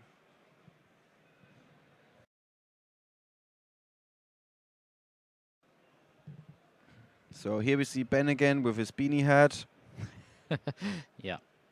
I feel I've started something. Well, no, you just said it how it is. Tell it how it is. Said it how it is. That was very British. Nice accent. How it is. Yeah. Let's take a quick look at Czech Verma's player match history. He started the day with a win in a Lightsworn mirror, of all things. Then he lost in the second round. That's not good, of course, if you want to make it to the top 32, but he somehow managed to do that. Lost against ABC. Then he lost again against ABC. That's interesting. So he was 1-2 at one point, and after that he just went on winning. Wait, every other match? Every other match, yes, of course, he had to. Only players with 2 losses or X2, less, made it into the top 8. Wow. So what a win streak for Czech Verma. The X2 hero. And then one against Jason Barker, then against Markus Rosner, Danavon Sandjon. Oh, sorry to interrupt you. Yeah, Ollie. no problem. That was a big mill there. He's hit the wolf off that solar recharge. And now still he's able to Brilliant Fusion. Wow. What an explosive start here from Jag. Right. So that's just crazy. So he's not even used his extra normal summon or his normal summon at the moment. He's got Goblinberg. He's going to be able to summon another monster from his hand. He's got Mizuki in hand as well. He's going to be able to dump his entire hand onto the board here, making just multiple Exceed monsters. All right, guys, if you felt like that last match was a bit of a snoozy, this is the exact opposite. Yeah. Lightsworn is going to town again. We've seen that before. So Snow getting put in the graveyard there by the Brilliant Fusion. That's just so versatile, this Brilliant Fusion. Yep, and then summons the Shiranui Solitaire. Solitaire's effect, going to go get a Unizombie. Unizombie's effect, going to send Mizuki from the deck. This is like a well-oiled machine. Actually, I have to give you kudos. I didn't do that earlier. When Alpay in the interview was telling you twice that his engine was really going strong, everybody else in the room was like, and you were just keeping your cool like an ice cube. Yeah. well done. Well done. I wasn't really thinking about it. Alpay was like, yeah, my engine is really good, and everyone was like, Alpay Engin playing with his engine. Yeah, but yeah, okay, well, swiftly moving on. Omega down here. He's got multiple Mizukis now, because I think he's still got a normal summon, so he's going to be able to take a bit of risk. If he can get into Minerva quite soon, he might be able to draw into another normal summonable monster that's going to be better than Mizuki. But, you know, that's nothing to shake a stick at. That Mizuki could be useful as well. If you can get it onto the field and turn it into a Minerva. We'll see where he decides to go with this. I think most likely going to have multiple Omegas. This looks like a 9 out of 10, 10 out of 10 opening, isn't it? Yeah, seriously. And then I think that's going to be a third Omega. Is he playing 3? Yeah. We're going to know in just a second. Yeah, of course. So it's here right now. Wow. Yeah. Well, that happened. Yeah. And keep in mind, he's still got things that he can do with that Mizuki in the graveyard. The Mizuki in the graveyard, the Snow in the graveyard. The Shiranui Solitaire. Okay. He's got the key. He's got the secret. All right, let's take a quick look. We saw a Foolish Burial being removed from Ben Sherman's hand, or banished. Yeah. He's also got a Graph, a Tour Guide, Phantom Knights, an Ancient Cloak, and Allure of Darkness. What would be the best hit here? Well, definitely wants to take away that Tour Guide and the Allure. That would be nice too, because having a Burning Abyss and a Phantom Knight don't work very well together. It's funny considering that the deck is called Phantom Knight's Burning Abyss. Yeah, well, they don't work together well by themselves. They function independently and both enjoy making Dante. That's the only thing they share, is the fact that their love of Dante. That's interesting. Look at this. There's an Allure of Darkness, and then we see 2 Omega activations in response. Oh, if he takes all of his dark monsters out. Oh, he can't. He's not got enough. So Graph, and then... Oh my God, so now he has to banish Tour Guide unless he draws a dark monster. Yeah. Did he draw? Yeah, I see other monsters. It looks like, it looks like there's other monsters. Unless he drew all of his But still, veils. I mean... The correct play for Czech, in my opinion. Like, if he gets lucky, the opponent only has maybe 1 dark in his hand. Yeah. Doesn't draw 1 dark, which is unlikely, but you never know. Still, Tour Guide, it's not going to help. This is the thing. Against PKBA, it just doesn't help, because he can play Snow, put 1 face down. He can't Exceed Summon. He can't play any more Burning Abyss monsters, because the face down is not a Burning Abyss monster. It's a face down monster. It's just, he's going to react right now. You already see he's going for his graveyard. There's going to be the 7 cards that he banishes. 7. Ridiculously enough. Maybe the Solitaire too. He's not even banishing any monsters. 1 monster. He's got so many spells in the graveyard. There's no... Alpa Engin called it the best card in the format. It's pretty damn strong.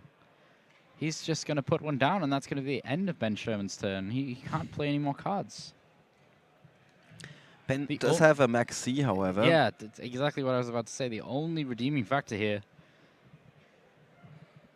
And he's not going for the risky play of flipping that Allure of Darkness with no cards in hand. Yeah, but bam, bam, bam. Here's these 3 Omegas. They have a pretty decent number of attack points here. If he can do something with Mizuki, wow. What an explosive opening here. Absolutely. Really? Yeah, those first 2 turns, more things were happening in the last 10 turns of the last match. Wow. More things to come. Reinforcement of the army. Jack is holding on to Twin Twisters. Yeah, so he can just go and get Raiden. And then he can... if only he had another Omega. He could make another Omega right now. Oh, yeah, that's Raiden. I mean, he could just... yeah, he can't mill any better off Wolf. If he mills well from Wolf... sorry, if he mills well from Raiden, he can chain the Omegas to be able to get Wolf onto the field because it's mandatory. Right. I think Wolf... yeah, Wolf is mandatory, so yeah, he can do that as well. It's just... oh my gosh, this is just a crazy opening hand here. It says Mizuki for the Uni-Zombie again. So, Maxi and Watts. And what a field. Like, yeah, I would even put Snow in the graveyard. Put Snow in the graveyard so that you definitely can just stop any of those plays next turn. Wow. So 1 draw from Maxi for Ben. Yeah. He's going to plow into the tour guide. That is the least useful I've ever seen a tour guide. And yeah, there we go. Look at that. Just everything moving forward. The army of Omegas can't be stopped. And that's already it. Look at how calm he is. Yeah.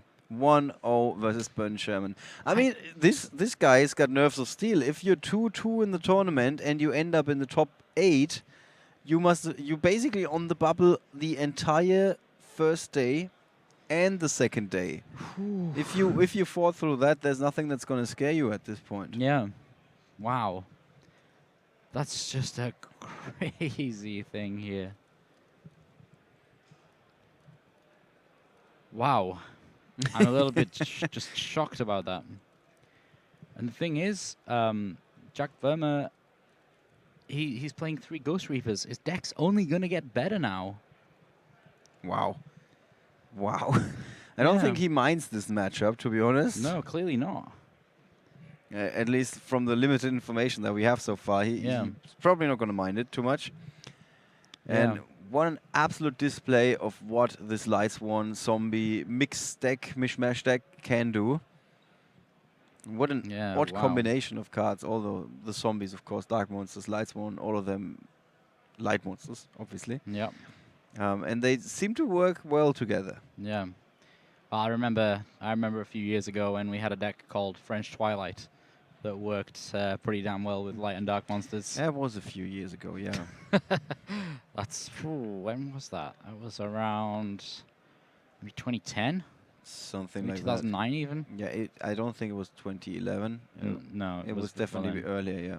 Yeah, it was when it was the same time which Honest came out in a special edition. This is the same time when Phantom Darkness was released. Right. Yeah. One of those sets that made waves. Yeah, you could say that. All right.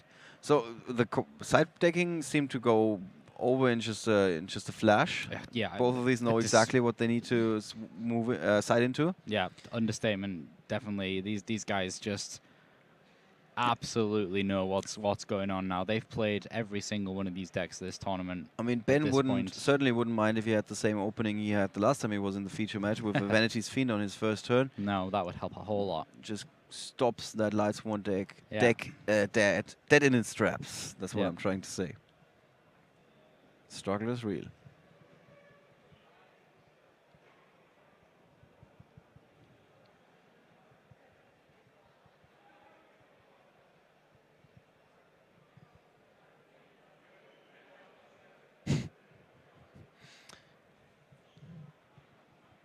All right, let's see how this second game unfolds.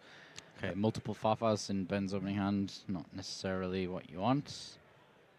At least he's got an alert to get rid of one of them. Mm-hmm.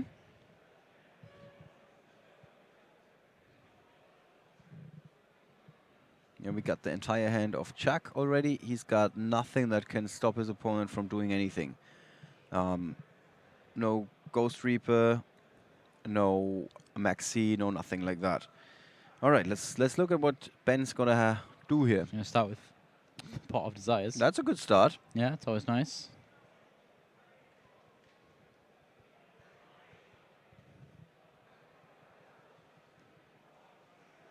He's going to have to draw some pretty good cards here to make this opening hand be able to extend much further. So, Allure.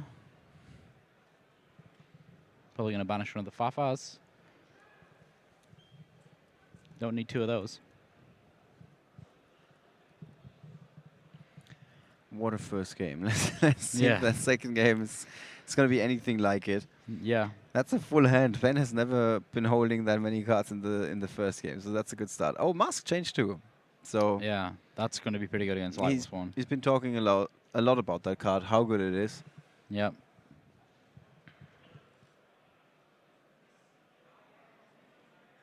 Yeah, well, both him and Tom Rose were saying how amazingly good this card is. Right. During it was during the interview actually. So yeah, you also said there have been decks built around that card. Yeah, if an entire deck has been built around a card, then most of the time it's pretty good. Yeah, you'd think that it's pretty decent. All right. Yeah. And at this point, he's probably going to be able to follow up with having the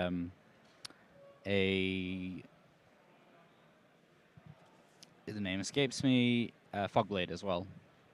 I don't know what it is with the Phantom Knights traps. It's like a part of my brain that stores trap cards just stops working. Doesn't like them. Yeah. Still, he hasn't normal summoned. So he's able to normal summon that. Gloves into the boots. He's already got a beanie hat. Doesn't need anything more. Here's Olivia. Yeah, Darklaw is not going to be your best friend, Jack. No. Especially after you read that card text. You're going to be like, no. Yeah. Get off the Titanic, Jack. The board is all mine. This is Darklaw talking, by the way.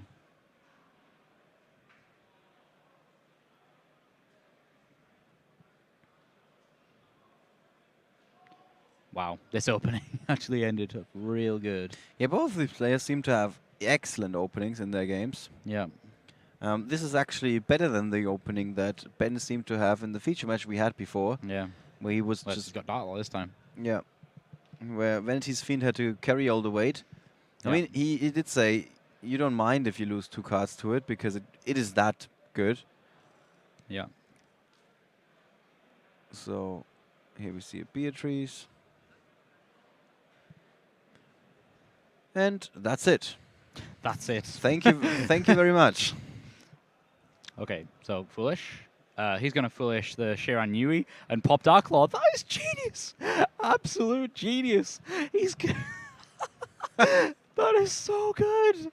Okay, so the Darklaw is not that good against this particular deck. Oh dear. Have you ever seen a Darklaw put in less work than that? No, but it's like he didn't show up for work. The best part is Darklaw put in all the work because the Shiran Yui got banished because of Darklaw. That's so cool. Darklaw literally just destroyed himself. That's so cool. That's the most genius way to destroy Darklaw ever. And now Jack can, of course, follow it up with the Brilliant Fusion. Oh, wow. Look at how that table has turned over the course of one play. Yeah. We're not talking one turn, we're just talking about one play. I loved that so much. What a play. Usually it's like, oh yeah, Book of Moon or Dark Hole or whatever, but no, this time around, absolute victory. Yeah, and he also instantly knew what was the best way to get rid of that card. Didn't take him 1 second basically to think about that play. All right. So he's also got a Pot of Desires check Verma. He's first trying to thin out his deck, I guess, and then he's going to go for it. There's, of course, Ben Sherman is out of cards. He's only, and there are quotation marks around that word, only got a Levia and a Beatrice on the field. So that's all he's got. Still, how many Farfars does he play? He only plays 2 Farfars. He's already gone through both of them. He's not going to be able to interrupt any plays here. So there's an Abyss Dweller. Yep. Interesting. Jack is trying to put himself into a position where he can control the board and the plays of Ben, I guess. Yep. So Solitaire here, using his effect, going to get a Uni-Zombie.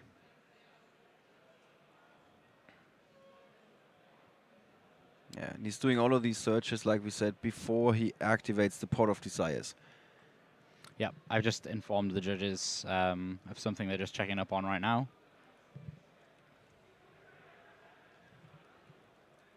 The Foolish Burial should be banished. Right. Which is actually important in this particular deck. Because of snow. Because of snow, yeah. Yep. I just wanted to make sure that all was in order. Yeah, one card can make all the difference. Yeah, good point, good point. Good catch, of course.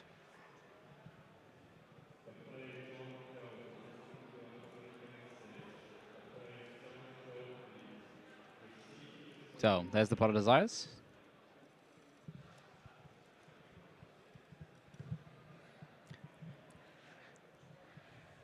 Such a great comeback. Yeah, like it's just if you blinked, if you I don't know, you were fixing yourself a sandwich or something after that opening play from Ben Sherman, expecting that the next thing you're going to see after you, I don't know, have a quick toilet break or something, is going to be that it's going to be 1-1 between those two guys, and you see a lot of shuffling, which gives you time to eat your sandwich. You come back, and all of a sudden the table has completely been turned, and Jack Verma is sitting in the driver's seat and putting some more pressure on the pedal. Yep, the pendulum swings from one player to another. Nice one. Well, it just, again, I'd just, go back to the first game and replay me getting excited about that first turn, because this exact thing's happening again. He's just able to extend these plays out. And he's got an instant fusion, so there's even more to come. More, yeah. But wait, there is more. Yeah. And like you said, Jack Verma, very relaxed, or at least so he appeared. Yeah. He's checked his nerves out at the front door, I guess. Yeah, so he's going to mill a Burning Abyss here. Not going to make much of a difference. It's not like he's going to be able to put anything on the field because, mills a Max C. I think he looked for a Farfar in the hope that one of them magically appeared, but nope, they're both used up.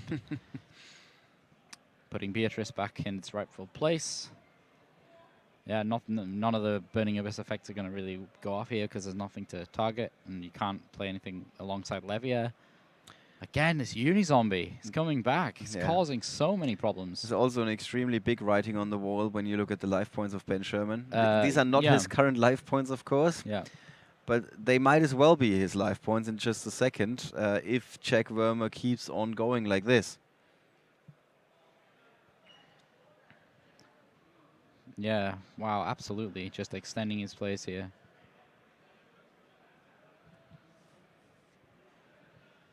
So again, that's probably going to be an Omega. I thought that card is only good when your opponent has a hand.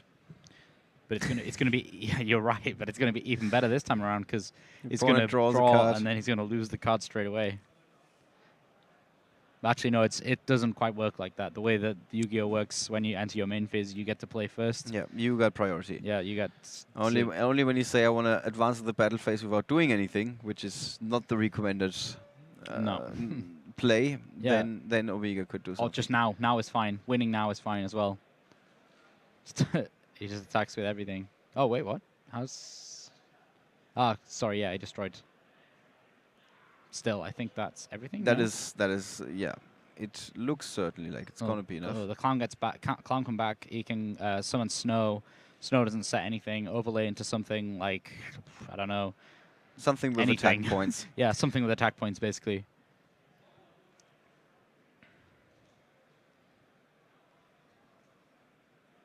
Okay, guess not. Or not, yeah. That's mildly confusing. Yeah, don't know quite what's going on because I'm sure that Ben is not on 8,000 life points.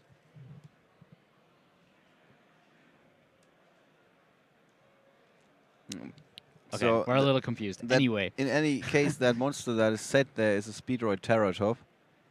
Yeah. It's not going to stop the assault. No, not at all. Especially considering that Diamond Direwolf can destroy it. So Jack is just thinking how to best get rid of that monster. It's not. Yeah. He's got options. Of course, he's got options. There we go. And that is the handshake. Yes. Jack Verma, 2-0 clean victory over Ben Sherman. What? Look at him. Look at him. He's just like, yeah, okay, let me sort these cards first. Yeah, it's okay. I'm in the top 4. He is the calmest player in the entire arena. And now there's a smile on his face, finally. All right, guys. Let's talk about this some more in our post-game analysis.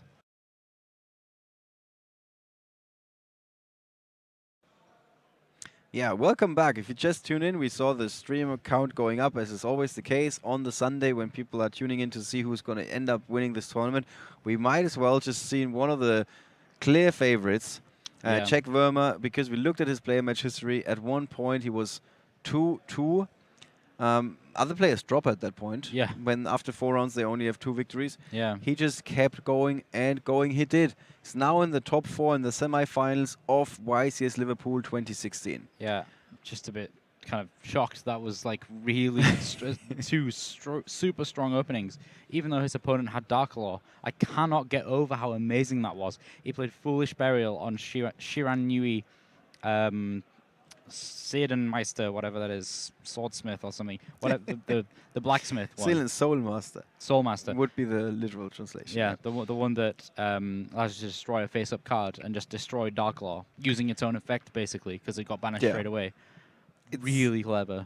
And also, when he read Dark Law, it seemed like he was already sorting that out in his head. He already knew. He already like, knew. This is okay. I got out to this. I think he might have drawn into the Foolish Burial. Not 100% sure, but if he did, that was also, of course, quite something. Mm-hmm. So yeah, normally we thought that opening with a Beatrice with a Dark Law, that was the second game, with a Beatrice with a Dark Law, and the third monster was a Levier. Yeah. We thought Ben is in a perfect position to win this game. Yeah, exactly. Interruption, and then next turn he's got his investment play, the Levier there, ready to extend his play next turn to just win the game. Yeah, and nothing like that ever happened because Jack Verma just had the perfect answers. The first game was even more one-sided, if you want. Jack Verma kicked things off, put together 3 Omegas, almost completely stripping Ben Sherman of all of his options. Yeah. And yeah, there was not much that he could do. No, not at all. I mean, what do you expect with 2 cards? Yeah, exactly. Right. So that was our top 8 feature match. It was extremely convincing to see Jack Verma command the forces of the Lightsworn. Yeah. It's going to be interesting to hear from him how he ended up on this build, because we said it's very similar to what Alpa is playing. Yeah. I don't know if the two know each other. Extra Shiranuis. Yeah, and they actually put in the work. Yeah, so much. All right. Anything else that you want to highlight? Anything about the side deck, maybe? No, I think it's pretty basic. I mean, he's playing all of the Ghost something and somethings cards. 3 Reapers, 3 Ogres. He's got a bunch of strikes in his side deck as well, which is also interesting because most players are playing them in the main deck. Yeah, you either main deck them or don't side them, but again, that's pretty cool. And yeah, obvious system downs, extra copy of Twin Twisters, which I can only assume the other ones are in the main. Yep.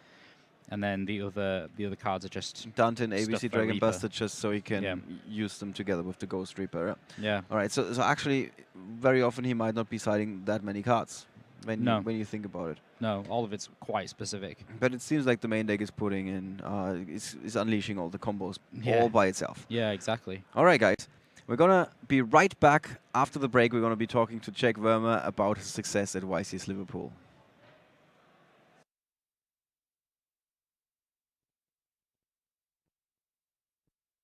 Long ago in ancient times, a sacred game was played on both spirit and mind. 7 items hold the mystery, puzzle line, string rod, scale, and key. Who will make the final stand, make the move, the answer lies in your hand. And whether you win or lose, hangs in the balance with the card you choose. Trust in the heart,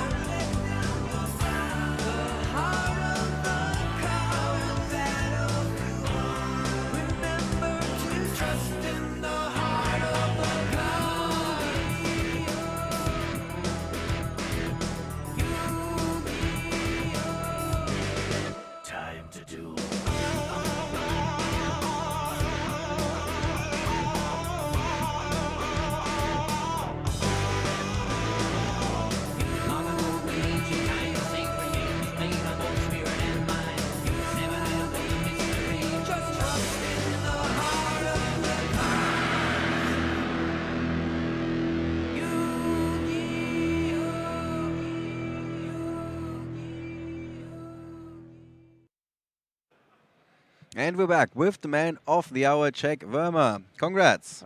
Thanks. You seem to be the most relaxed person in the entire room. I guess that has something to do with your start into the tournament, which wasn't all that successful. Yeah. I break all the time and I can't do anything. My opponents has too good hands. Okay. So that was like you were starting 2-2 basically. 2 wins, 2 losses, right? 1 win, 2 loss, yeah. Oh, 1-2 even. Yeah. Okay. And we have some other players that at this point in time they drop very often. Yeah. What was you thought you're just going to keep going until you have a third loss? I don't know. I want to play more and yeah. And here you are. And here you are. And, well, you just made quite the showing with that Lightsworn, Zombie, Shiranui deck. How did you end up with this list? I test a lot of time and that was the best version. Okay. Did you play together with any other players? Because Alpay was having a somewhat similar deck. Yeah, with some people out Berlin. Okay, cool. Cool. So basically 2 groups came up with a somewhat identical build. Yeah. Like roughly the same. Okay, so what do you think? What makes this deck that good? Fairy Tail is a very good card, and Omega, it's too good. Yeah, we've had some players suggest that Omega might be hit by the next list and go down to 1 because of decks like this that can somewhat easily assemble 3 copies of that. Yeah. Yeah, wouldn't be all that surprising, I guess. All right. Walk us through it. How is the Lights one? You say you brick sometimes, but ever since round 4, I guess you've been going strong. Yeah, I brick because I don't draw any spell cards and have only normal summons on my hand, and I can play well. Yeah. And what changed? You just got luckier after round 3? Yeah. I get some spells and can play. And Well, the good thing is, like, over the course of such a long weekend, everybody's going to be unlucky at one point. It already happened to you. So for the rest of the weekend, you can just be the luckiest player in the room. Yeah. Okay, that was the plan, I guess. So yesterday you finished with a 5-2 record, and knowing that you have to win all the rounds today. Yeah. What was that like when you came this morning? It was very stressful, I guess. Stressful and yeah. So did it ever change? Like when you knew that you were in the top 32, did you then feel like, yeah, finally? Then I was relaxed. Okay. Because now you seem quite relaxed. Also in that feature match, when we looked at you from the side angle, we were always like, oh, look at Jack. He seems to be quite relaxed, actually. Yeah, it's BA. It's the best matchup you can have. And so you were feeling confident. All right. Going into the semi-finals now, what would you like to play against? PA again? Yeah, or ABC is also okay. Okay, how does the deck fare against ABC? If I start, I can, when he make Tsuko, I can special summon Fairy Tail and he can't do anything. Set only cards. Okay. Yeah. And when you go second? Yeah, the Twin Twisters. The Twin Twisters are the card that get you back into the game, I guess. Why are you playing only 2 copies in the main deck then? I want to have 2 on my hand. And when I play 2, I can't have double so much. Oh, okay. So you don't want to draw into 2 Twin Twisters? All right. Now it makes sense to me. Okay. So you definitely want to have 1, but you don't want to have 2. Yeah. Okay. And then you felt like 2 was the correct number. All right. You're playing 3 copies of Pot of Desires and 41 cards. Is that correct? Yeah. We've had some players say that when you're playing 40 or 41 cards, you should only be playing 2 Pot of Desires. You obviously disagree. Would you change anything about this deck now? No. So why is 3 Pot of Desires the correct number? Because I don't must be lucky with Minerva to get Fairy Tail, and I can with Omega put it back into the graveyard to Fairy Tail or something. Okay, so it's not as often in your way as people might suggest. Yeah. All right. Anything else? If somebody prepares for a tournament like this, what would be your number 1 advice so they can do well? Never give up and have fun.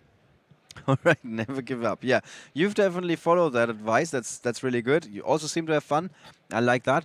And we, of course, would like to have you back either in our feature match of the semifinals, although there's a very good chance that we're going to move into the other bracket, or, of course, in the finals. So thank you again. Congratulations again. Thanks.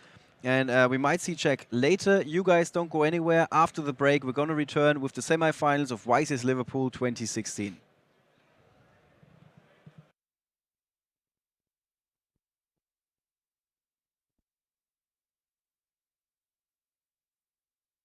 We're here with Thomas from the Netherlands, who is bringing a dark synchro deck to the table, which is like the evolution of the synchro fusionist, is what people told me.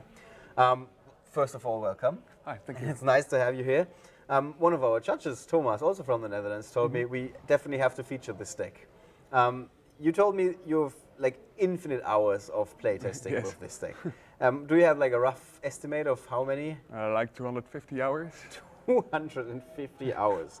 Talk about dedication. Is it so much fun to play this deck? It's really fun to play, not to play against. Okay. And it's really easy to play test because you don't need an opponent for the rough combo. Goldfish, so to speak. Yeah. You said you sometimes you watch the anime, and while you're watching the anime, you just go through the moves. Just watch anime and just play the deck. What I found very, very interesting is that you had like a lot of stats to back up your claim that this is a really consistent deck. Like you crunched the numbers. Yes. How did you do that? First, I had to look at the draw power of the deck and the search potential, and how important it was to get Level Eater in the graveyard. Right. Because that will set my combo.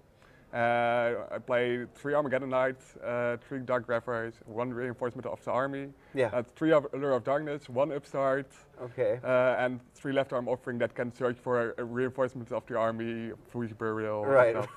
Okay. So basically your way of tackling this was this is my key card. How easy is it to get it where it needs to be? And to get a monster with it to set off the combo. All right. Yeah. And what do the stats look like? You said something like more than 78.5%. 78. That I get a full combo. Okay. Wow. It's pretty good. Well, let's take a closer look at the key combo of the deck. That is really the difference maker, so to speak. How do you beat your opponents? You told me this is the easiest way to set it up. The easiest way is you have to start. I heard that about a couple of decks. Yeah, you win every matchup probably if you just start. Okay. Special summon Gofu. Don't summon the tokens because they will be in your way. You need the space, yeah. Yeah. Normal summon Armageddon Knight. Get the effects. Right. Put a Level Eater in graveyards. Use Level Eater to eat a level of the Gofu. Then turn Gofu into an Exile Synchro. Right. Use its effect to send Jet Synchron from your deck into graveyards to raise its level by 1. Right. Discard a random card to special summon Jet Synchron. Yeah. Turn this into a TG. And there we go. Yeah. This is pretty much the easy setup. You use Level Eater again to synchro to level 6. Core Dragon, draw another card. Right. Level Eater. The funny thing is we can already tell you've gone through this a couple of times. Yeah. And by a couple of times I mean like 200 times. Right.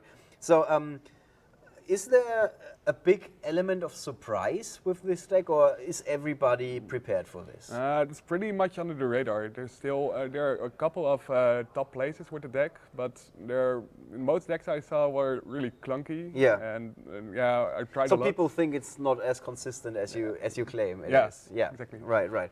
Okay. So one strength of the deck is if you go first, you virtually every time you're going to win the first game.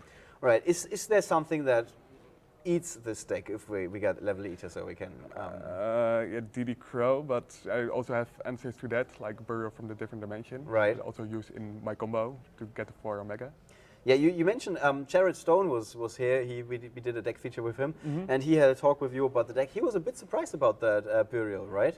Yeah, I think he thought it was you saw really what good. You were going up against. So why is it so good in your deck? Normally people play Different Dimension DDR. I don't even know the full name. I also play that. Yeah. But Burial can put used Omega back into the graveyard with used Malicious that's banished and a Plague Spreader. Use Omega's effect to return the Malicious back into the deck. Yeah. I use the Malicious from the grave to special summon it.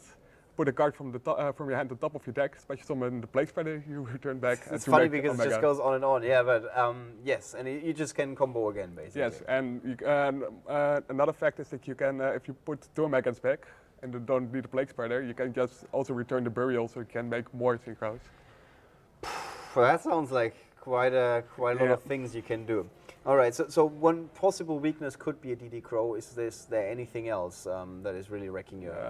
Vanity's Fiend and Ovion, Evil Swarm. Okay, okay, but we're not going to see that very often, I played against Evil Swarm once and I couldn't start, so it was devastating. What about your matchups in this format? We're expecting to see a lot of ABC, I guess. Yes. How well does the deck do against ABC? Yeah, it's another mid-range deck that has has a big board and but few removal. Right. And most of the time I can play it through 2 counter spells or removal spells. Right. Disruption. And I die to the 3rd one. Most of the time they won't have it, or I just can Kaiju their dragon. Right. Because I play Kaiju 3 times. So you're basically prepared for that matchup. Yes. Okay. What is your expectation for the weekend? If we ask you, are you going to be like ending up in day 2? Are you going to end up in the top 64? I think I'll end up top 64. Okay. Because the only reason I'm here in Liverpool is because I'm really confident about my deck. Yeah, I heard nobody's here for the weather. That's that's definitely something. All right, is there anything else? I think you have an interesting side deck as well, if I remember correctly. Yes, most of the side deck I had test, but I saw the numbers of ABC players in the last big tournament. Right. I thought I really need more against ABC. Okay. So I just put more system downs in it. Okay. Because it's really devastating against them. Yeah. Yeah, I was thinking about putting one for left arm offering, but I probably side out left arm offering for system downs. All right, yeah. The Goat Reapers, because ABC is really bad without the dragon. Yeah. And it's a dark monster for a Dark Grapher and Allure of Darkness, anti-tuner. Is it good to main deck this? I was thinking about it, but there was a problem, because I want to play both of these, because Burning Abyss is still a deck, but I don't have the extra deck space. Right, because I except you for need one a lot card, of cards in the extra deck. I literally use every card in my extra deck except one. Yeah, yeah, that is a lot. Yeah, that is the definition of that. All right, so that's a brief look at the extra deck, but it's the side deck and the extra deck. It certainly looks like you came prepared. I mean, obviously you've played this deck so very much.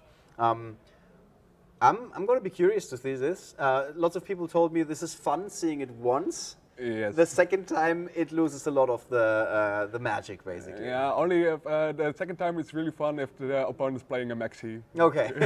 Yeah, okay, then there's still something happening.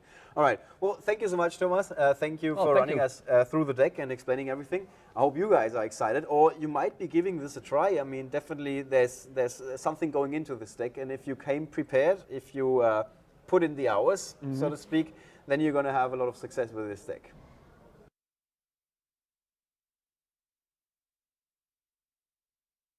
You guys seem to ending up... Welcome back, guys, to the most important match for the day, for the Dragon Duelists. Yeah. That is exactly how we should put it. It's the semi-finals.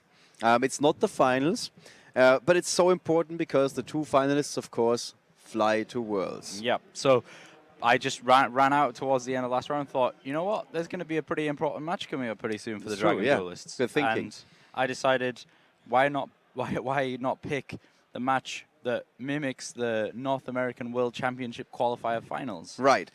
Guys, we're going to take you to the table because we got a little bit of an experiment going on. I'm going to run you through it while the match is underway. So let's take you to the table where we got Gabriele from Italy going up against Strahinja from Croatia. Gabriele on the right. Croatia? It was Croatia. Was it not Serbia? Oh. Now I'm getting confused again. Oh, I don't know. Well, we got the flag. The only problem is I can never make sense of the flags. Yo, I'm terrible with flags. I'm really bad with flags. Yeah, we have to... But no, it's not Croatia. It's Serbia. What is... Ah, okay, yeah. Those two are switching seats just to make sure that we're not going to mix anything up. And it is Serbia. Okay, back Thank to you us for a the second. correction. I'm terrible with flags. I'm very sorry. I'm for terrible that. with flags. I remember his father said to me before we started. All right. So these guys are almost ready. Our little experiment goes a little like this. We're first going to feature this semi-final of the Dragon Duel tournament. And then at the same time in the background, the main event is currently still in round number 10. They're going to have the pairings ready for round number 11. I don't know, in 10 minutes, maybe 15 minutes, who knows. Yeah. We're going to pick a feature match, of course, and we're going to sit them in the feature match area. Thank Try you. and swap them over.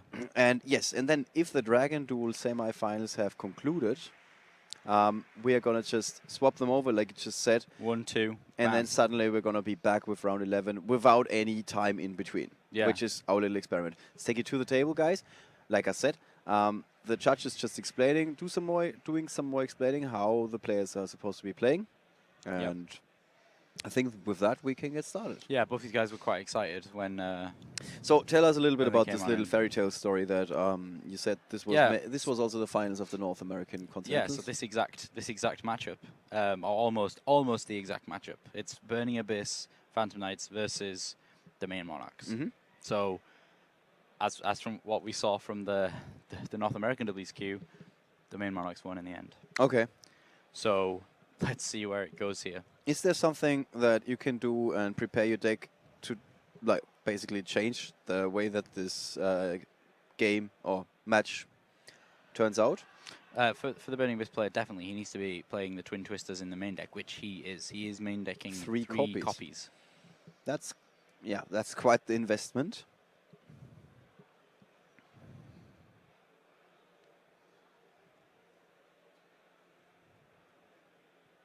Who's your favorite going into this match? It's got to be the Domain Monarchs, purely off the back of the NAWSQ.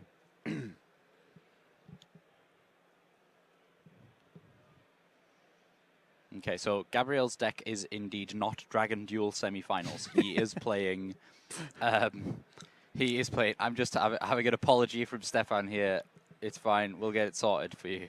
At least you know what we're playing. It is Phantom Knights Burning Abyss. So this is to go to Worlds. Yes. This match is to go to Worlds. Yeah. Okay, that's the reason why we're bringing you this here. We didn't bury the lead. We said that at the beginning. Yeah. Because it is the most important thing about this match. Yeah. So, Strahinja here. That's a very complex name for me to say. Strahinja. With my poor accent. It's basically like the last part of Strahinja. Ninja. Yeah. But there's a stra in front of it. Yeah, Strahinja. Strahinja. I'm good with names. Yeah, you because are I good just with make names. up stuff like that. Yeah. See, my neighbor, for example, his name is Max, and his son is called Alvin. And you of course know Alvin and the Chipmunks, Yeah, right? does he have one? No, he doesn't have a chipmunk. But so you have to have something in your mind that easily connects the person to the name. Yeah. So whenever I see those two together, my neighbor with his son, I just think of Alvin and the Chipmunks instead of Chipmunks. Wow. And that way, it has two positive effects. First of all, I'm never ever gonna forget their names. No.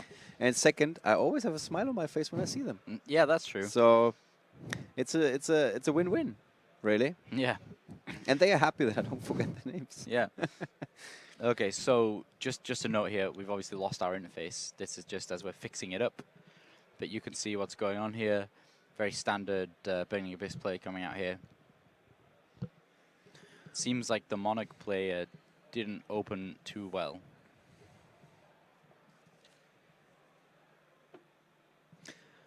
Well, yeah, double idols, I think, is what... I think we have to reload our app.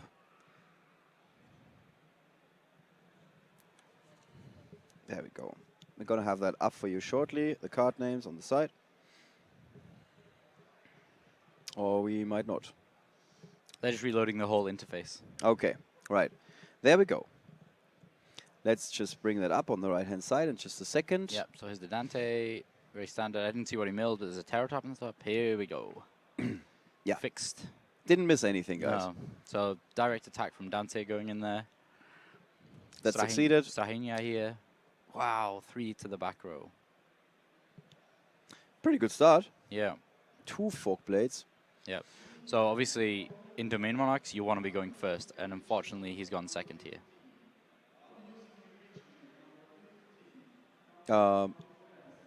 Didn't the Monarch player go first?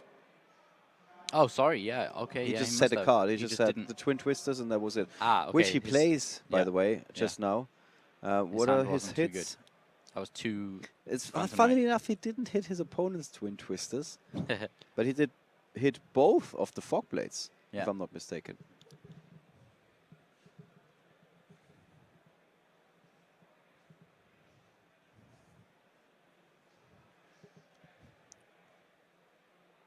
So Strahinja here playing Mithra. He's going to use one of those tokens.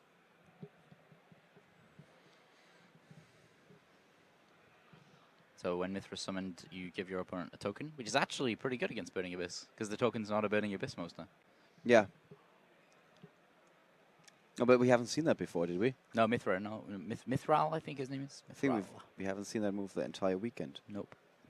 Mithra the Thunder Vassal. Nice artwork. Yeah. And Gabriele still holding on to a couple of cards, even though that Twin Twister definitely hurt him. I mean, those two Fog Blades, they could have put in some work. Yeah. And how crucial is that? Like when you're just left with one Phantom Fog Blade. It's not so good, but it's enough. It's enough to at least negate, you know, the one big Monarch play that your opponent's going to do per turn. Right. I think Strahinja here is really struggling. He doesn't have any Monarchs. Yeah. Any big Monarchs. Deck is not doing what it's supposed to do. No, he needs just one big Monarch to be able to unlock his hand here. And he's going to be able to play Tenacity, go Search. That's what we... On Domain. Or not what we call, but what the players like to call bricking. Yeah.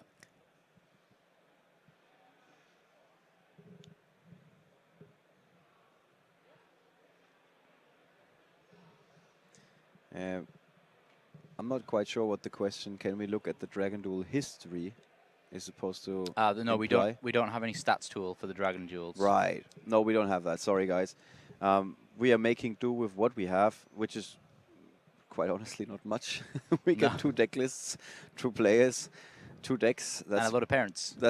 Oh, yes, and a bunch of parents Yeah. to make up for some other things that we don't have, yes. I made sure that the parents got their own little seating area in the feature match area. True. To so they can watch how everything is going on. Yeah. Yeah, some of these players, parents are extremely supportive. I've interviewed one yesterday. Very nice conversation, also from the UK. And she said, yeah, it's a big deal for him. It's a big part of his life. And I'm 100% behind it. Like, if he can, not just because he can fly to places and everything, but like, she can tell it has a positive effect on him. Gets to know more people, gets to get out the house, basically. Yeah. So, yeah, lots of positive effects. I wonder who that was. I'm really interested now as to who that was. Her name was Jacqueline. The parent. No, maybe I know her. Maybe that name rings a bell. Well, you can find it just like all the other segments on YouTube. Exactly. See, that was a good plug. Good job. Right. Yeah. So you did that yesterday when you did commentary for one round. We just took a walk around the venue for like 50 minutes basically and recorded everything we could find, just so players had the people at home had an idea of what it's like. Yeah. Well, you didn't get to see the other segment that I did yesterday, which was the spiral reveal. Oh, yeah. So I walked around the venue and got a load of players to look at the spiral cards and try and guess what they did.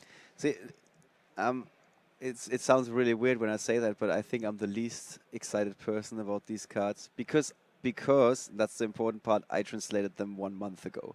So you guys have the artworks, but not the card text.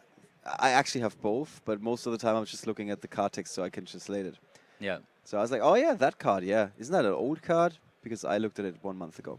Okay, back to the match at hand. Like you said, the Monarch player, Strahinja, is bricking hard, if I want to use some player slang right here. Yep. The correct coverage term is his deck turns out to be not that consistent. Yeah. Exactly.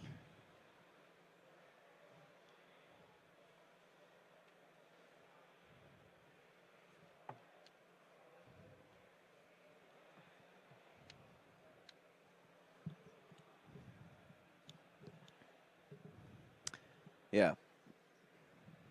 That escalated quickly in the Twitch chat. Yeah. We should have seen that coming.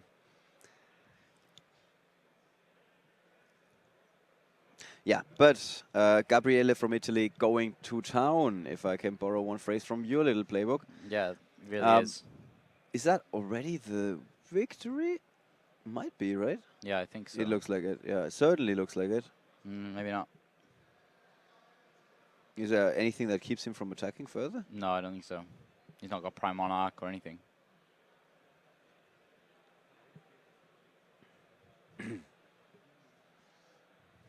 Yeah, and somebody asked, is Strahinja even playing any monsters with 2,400/2,800 attack? Well, yes, he is. Quite a couple Quite of a them. lot. Yeah. Almost 15. Yeah, almost 15.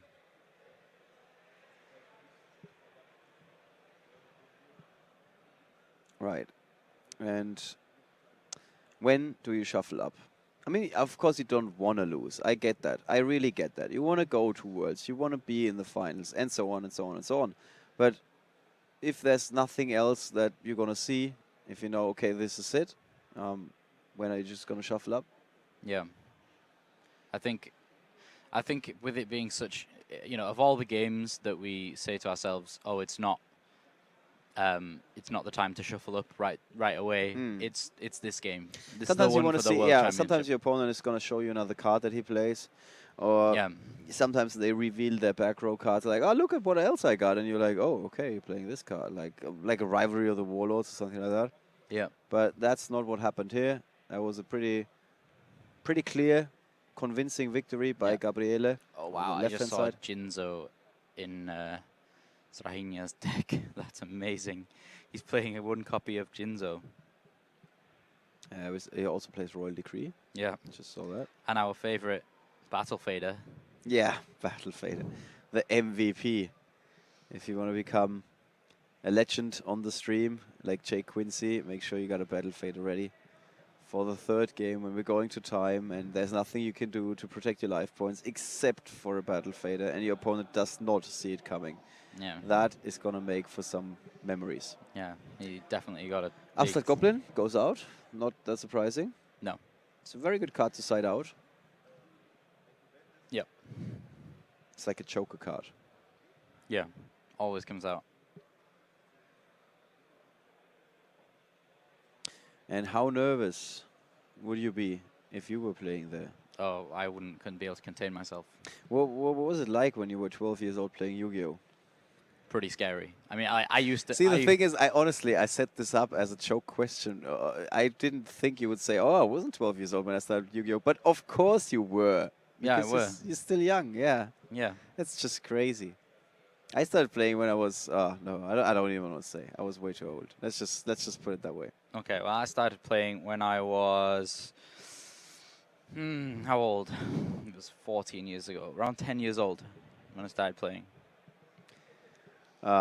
We're gonna make sure to get some pictures of that, so we can show it on the stream. There probably is somewhere. We can cut it in as one frame. As the handshake, very sportsmanlike. Always a little easier to offer it when you're leading. Yeah. Well, I mean, gotta say that. All right, let's see what happens in game 2. Again, Gabriele on the left, Strahinja on the right. We see a domain of the true monarchs for Strahinja. No monarch to be seen yet. It's a good first card to have. Yeah, but he wants to have a monarch, I heard. Yeah. Let's see if we can find one in this opening hand for the second game.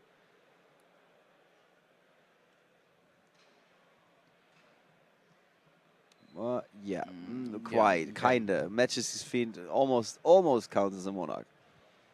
Yeah. Does have the correct stats. Yes. 2-4 and 1,000. Yeah, 2-4, 1,000, yeah. Oh, it's the same as old monarch. Exactly the same. All right, let's take a look at the opening hand that Gabriele has. So Phantom Knights of Silent Boots, Card Cup.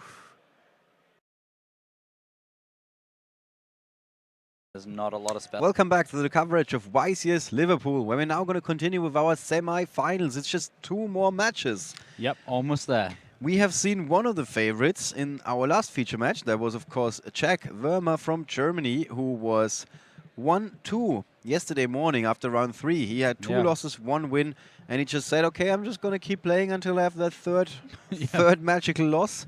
And it just never happened. He just tore through the field, and he's now in the top 4. Yep, you have to lose at some point. Get him out of the way at the start. Right. We can try and bring up the top 16 bracket for you guys, which is shaping up extremely nicely. There's going to be some big news, so just take a closer look at that. We can run through all the results here. Got Marcello Barberi, who was winning against Thomas Rose. And we can actually give you an even more up-to-date version of this file, I guess. Let me check. Yes, we can. Let's try that. Here we go. That makes things even easier. So Thomas Rose won against Marcello Barberi. Marcello, who hasn't dropped a single match all weekend.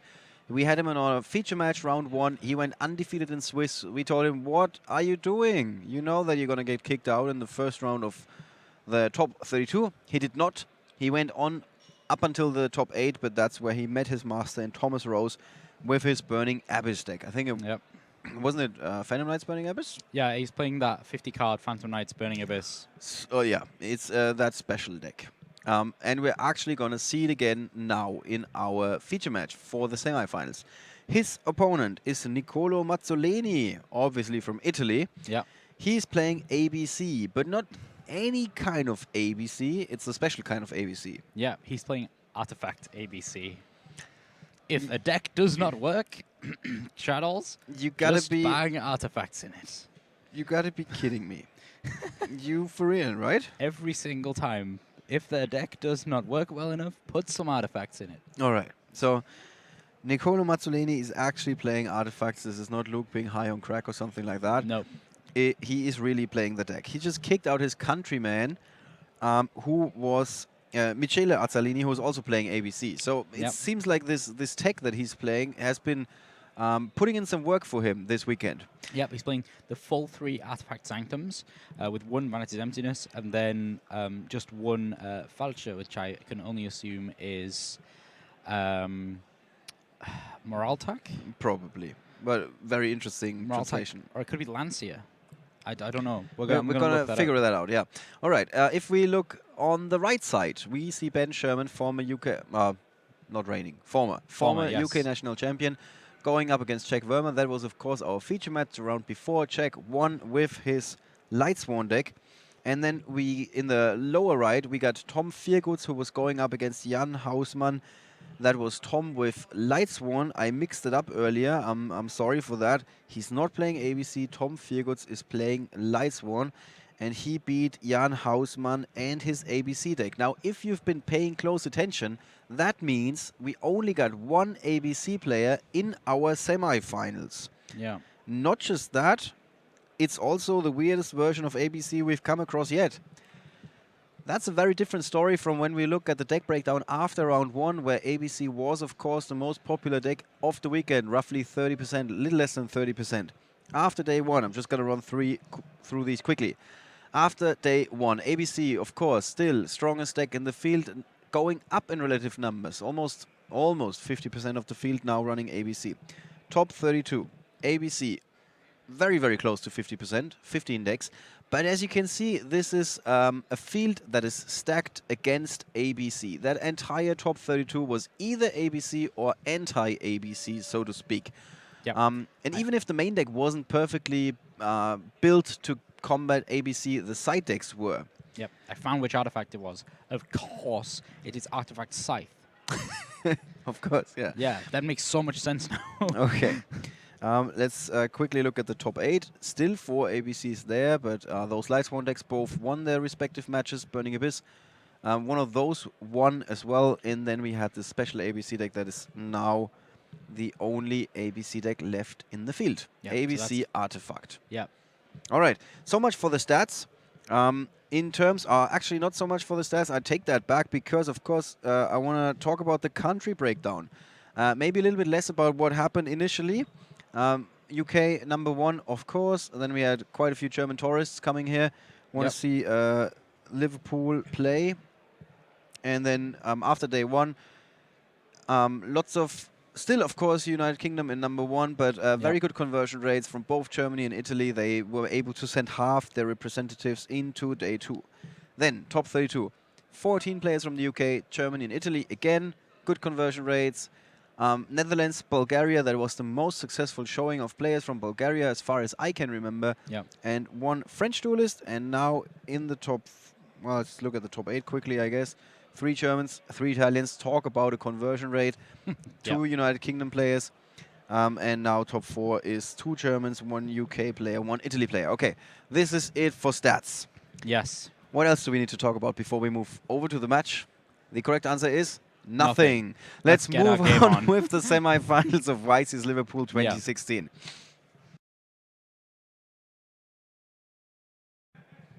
All right, Thomas Rose on the left. You remember that face? This is the guy that keeps smiling when he's tearing opposing fields apart with his Phantom Knights Burning Abyss super special deck with 50 cards. Yes. On the other side, Niccolò Mazzoleni from Italy. World Championship competitor. Yes, we should not forget about that, of course. No. He's got only 40 cards in his deck. That's something that we have to point out this weekend. Yep.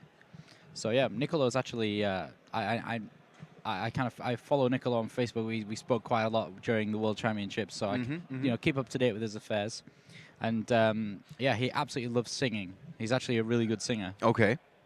That's cool. Constantly doing little gigs and things like that all around the place. All right, so it's not like one of these people that sing while having a shower or something. No, he's actually really good. He's serious about it. Yeah. Okay, that's cool. All right, we can see that Thomas is going first. Yeah, he's just playing into this maxi here. We blinked, and then there's a Dante on the field. Yeah. So, wow, that's a pretty decent mill there from Thomas Rose.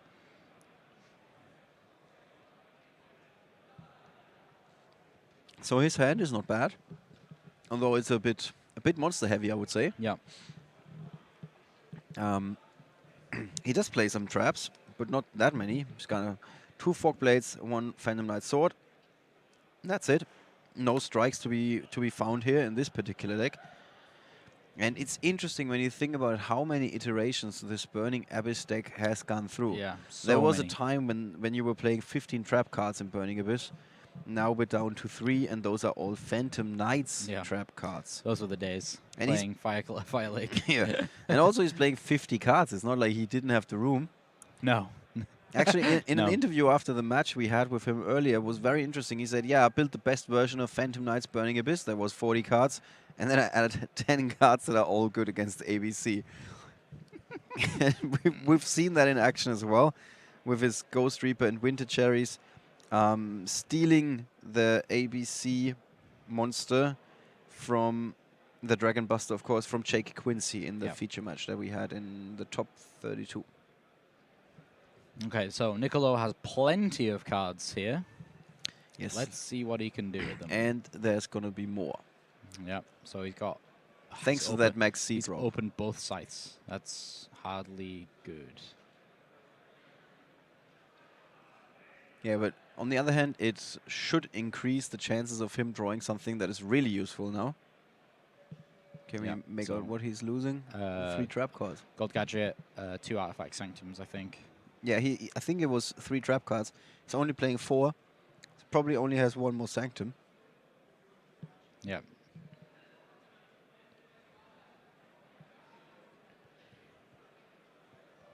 He does have the Union Hanger now.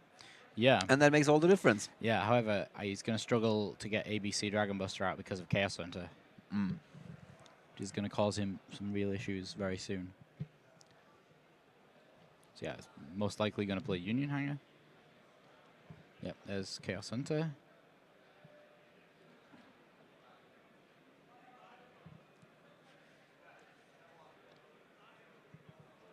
Let's see if that card's gonna have an effect. Probably has. Yeah, definitely.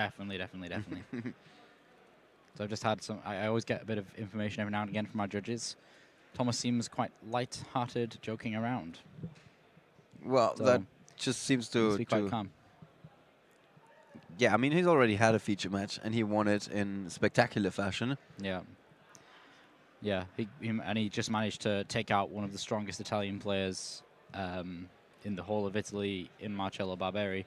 So he might just be thinking, another Italian player. Bring me another one. Yeah. Yeah. I just finished lunch. Yeah. Let's start with the just desserts. Yeah. All right. Here's his hand again. It's a lot of stuff. So many cards. So you can start with Photon Thrasher, then probably Gold Gadget. Yeah. And then summon the Crush Wyvern or the Buster Drake, one or the other. Most likely the Crush Wyvern. Oh, no, sorry. Most likely the Buster Drake. Crush Wyvern wants to get equipped to it. Yeah, the wrong way around. Yeah. So far, so good. Yeah. And then around about when the... Okay. Let's see. Yeah, shuffling your deck. Yeah, so it's kind of a bit troubling here for Thomas Rose because Niccolo can play around a Chaos Hunter, but whether he does or not is entirely questionable because he would have to make a Diamond Direwolf, then make another Exceed monster to be able to blow up the Chaos Hunter if and when it comes down, then make the Dragon Buster, which is unlikely. It's unlikely unless he absolutely has like a Millennium Eye attached to his face right now, because that absolutely would help him. Not surprisingly. Yeah. And not just in this match. Yeah, on all the I matches. mean, we've seen that yesterday in our round 1 feature match when Marcello was actually picking up a face-down card on his opponent's side of the field because the opponent searched for it first, and the reveal was just too quick, so he couldn't really spot it, I guess. And when you only saw that particular scene, you were like, wait a second, is he peeking at his opponent's face-down cards? That's against the rules. Yeah. And that was, of course, a really, really good move. Yeah. That showed So Marcello there's nothing in his way. Yeah, so Fafa's away. The Buster Drake. The Wyvern gets sent, and its effect's going to trigger, probably summoning that Assault Core.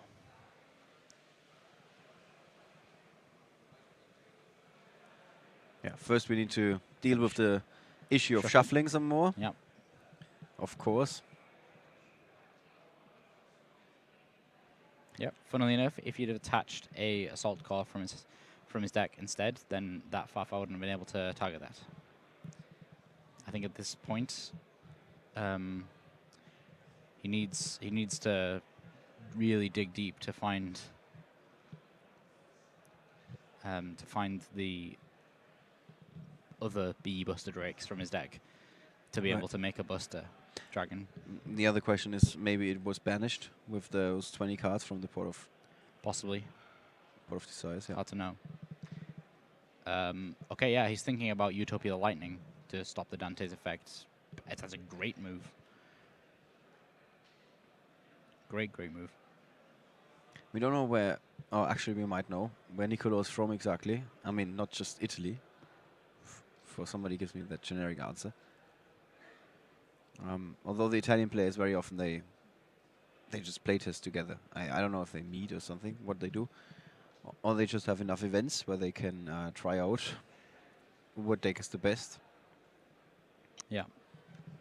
I think Marcello told us once that they have quite some large communities, but they don't playtest as much against or each other or together, like in any way. It's every man for himself for some reason. Yeah. It's the same with the UK.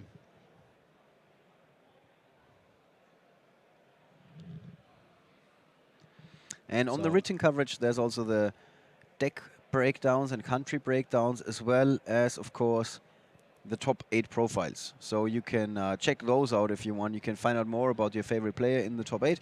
Niccolo, for example, is 20 and from Venice in Italy. Yeah.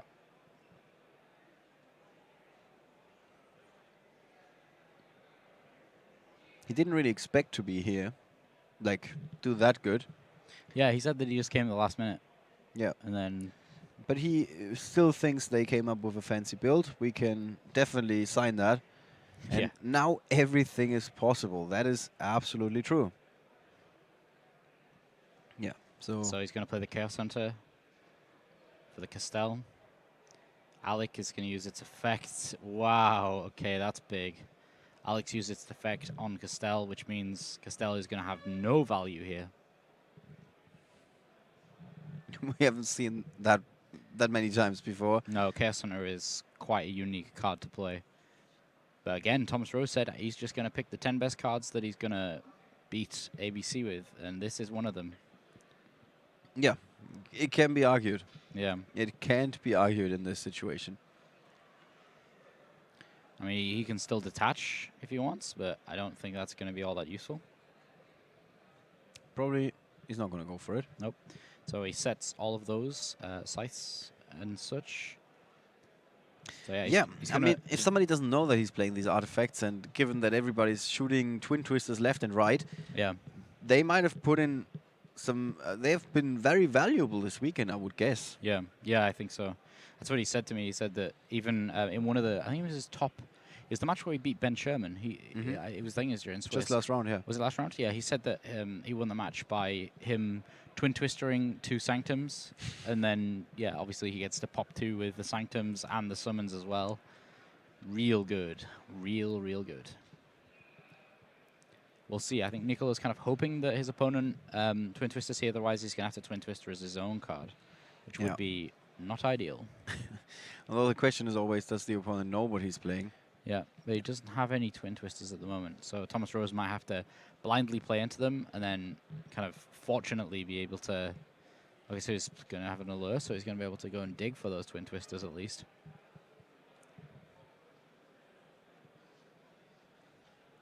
I'm just going to quickly take a look at the player match history of Nicolo Mazzolini, who started day 1 with 6 victories in a row.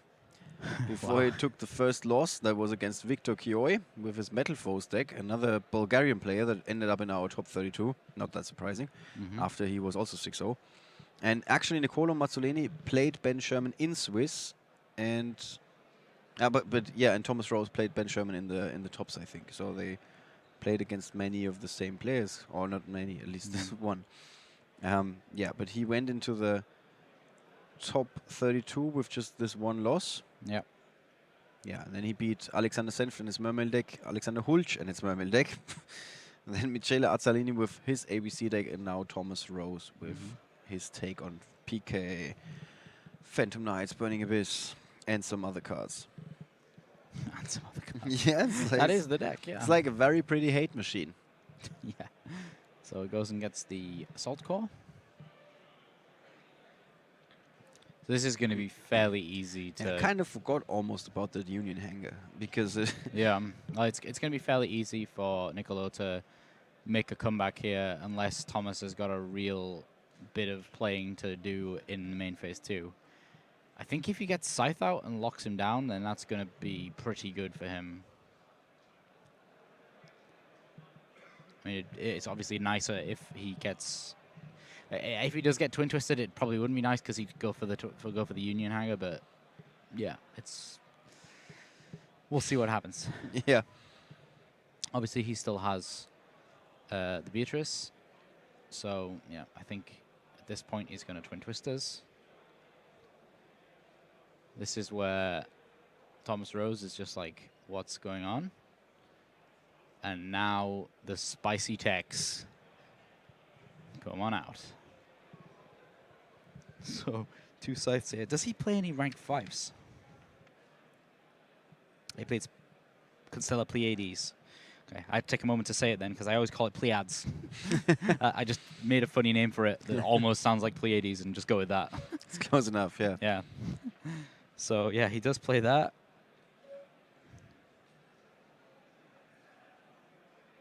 That's the only 5, but still, it's a...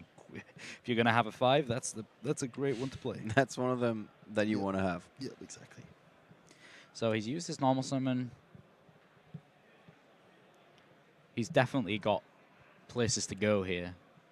Depends how many Farfars Thomas Rose plays. So he's playing 3. Yeah, and we've already seen 1 banished. 1's in his hand. So I can't remember if he's seen the 3rd one. I don't know where the 3rd one is.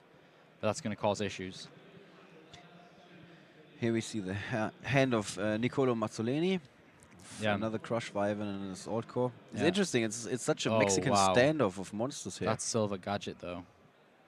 So I think right now is where he goes into Pleiades and deals.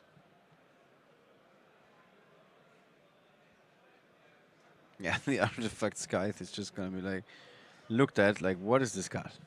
Yeah, what is this? Why are you playing cards that are 3 years old? Yeah. Yeah, so I think at this point, you would probably make... I mean, it looked like he just passed there, but I absolutely didn't. No, I don't think so. No way. Yeah, I think he's trying to figure out, how do I get rid of this Chaos Hunter while still playing around Farfar?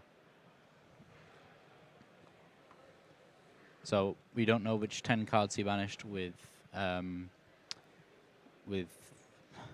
of Desires, but we know what his options are here. There's Pleiades. Yeah, I think you play Pleiades, safely get rid of the Beatrice, then make a rank 4 to deal with Chaos Hunter, then go Dragon Buster and start causing some havoc. Yeah. I think that's the line of plays. He has to deal with the Beatrice right now with the Pleiades, then deal with the Chaos Hunter, because Farfar is available.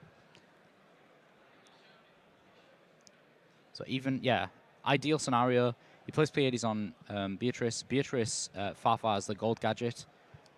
That's ideal scenario. He kind of wants to keep Pleiades because it's got a big attack points, and it's going to be useful next turn with some material on it.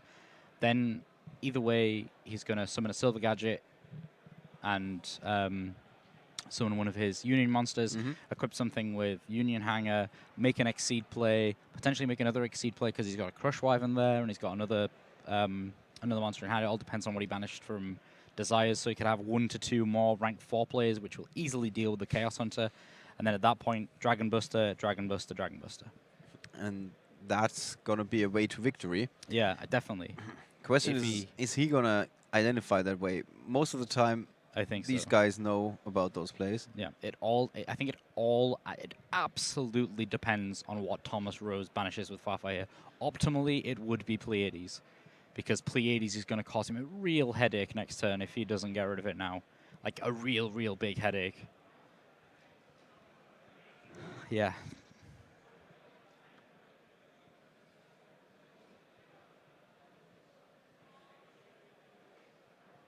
So Thomas Rose now is going to just have to decipher. Does he want to? Yeah.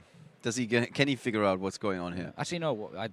Yeah. Okay, I just second guessed myself. No, definitely. The best move is Pleiades. He can't far for anything because of Chaos Hunter. Well, the opponent cannot banish cards. Oh, yes, sorry, yes. It is only your opponent. Did he just banish his own Chaos Hunter? Oh, this could be really bad for Thomas Rose here because Nicolo's now thinking, that's the perfect scenario. I get to keep all of my stuff. It's interesting. So he tried to respond in the, for him, best way possible, but it might turn out to be quite the opposite. Yeah. So A, B, C. What's he got in hand? Yep, he can go into another Dragon Buster here. I think he's got it. Yeah, he's got this here. Let's see. I mean, we know it. Nicolo probably knows it. Thomas doesn't know it yet. Yep, Silver Gadget, and then into the Assault Core, a quick Crush Wyvern.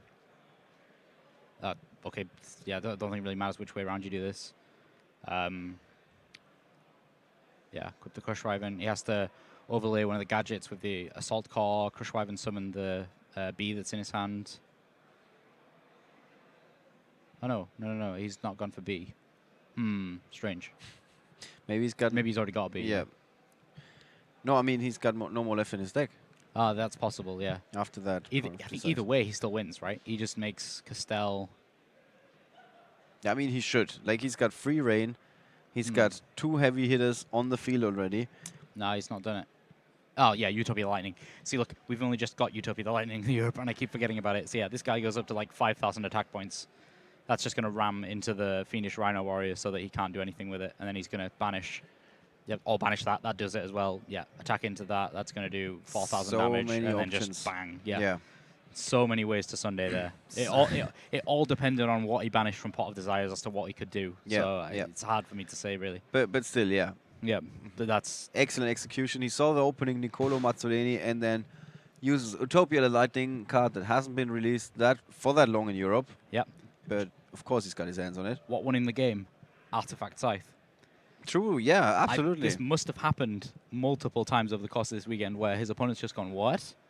What do I even, what even is this? And then, It's so interesting that these special techs this weekend seem to always put in so much work. I don't think we've seen this before. Yes, sometimes players are playing some unique choices, but this weekend it turns out that almost all of the unique choices really help them win their games.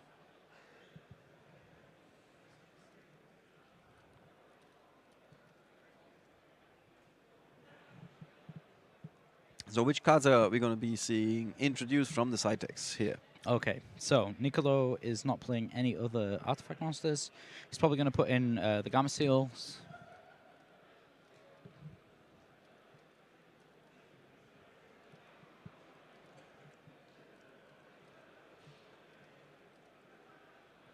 That's one card. What else do we have? Those kaijus, of course, are going to be really useful. Nicolo, other cards that Nicolo has, he's also playing a Union Scramble in his side deck. Yeah. Probably not that useful. Yeah, sorry, I got distracted looking at the side decks. I just got some information from the judges saying, so a lot of people questioning exactly what monster to Farfar there. Yeah, Thomas Rose said, the only way I win this game is if I keep Chaos Hunter alive. So if, he thought to him, and I do agree. If Chaos Hunter would have been alive next turn, he'd have been really far ahead. Yeah, in a really great spot. Yeah. So he didn't play to not lose, he played to win. Yeah, so to exactly. speak. He took a gamble, backfired in a way. Yeah, but I think still it was the best play. Yeah. No need to regret that. No, from the information that he has, that was the best play. Okay, so let's have a look even more. So there's 3 system downs going in. That is for Thomas Rose, of course. This is a problem where Thomas Rose is going to be thinking, I'm playing against artifacts. And he's going to have to have some nice flashbacks to Shadow artifact format. Like what happened with the back row removal in that format? How does that even work? It makes that deck so much harder to combat when you don't know what they might be having in their back row. Like if you have the entire deck list, it's kind of easy because the only card that can really wreck your day is Vanity's Emptiness. And the other 3 cards, the other 3 traps that he's playing are, of course, the Artifact Sanctums. Yeah. Or maybe he's going to side out all of these cards, I don't know. No, I think he's going to keep the Artifact Engine in. It's just helped so much there.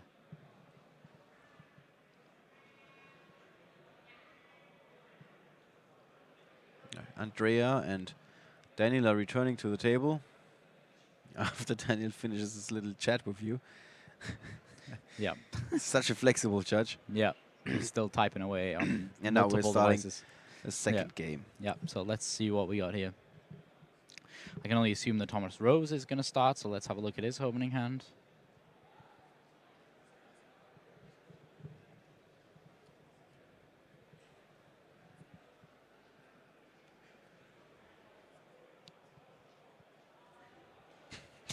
Some players are saying that Sanctum are suddenly a lot more popular at the traders table. Just over the course of this match. Yeah, I bet they are. Well, they came out in a mega pack. Okay, Thomas Rose has opened the nuts. You've just seen 3 cards. Yeah, well, Teratop Taketumborg, that's 1 Dante, and then Torguide's another Dante. He's got Fogblade anyway. Oh, Desires as well. Yeah. So you're saying he's in pretty bad shape? Yeah. No, good shape.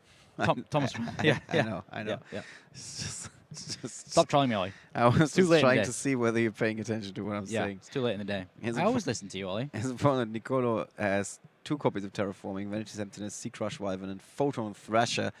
That means he cannot do anything on his opponent's turn. And like you just pointed out, Thomas is going to go to places. Yes. Yep. Just going to draw some cards. Banish a couple of cards. Yeah, I just saw a Mass Change 2 at the top of that small deck of cards that he's got. Oof, that's not what you want. You don't want a Lure of Darkness without any dark monsters. But it's not too bad to blind the Lure in the second, I think. Typhoon, that's not going to be all that useful against those against the ABC monsters, but it's going to be good against that Union Hanger. Right. So you don't think he's going to go for a lure with Turgon in hand? He is going for a lure. 2 more cards in hand. Let's see if he finds another Dark Monster rather than the Tour Guide, if he wants to hold on to it. Yeah, he did. Thinking hard. Yeah. Seems like he's got a Vanity's Fiend as well. He's got a Shadow Dragon in hand, or did he banish that just now? I think he's just banished that. Yeah, he did. Okay, he's going for Vanity's Fiend. That is, of course, extremely strong. Yes. And then he's going to set 3. Yeah, Vanity's Fiend, for some reason, we don't have the card. We can't bring it up, but it has a very, very easy to recognize, memorize card text. Yeah.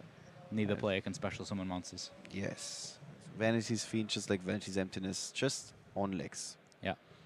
So this is Thomas Rose's field after the first turn. And just imagine how strong that is against your traditional ABC deck. Yeah. So, yeah, Nicolo's going to get Typhooned here. So, chaining to its activation. His graveyard's now in the wrong order. That's making me sad. We've still not seen Trishula. What's going on? Yeah, it's one of those weekends. What a shame. So this has put a halt to Niccolo Mazzolini's attempts. Yeah, he's going to pass. It's just He's left gonna with keep one on passing. Vanity's Emptiness. So at least he can stop his opponent from unleashing a flurry of special summons. That's just what you want to do when he's got a Vanity's Fiend. Yeah, absolutely. So not all that helpful. No. Far from ideal. Does Niccolo actually have an out to this? Yeah. He's got a Gameciel, Sea Turtle. No, he cannot. Book of no, he can't Gameciel. Yeah, he cannot. He's got Book of Eclipse, though. Okay, so he's got one out, but he didn't draw it yet. Did draw another, or he did find another terraforming for Union Hanger. That is good, of course. Yeah, his only out is he's playing 2 Book of Eclipse. Or if his opponent destroys one of his artifact items. That's his only out. That's rough. Are we going to see that? Ugh. No, I wouldn't. You wouldn't put money on it? Well, I wouldn't. As Thomas Rose right now, I would just not. Just rely on that one card. Yeah. Keep poking. Yeah, exactly. So it has worked before for quite a few guys. So a Assault Core, Union Hanger triggers. Yeah, I mean, you can still do all of this stuff, just not special summoning the Buster.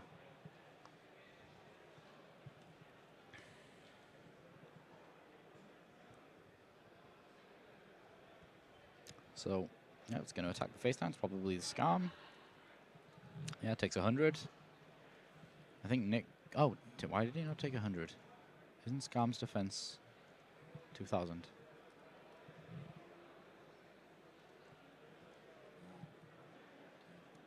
Oh, yeah, I'm being stupid. It just gets destroyed anyway when you attack it.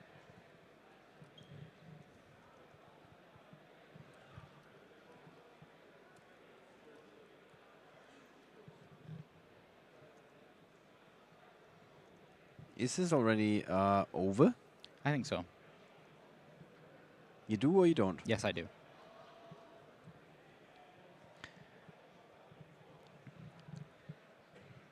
Yeah, I mean, that Vanity's Fiend is just such a good card against certain decks, and almost all decks, really. If it's not Yosenyu. I think that's one example. Yeah. That defies the odds. Yeah. But I think Nicolo's going to play it out here. Yeah, I mean, he might be getting some extra information, might be seeing some more cards that Thomas Rose was siding into. Yeah, well, he kept in the Book of Eclipses, and I've just seen that as he's been searching through his deck there, so at the very least, he's going to... So he does have a chance, basically. Yeah.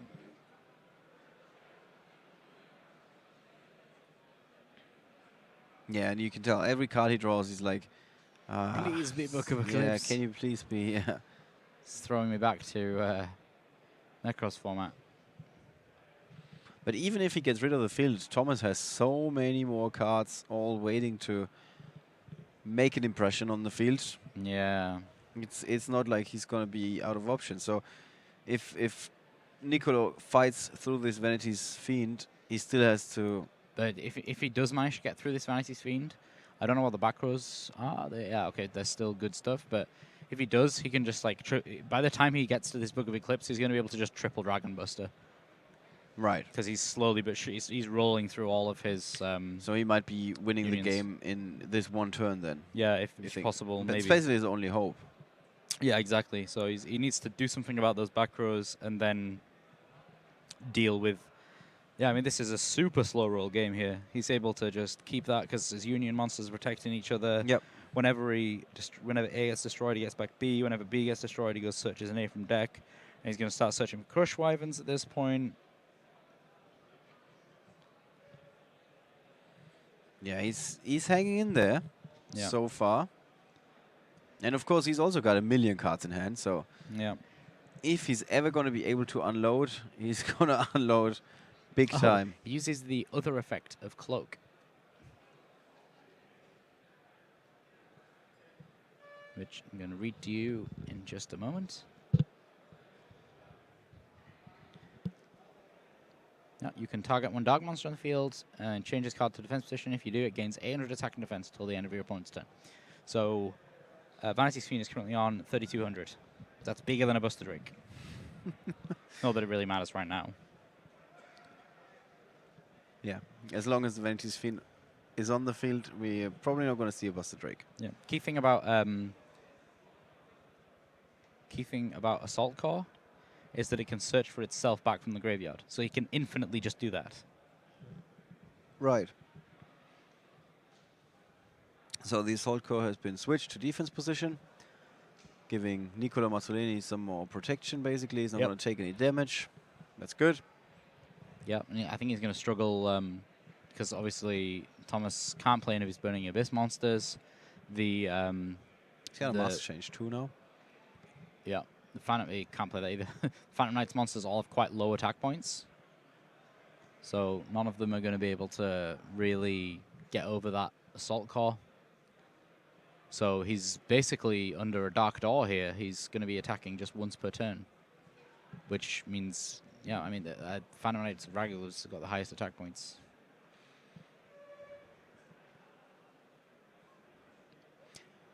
This is a very interesting game because it's definitely not what we were seeing coming. Yeah.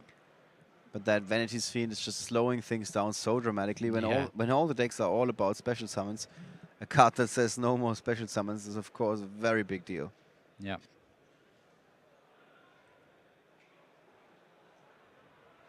All right. So Nicolo's little wall of defensive monsters has been disassembled. Yep. But he's going to be able to summon it again next turn. Master Change 2 has been set for Thomas Rose. This is his field. Let's take another look at his hand real quick. That's an all-star lineup of the Malebranches of the Burning Abyss. And let's go back to Niccolo Mazzolini's hand because that's what really matters right now. We're waiting for that Book of Eclipse. Yep. Now he did act a Pot of Desires. Did draw into 2 Artifact Sanctums. That's one of his possible outs if his opponent is destroying the card. Yeah. Which is very unlikely, unfortunately, for him. Yeah. And then the question is, did he get rid of any of the Book of Eclipses? Doesn't look like it, which actually bodes really well here for Yeah, he's Niccolo. now down to just a few more cards. Yeah. In his deck, and most of them, hopefully, are live. Yeah. So, actually, Thomas Rose didn't see Niccolo playing Sanctum. He can only assume he's playing Sanctum at this point. He only saw the double scythe that got Twin Twisted.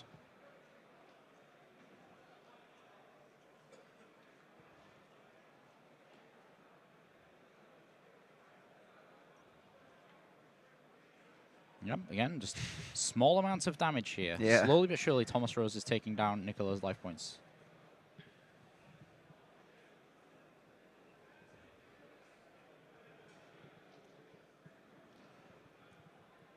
Yeah, we have some people don't know all the effects of all the cards, so there's a question, how did he switch battle position, for example? That was one of the Phantom Knights that we earlier had, where you even explained the effect. Yes, the effect of Ancient Cloak, you can switch it to defense.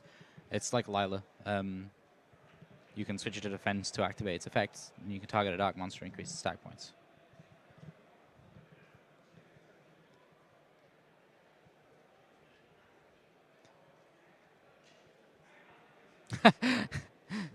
Adding the Book of Eclipse with Terraforming, that would have been really strong.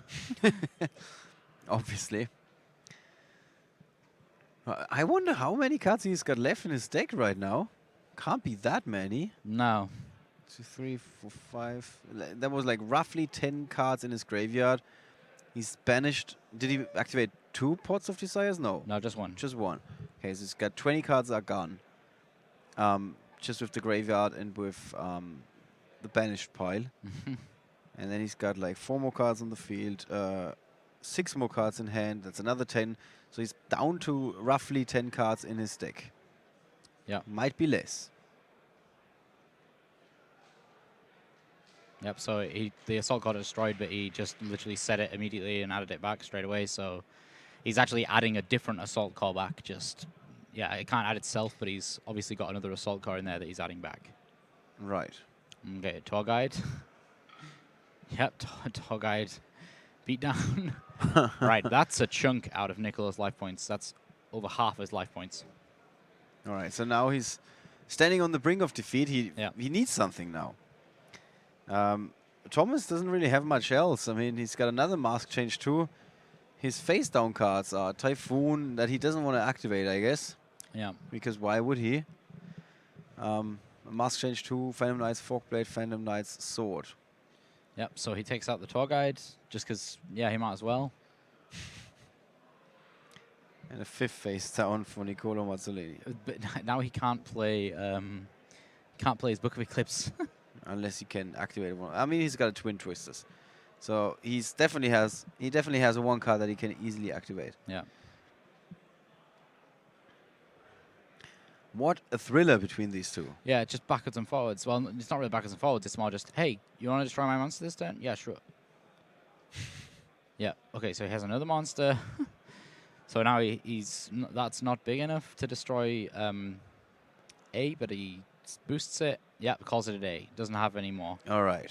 Finally, Thomas Rose can push through. Still, this shows that Nicolo really wanted to win this. He didn't give up. He didn't rage quit at all. No, not just that. It's also it showed us how well the ABC deck can defend if it has to. Yeah. Even when it's not on the offensive, it can hang in there forever. And if a deck gives you that much time, you can always turn a game around, basically. Yeah, Nicolo's just thinking, where was that Book of Eclipse?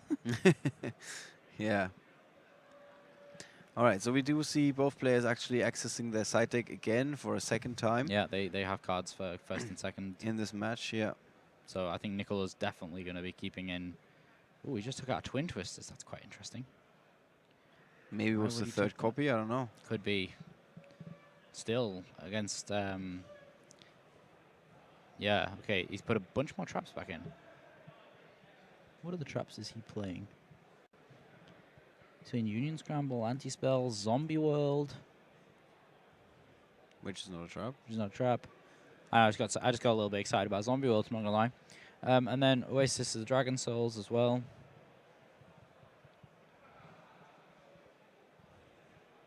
There's 4 minutes remaining. Oh, wow. So we're getting closer to the timeout. Yeah. And just in case you're wondering, Thomas Rose is not going to start the last game with 6,200 life points. This is going to be an equal opportunities match. Both of these guys are going to have 8,000 life points at the start of the match. Yeah. Or game. Duel. Whatever you want to call it.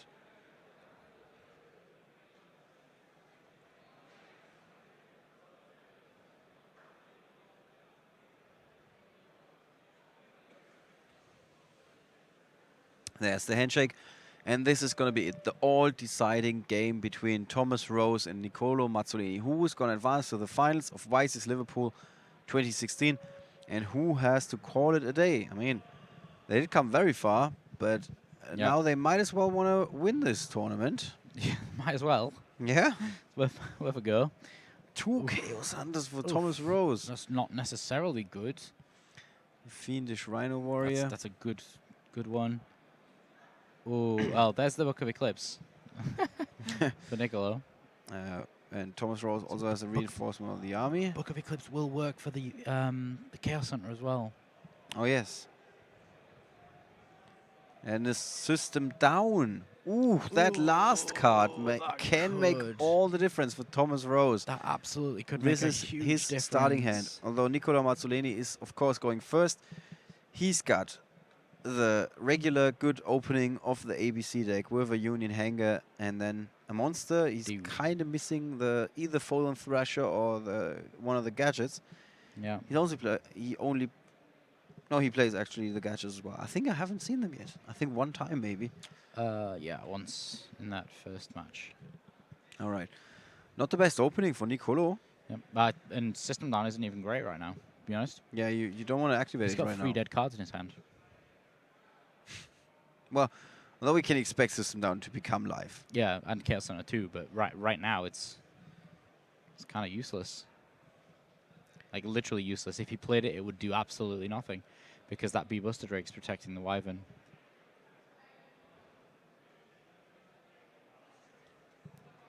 All right, so Thomas Rose activating Pot of Desires, banishing 10 cards from the top of his deck.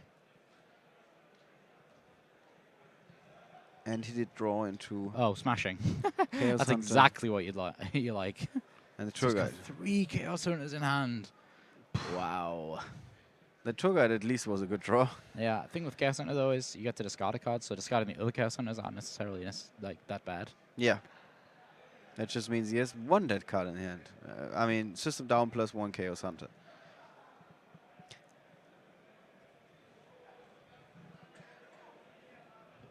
All right, so Thomas's deck is finally doing what it's supposed to do. Yeah, making some Dantes. Yep.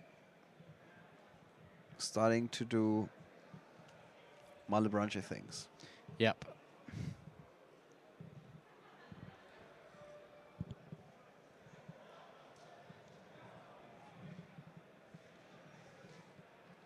And how do you feel about that Book of Eclipse? It's a little like it's trolling Nicola, isn't it? Yeah, it really is. It's like, oh, you wanted me? Here I am. Pick me, coach. Pick me, coach. This is actually going to be, so the last time, book. So the B-Bus Drake's going to use its effects. Now, Ollie, does he use System Down now? I don't know. It's really suboptimal, but at the same time, he's going to summon Buster Dragon if he doesn't.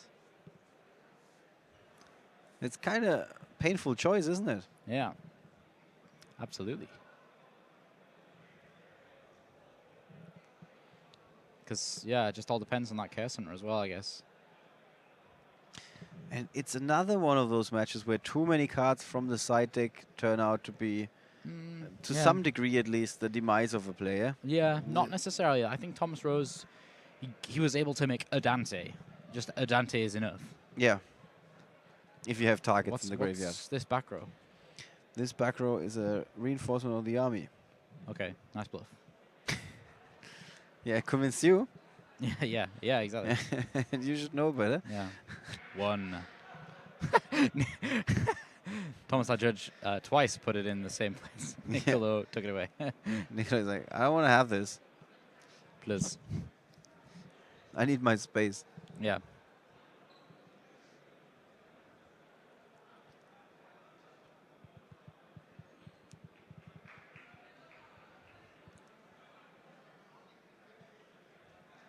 Whenever you're looking at your opponent's hand for cards, never fan it that way. It always looks like so many more cards than it is.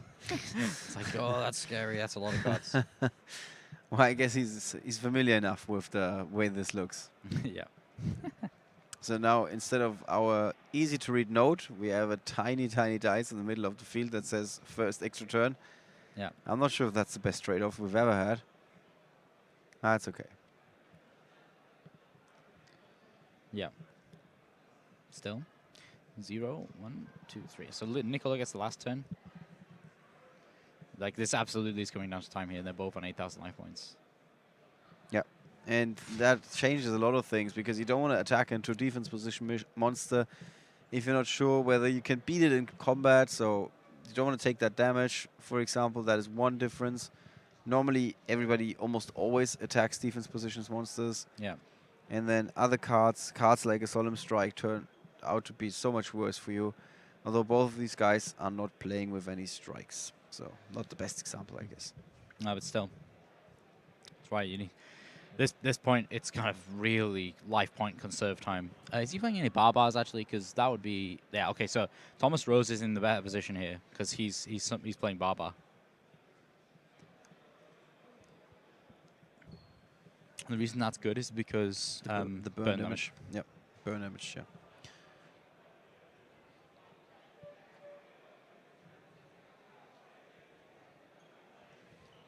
So Nicola could contact right now, but he's probably going to extend into a rank 4 play, and at the same time, I don't know. This is the thing. I don't know what Nicola's going to do. He could just contact right now into Dragon Bush and be like, "Yeah, I know you've got a Chaos Hunter. I don't want to play against Chaos Hunter," or he may just think, "Okay, I need to overextend a little here to be able to make the best of what I've got." No, he absolutely doesn't. So he plays it 100% correct. He just doesn't want to play against Chaos Hunter. So, yeah, I mean, Thomas Rose here. I think Thomas Rose should still summon Chaos Hunter right now. Is he thinking about it? Yeah, he should definitely. He should definitely summon Chaos Hunter, because, yeah, he is. He is, yeah. Definitely summon Chaos Hunter, because otherwise, he's just going to banish the Dante straight up, and then that's it. Whereas I think what's going to happen here is the Phoenix Rhino Warrior is going to send Baba. It's going to banish a bunch of monsters. To dish some damage. Oh, that works too. You can... Farfight? Yeah. Yeah, that's okay. Yeah, I think... yeah, I think that's a game over. I think Thomas Rose wins. And Niccolo Mazzolini might be understanding that is the case. Yeah, that's what he's understanding right now. That's why he's suddenly a bit more hesitant. Yeah. To go through with his plays. Well, he has not. Yeah, that's it. That's his turn over. You can tell he doesn't want it to end. Yeah, this is the moment when you read cards that you already know. Yeah. But no, that banishing works. Yeah.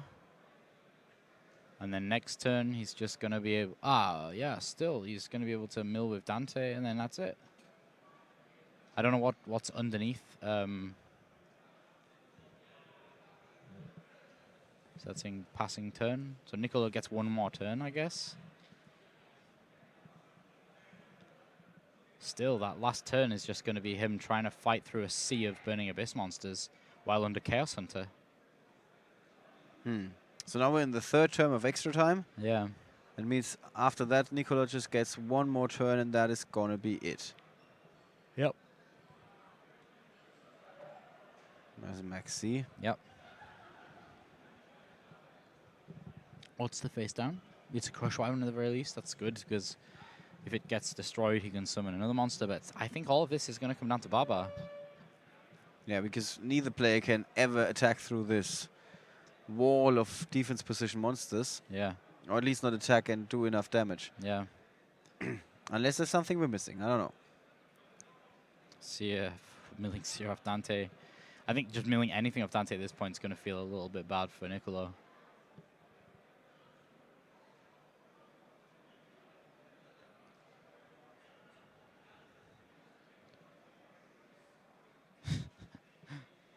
I'm just sorry. I just started chuckling to myself. If Thomas Rose actually wins, all of these people out there who see his deck are going to be like, I need to pick up these 10 random cards really quickly. Yeah. It's funny. He does draw into his side deck cards, but unless we've seen before, even though he has multiple copies of typical side deck cards, he's not out of the game. Far from it, because that one Dante is really putting in the work for him. Mm-hmm. And Niccolo Mazzolini, on the other hand, he does have the typical ABC lineup, or the literal ABC lineup, rather. He does have an ABC Dragon Buster on the field, and still it feels like he cannot do any damage, like he cannot apply any pressure. Yeah. And that's a extremely odd thing to see. Like, it's definitely the first time we've seen this. Attack position, assault score? Okay. I think he heard me.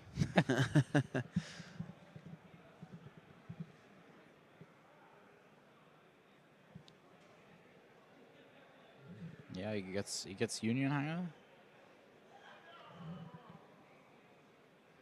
Is he going to summon a second Chaos Hunter? I don't think he has to. Hmm? I don't think he has to. Or No, I think he should have saved that, really. Well, to be honest, yeah, he's got a third Chaos Hunter, so at the very least, even if Niccolo, like, Regekis or whatever, he can still...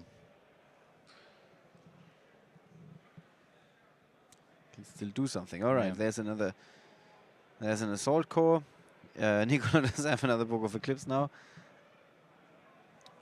Whoa, that actually might help a lot. Actually, it's not as funny as I thought it is. Yeah. Yeah, that like, may help. Wait a second. That may help a whole lot. This card might have been trolling us all for the last 15 minutes or so, but now it's actually showing up at the perfect time. Yeah, because there's no extension plays here. Yep. Is he under Maxi? Yeah, he was under Maxi. That's what he just drew Book of Eclipse because of the summon of Chaos Hunter. Right. Oh, you mean Niccolo's under Maxi? He ditched it. Yes. Yeah. Sorry, I mixed it up. Yeah, Niccolo played Maxi right at the start, I think. Yeah, I think that may be it, though. I completely forgot about that system down. Yes, that's going to banish everything. No, that's not it yet. Because the face down card's not going to get banished. The Assault Core is going to go alongside the Dragon Buster. Yeah, he's going to attack into the Crush Wyvern. The Crush Wyvern's going to summon a monster. He's already used Union Hanger, so he's not going to be able to go much further. But Crush Wyvern can summon another. Can it summon another Crush Wyvern?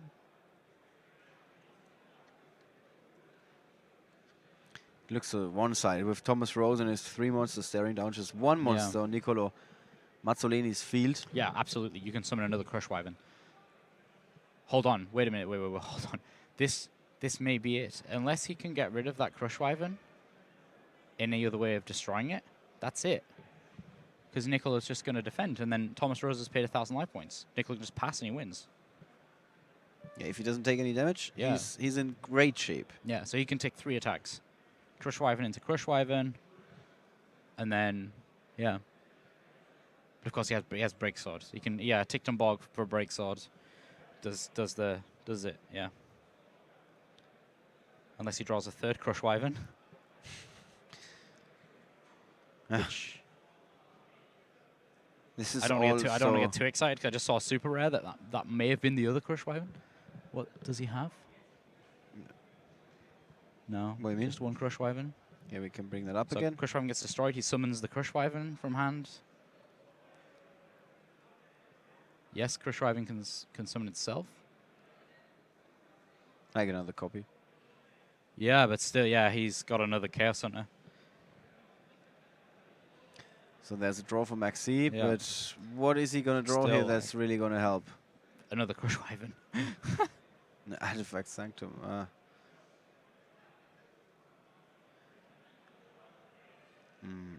He is going to summon? Yes, of course. Whatever he summons is game.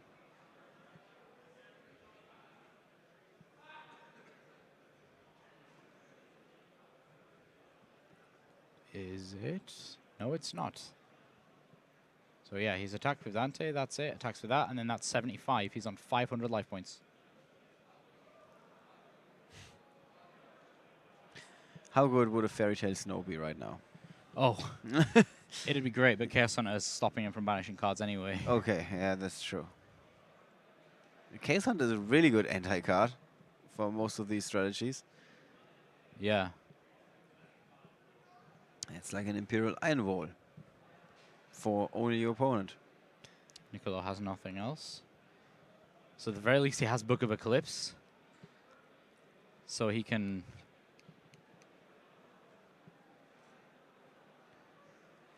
Niccolo has to perform miracles right now. What's... He believes in the heart of the cards. Whereas Thomas feels quite relaxed, I guess, with those 5 monster field. But the life points haven't been updated yet. Yeah, I think they're on... I think he's on 500 life points. Here we have him on 3k. Okay, yeah, I must just be totally wrong about what Chaos Hunter's attack points is. Oh, it's 25. Okay, I don't know why. Maybe. Because Break Sword can't attack the turn? I don't know. Anyway, he's on 3k. So he's got to get through all of this and do 4,000 damage. Yeah.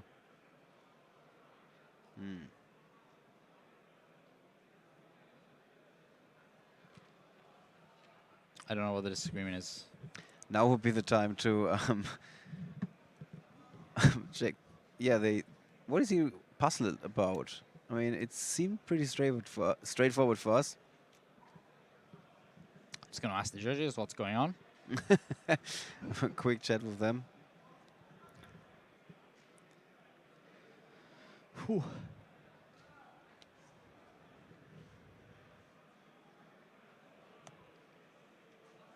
All right.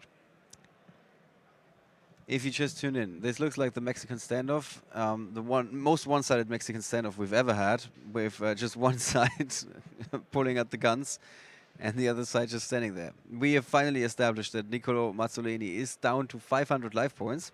That's something. And he has the very last turn in this match, because I think he's arguing that he didn't know it's the last turn because of timeout, which is really weird and confusing because he just touched the dice and was kind of arguing, or it looked like it was arguing, which is awkward because the judges put the timeout signal basically on his side of the field, and he put it away, so he should be aware of what he put away, and they probably told him, hey, this is time.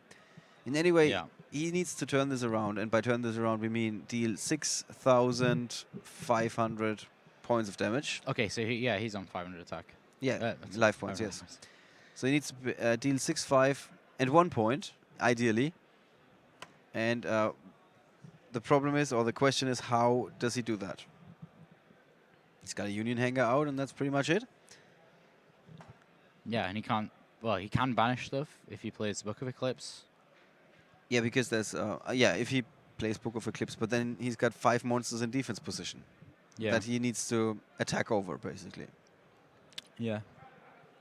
So this is going to be a piece of work.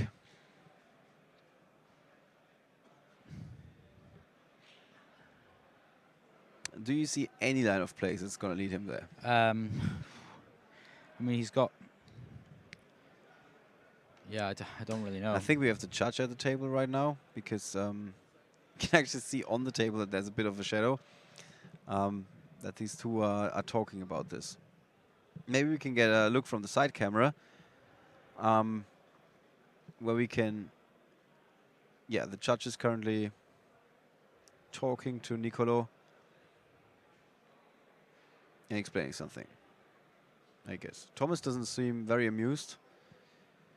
And for a man who's about to advance to the finals, that's not the typical facial expression.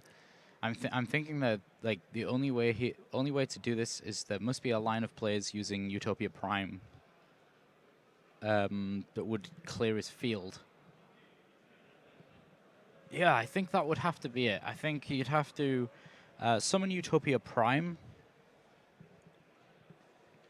If he goes Photon Thrasher, Assault Core, up into Utopia, then Utopia Prime. His opponent's life points is at least 3,000 higher than his. He can detach 3 materials, pay all of his life points, so he's only got 10 left. Destroy all of his opponent's monsters, and then summon multiple Dragon Busters. Okay. I think that's possible. How likely is it, though? I don't know. All right, let's... He's going to look at his extra deck right now. I think he's going to read Utopia Prime. Yeah. This would be bonkers if he would read Utopia. I don't know if that's the right... I don't know if he's going to win with that. But if that looks like a scene straight out of the anime. Yeah, it sounds promising to me. I think, is the judge ushering him to make a move now? Because this whole standstill has been going on for a little while. Okay, so he's reading over his extra deck and trying to figure out, or having to figure out, that this is his one line to victory. And Thomas, of course, doesn't want to have his opponent take this time. He wants him to not see an out and just be like, yeah, okay, this is it. How many times have you seen a player who is staring down 5 monsters on the other side of the field, among them a Dante, of course, with 500 life, who's not willing to give up. Okay, now we're continuing. Let's go back to our camera from above. There we have it. Okay. And suddenly, hopefully, things are going to be moving a little bit faster again. So do you think he's figured it out? Yeah, maybe. Yes, maybe. Let's see. I'm so excited to see if he has, because Utopia Prime would be insane. He actually has. Okay, so here's Utopia Prime. Oh my god. Okay, here's Utopia Prime. He's reading his own card, because that's what you do when you play that crazy one-off that you never ever thought would work. So he pays all of his life points until he has 10 life points remaining. All special summon monsters on the field is destroyed. That's the entire board of Thomas Rose. Then he can summon his Dragon Busters. How many Dragon Busters has he got to summon? That is a big question here. Yeah. One of them is banished already. Well, yeah. Why was it banished? Shouldn't it come back with Fafa? I can't remember how that one got banished. Oh no, it was system down. It was system down. System down. Okay, yeah. Good. Okay, Utopia Prime. Prime says, I wipe your entire board. You lose 300 life points for each monster. So he's going to take. This is straight from the Yu-Gi-Oh anime. Yeah, actually from the anime. Yeah. I don't understand why. I think they have established the card has hit the field. Everybody read the card. Now the question is, he wants to activate the effect, I guess, and the opponent can respond first. Does he want to respond? Oh, no, he needs to detach his cost. Yeah, but even before he can detach, I guess the opponent has a chance to respond. Yes, he has 0 cards to respond with currently, though. Maybe he disagrees with that. He's got 0 cards in hand, Thomas Rose. He's got 5 cards on the field. Oh, okay. I thought that was a legitimate line of plays. Yeah, I don't think he's got... oh my, we lost the player. I don't think he had enough options to deal damage after that Utopia Prime. And now everybody's reading their card again. Including Andrea, our volunteer that was entering the data into... Thomas Rose suddenly has a very different facial expression. The one of somebody who's advancing to the finals. And I think they are just debunking what that card really does, and I don't understand what's happened. Why it wasn't enough. Maybe we should try and find out what has happened before we continue with our post-game analysis. Let's take a quick break, a bit longer than usual. We're going to go on like I would say a 1 minute break, have a quick chat with the judges, and then we're going to be right back and break it down for you guys.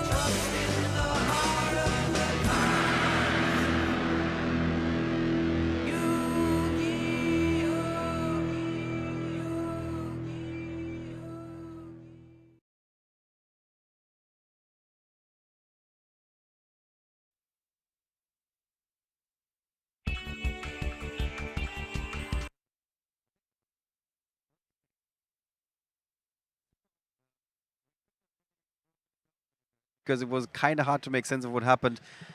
Because the one thing that we very rarely assume happened is that a player misplayed one of his cards. Yes. We now know what happened.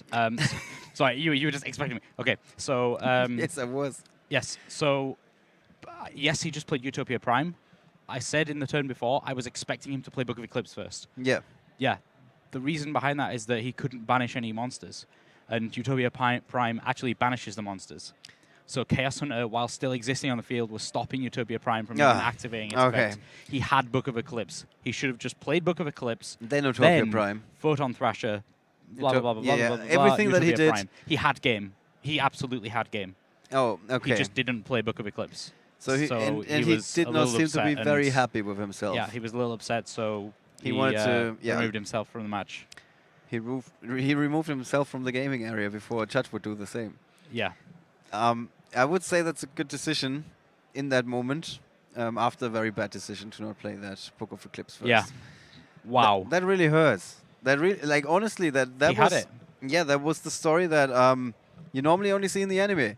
There's like a gigantic field. It looks like one player has lost, and then he's like, wait a second, I got 4 cards in hand, and all of those are gonna be exactly what I need right now. Yeah. First, I turn your field face down. There we go. And then I'm gonna get rid of all those monsters with Utopia Prime, the most ridiculous monster that you could play in this situation. Yeah. And then I'm gonna deal enough damage. Yep. Oof. I don't want to trade with him. No, I'm feeling quite happy really in this tough. place right now. Yeah. That must feel really tough right now. What a semi-final. And he would have been absolutely the hero of this weekend. I mean, I still give him credit, don't get me wrong. Yeah, that play would have been insane. But if he would have advanced to the finals with that play, yeah, that's going into the history books of Yu-Gi-Oh! Yeah. Wow. All right. So Nicolo Mazzolini is out of the tournament. Thomas Rose advances with his 50-card special Phantom Knights Burning Abyss to the finals of YCS Liverpool 2016. Yeah. There he's either going to meet, we don't know. Well, I know one thing. He's going to meet somebody who's playing Lights 1. Yes. That's for certain. It's going to be either Czech Wermer from Germany, who started the day 1-2, or it's going to be Tom Vierguts, also from Germany, who did not start the day 1-2, but who's playing also Lights 1 deck that carried him all the way to the semifinals. Yeah, and at this point, I was wrong. ABC is not going to win. That is true, yes. There's no more chance for ABC to win. Nope. What would you have said if ABC Artifact wins? Yeah, I'd have totally said that was ABC's. We're bending the rules. Yeah. Or we make them up as we go, basically. Obviously. I mean, if is it Jack who's playing if Jack comes along and is playing one random Union hanger in Light Swan, I'm going to take it anyway. So the standards have been sinking. Yeah. Yeah. All right, guys. Yeah. So I think some of you have just tuned in. We might have a quick recap for that last match again. Let me check my notes. Just a second. The first game, Thomas was actually starting, and it was looking pretty good for him. But Artifact Scythe was the one card that really turned things around. Yeah, he played Twin Twisters on his own double Scythe, and then they got played. He was able to make Pleiades that broke Thomas's board, and then kind of went from there, really. With Utopia the Lightning, actually. Interestingly enough, he already won the first game with an Utopia card. Yeah. So that was a strong comeback, of course. Mm-hmm. That was the first game. The second game was a little bit different because Thomas was able to go first, and he was able to summon a Vanity's Fiend on his very first turn. Yeah, and then... Which, of course, then just slowed things down tremendously. This is why we are 50 minutes into the round, so to speak. Both players couldn't really do anything after that because of that monster. And that's basically how that game unfolded from what I wrote down. There was... it was backwards and forwards, kind of him waiting to get Book of Eclipse and never did. He also had a Typhoon to stop a Union Hanger from giving his opponent a chance to really get back into the game. Yeah. So eventually Thomas won that game. Okay, the third game now was going into time. We had 10 minutes at the start of the game. Yeah. It was a bit of a back and forth, it seemed. Yeah, and for a very long time, we thought that Phantom Knights, Burning Abyss would win just because of Barbar. Is that correct? Yes, correct, yeah. Yeah, we thought it's going to be all about that burn damage. Yep. All about those maximum of 900 burn that you can do with both players walling up, like protecting their life points at all costs. Yeah. And speaking of all costs, at some point, Thomas was paying 1,000. For a system down, yeah. For a system down. Which is the best investment you can make normally, because it means you win the game. Yeah, and he went in, did 7,500 damage to his opponent's life points. Nicola was on 500 life points. He needed a miracle Yeah, which in the most literal of ways. Yeah, and as we just said, he did have exactly that. Yes, he had the exact miracle Book of that he Eclipse. needed. Utopia Prime, multiple Dragon Busters. That would have been game. Yeah, would have been enough damage. Those 7,000 would have been wiped out in just a second. Yeah. All right, guys. I hope with that we have been able to set the stage for our grand finale. It's going to be hard to beat that last turn, basically. Yeah, it took a bit really long, but if it would have ended in that fairy tale story, oh my. It's going to be Lightsworn versus Phantom Knights Burning Abyss. Not exactly what everybody was predicting at the start of the tournament. Nope. But we're looking forward to it, guys. So after the break, we're going to be back with the finals of YCS Liverpool 2016.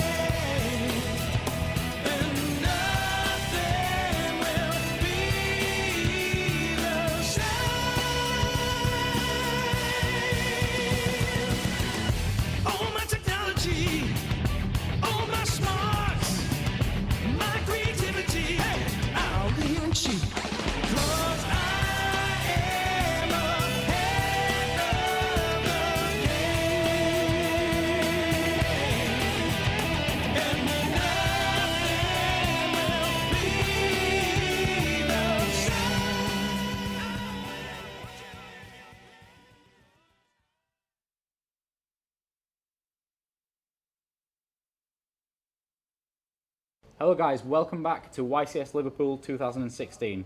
Still here in sunny England, and I'm here with Justin and Jason Little. These guys have been playing for 10 years now, and I just thought I'd get them up here to talk a little bit about their Yu-Gi-Oh life and how it's impacted their life, and yeah, all those kinds of things. So, nice to have you guys here. Yep, nice to see you. Yeah, so tell us a little bit about how it all started.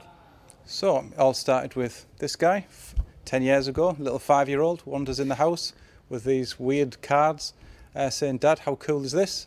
No idea. He then started getting into it with his friends, wanting to learn it a little bit more. "Dad, will you help?" Spoke to his sister. His sister started getting interested. And from there, we took a little trip to America for the first time as a family and came across a little shop, and he bought his first tin, Elemental Flare Wingman, I think it was, something like that. It was Shining Flare Wingman. Shining Flare Wingman. Wow. A long time ago. Yeah. So little guy's happy. We come back, and it took off from there. We started looking at magazines, trying to find out where the locals were. Ended up going to a local up in Sunderland, seeing a load of guys there, being taught how to play the game properly. Yeah. So when you first started doing it with like your sister and learning the rules, you never start off by playing purely by the rules. You always end up making up your own rules and stuff, don't you? I think one of the really terrible ones for me was Elemental Hero Prisma. Right, okay. Yeah, I completely misread that card. I thought that I could send a material, the fusion material from deck to grave, to special summon it from deck, from the fusion deck at the time. That's even stronger than Prisma is currently. That's so pretty interesting. Yeah, that's pretty good. I mean, I had all sorts of crazy stuff. My favorite season of Yu-Gi-Oh was actually the Deckmaster season, so we used to do all stuff with that. Yeah. So tell us about what was the first kind of where did it change from just being, oh, Dad teach me how to play this game, into really, competitive? When was the first real big event? The first big event, I think, was when he went to Birmingham, where I think the European Championship was first held. Mm-hmm. He went into, I'm not even sure whether it was called the Dragon Duel back then, but he went in. I can't even remember what you were playing. No, and he went, I think it was even Gadgets or something along those lines. He had it all set up, he was playing. Ultimately it went 3-3, but again, 6-year-old I think he was at the time, misread a Masker Restrict in the Frog FTK format, And yeah, it all went downhill from there. Massacre is strictly, it's not just for big guys, it's also for tributes. But, yeah, you know, we win some, we lose some. Yeah, so, you know, it's really kind of a personal thing for me because I love seeing parents who have really supported their kids in their hobbies and things like that. How was that for you? You think, you know, what made you think, let's just go with this? Like, let's just see what happens with this. It was, I think it was seeing the kids, you know, wanting to get involved. You know, not a lot of parents get involved with the kids and being able to play the game with them. And the amount of times I've gone round, I've made loads of friends. He's made a load of friends, and everyone keeps every now and again coming up to me saying, "You must have the coolest dad that, you know, takes you to all these fabulous places like Amsterdam, to Berlin, to the UK, to London, to America even." And yeah, the game just went on. His sister loved it, he loved it, and we just kept playing it, made a lot of friends. Yeah, you so know. You just mentioned loads of different places. Again, something I always talk about, how, you know, people don't, it's a completely different experience as soon as you start traveling around the world playing Yu-Gi-Oh. Yeah, I never saw this, you know, from that guy that walked in with a little structure deck playing card games to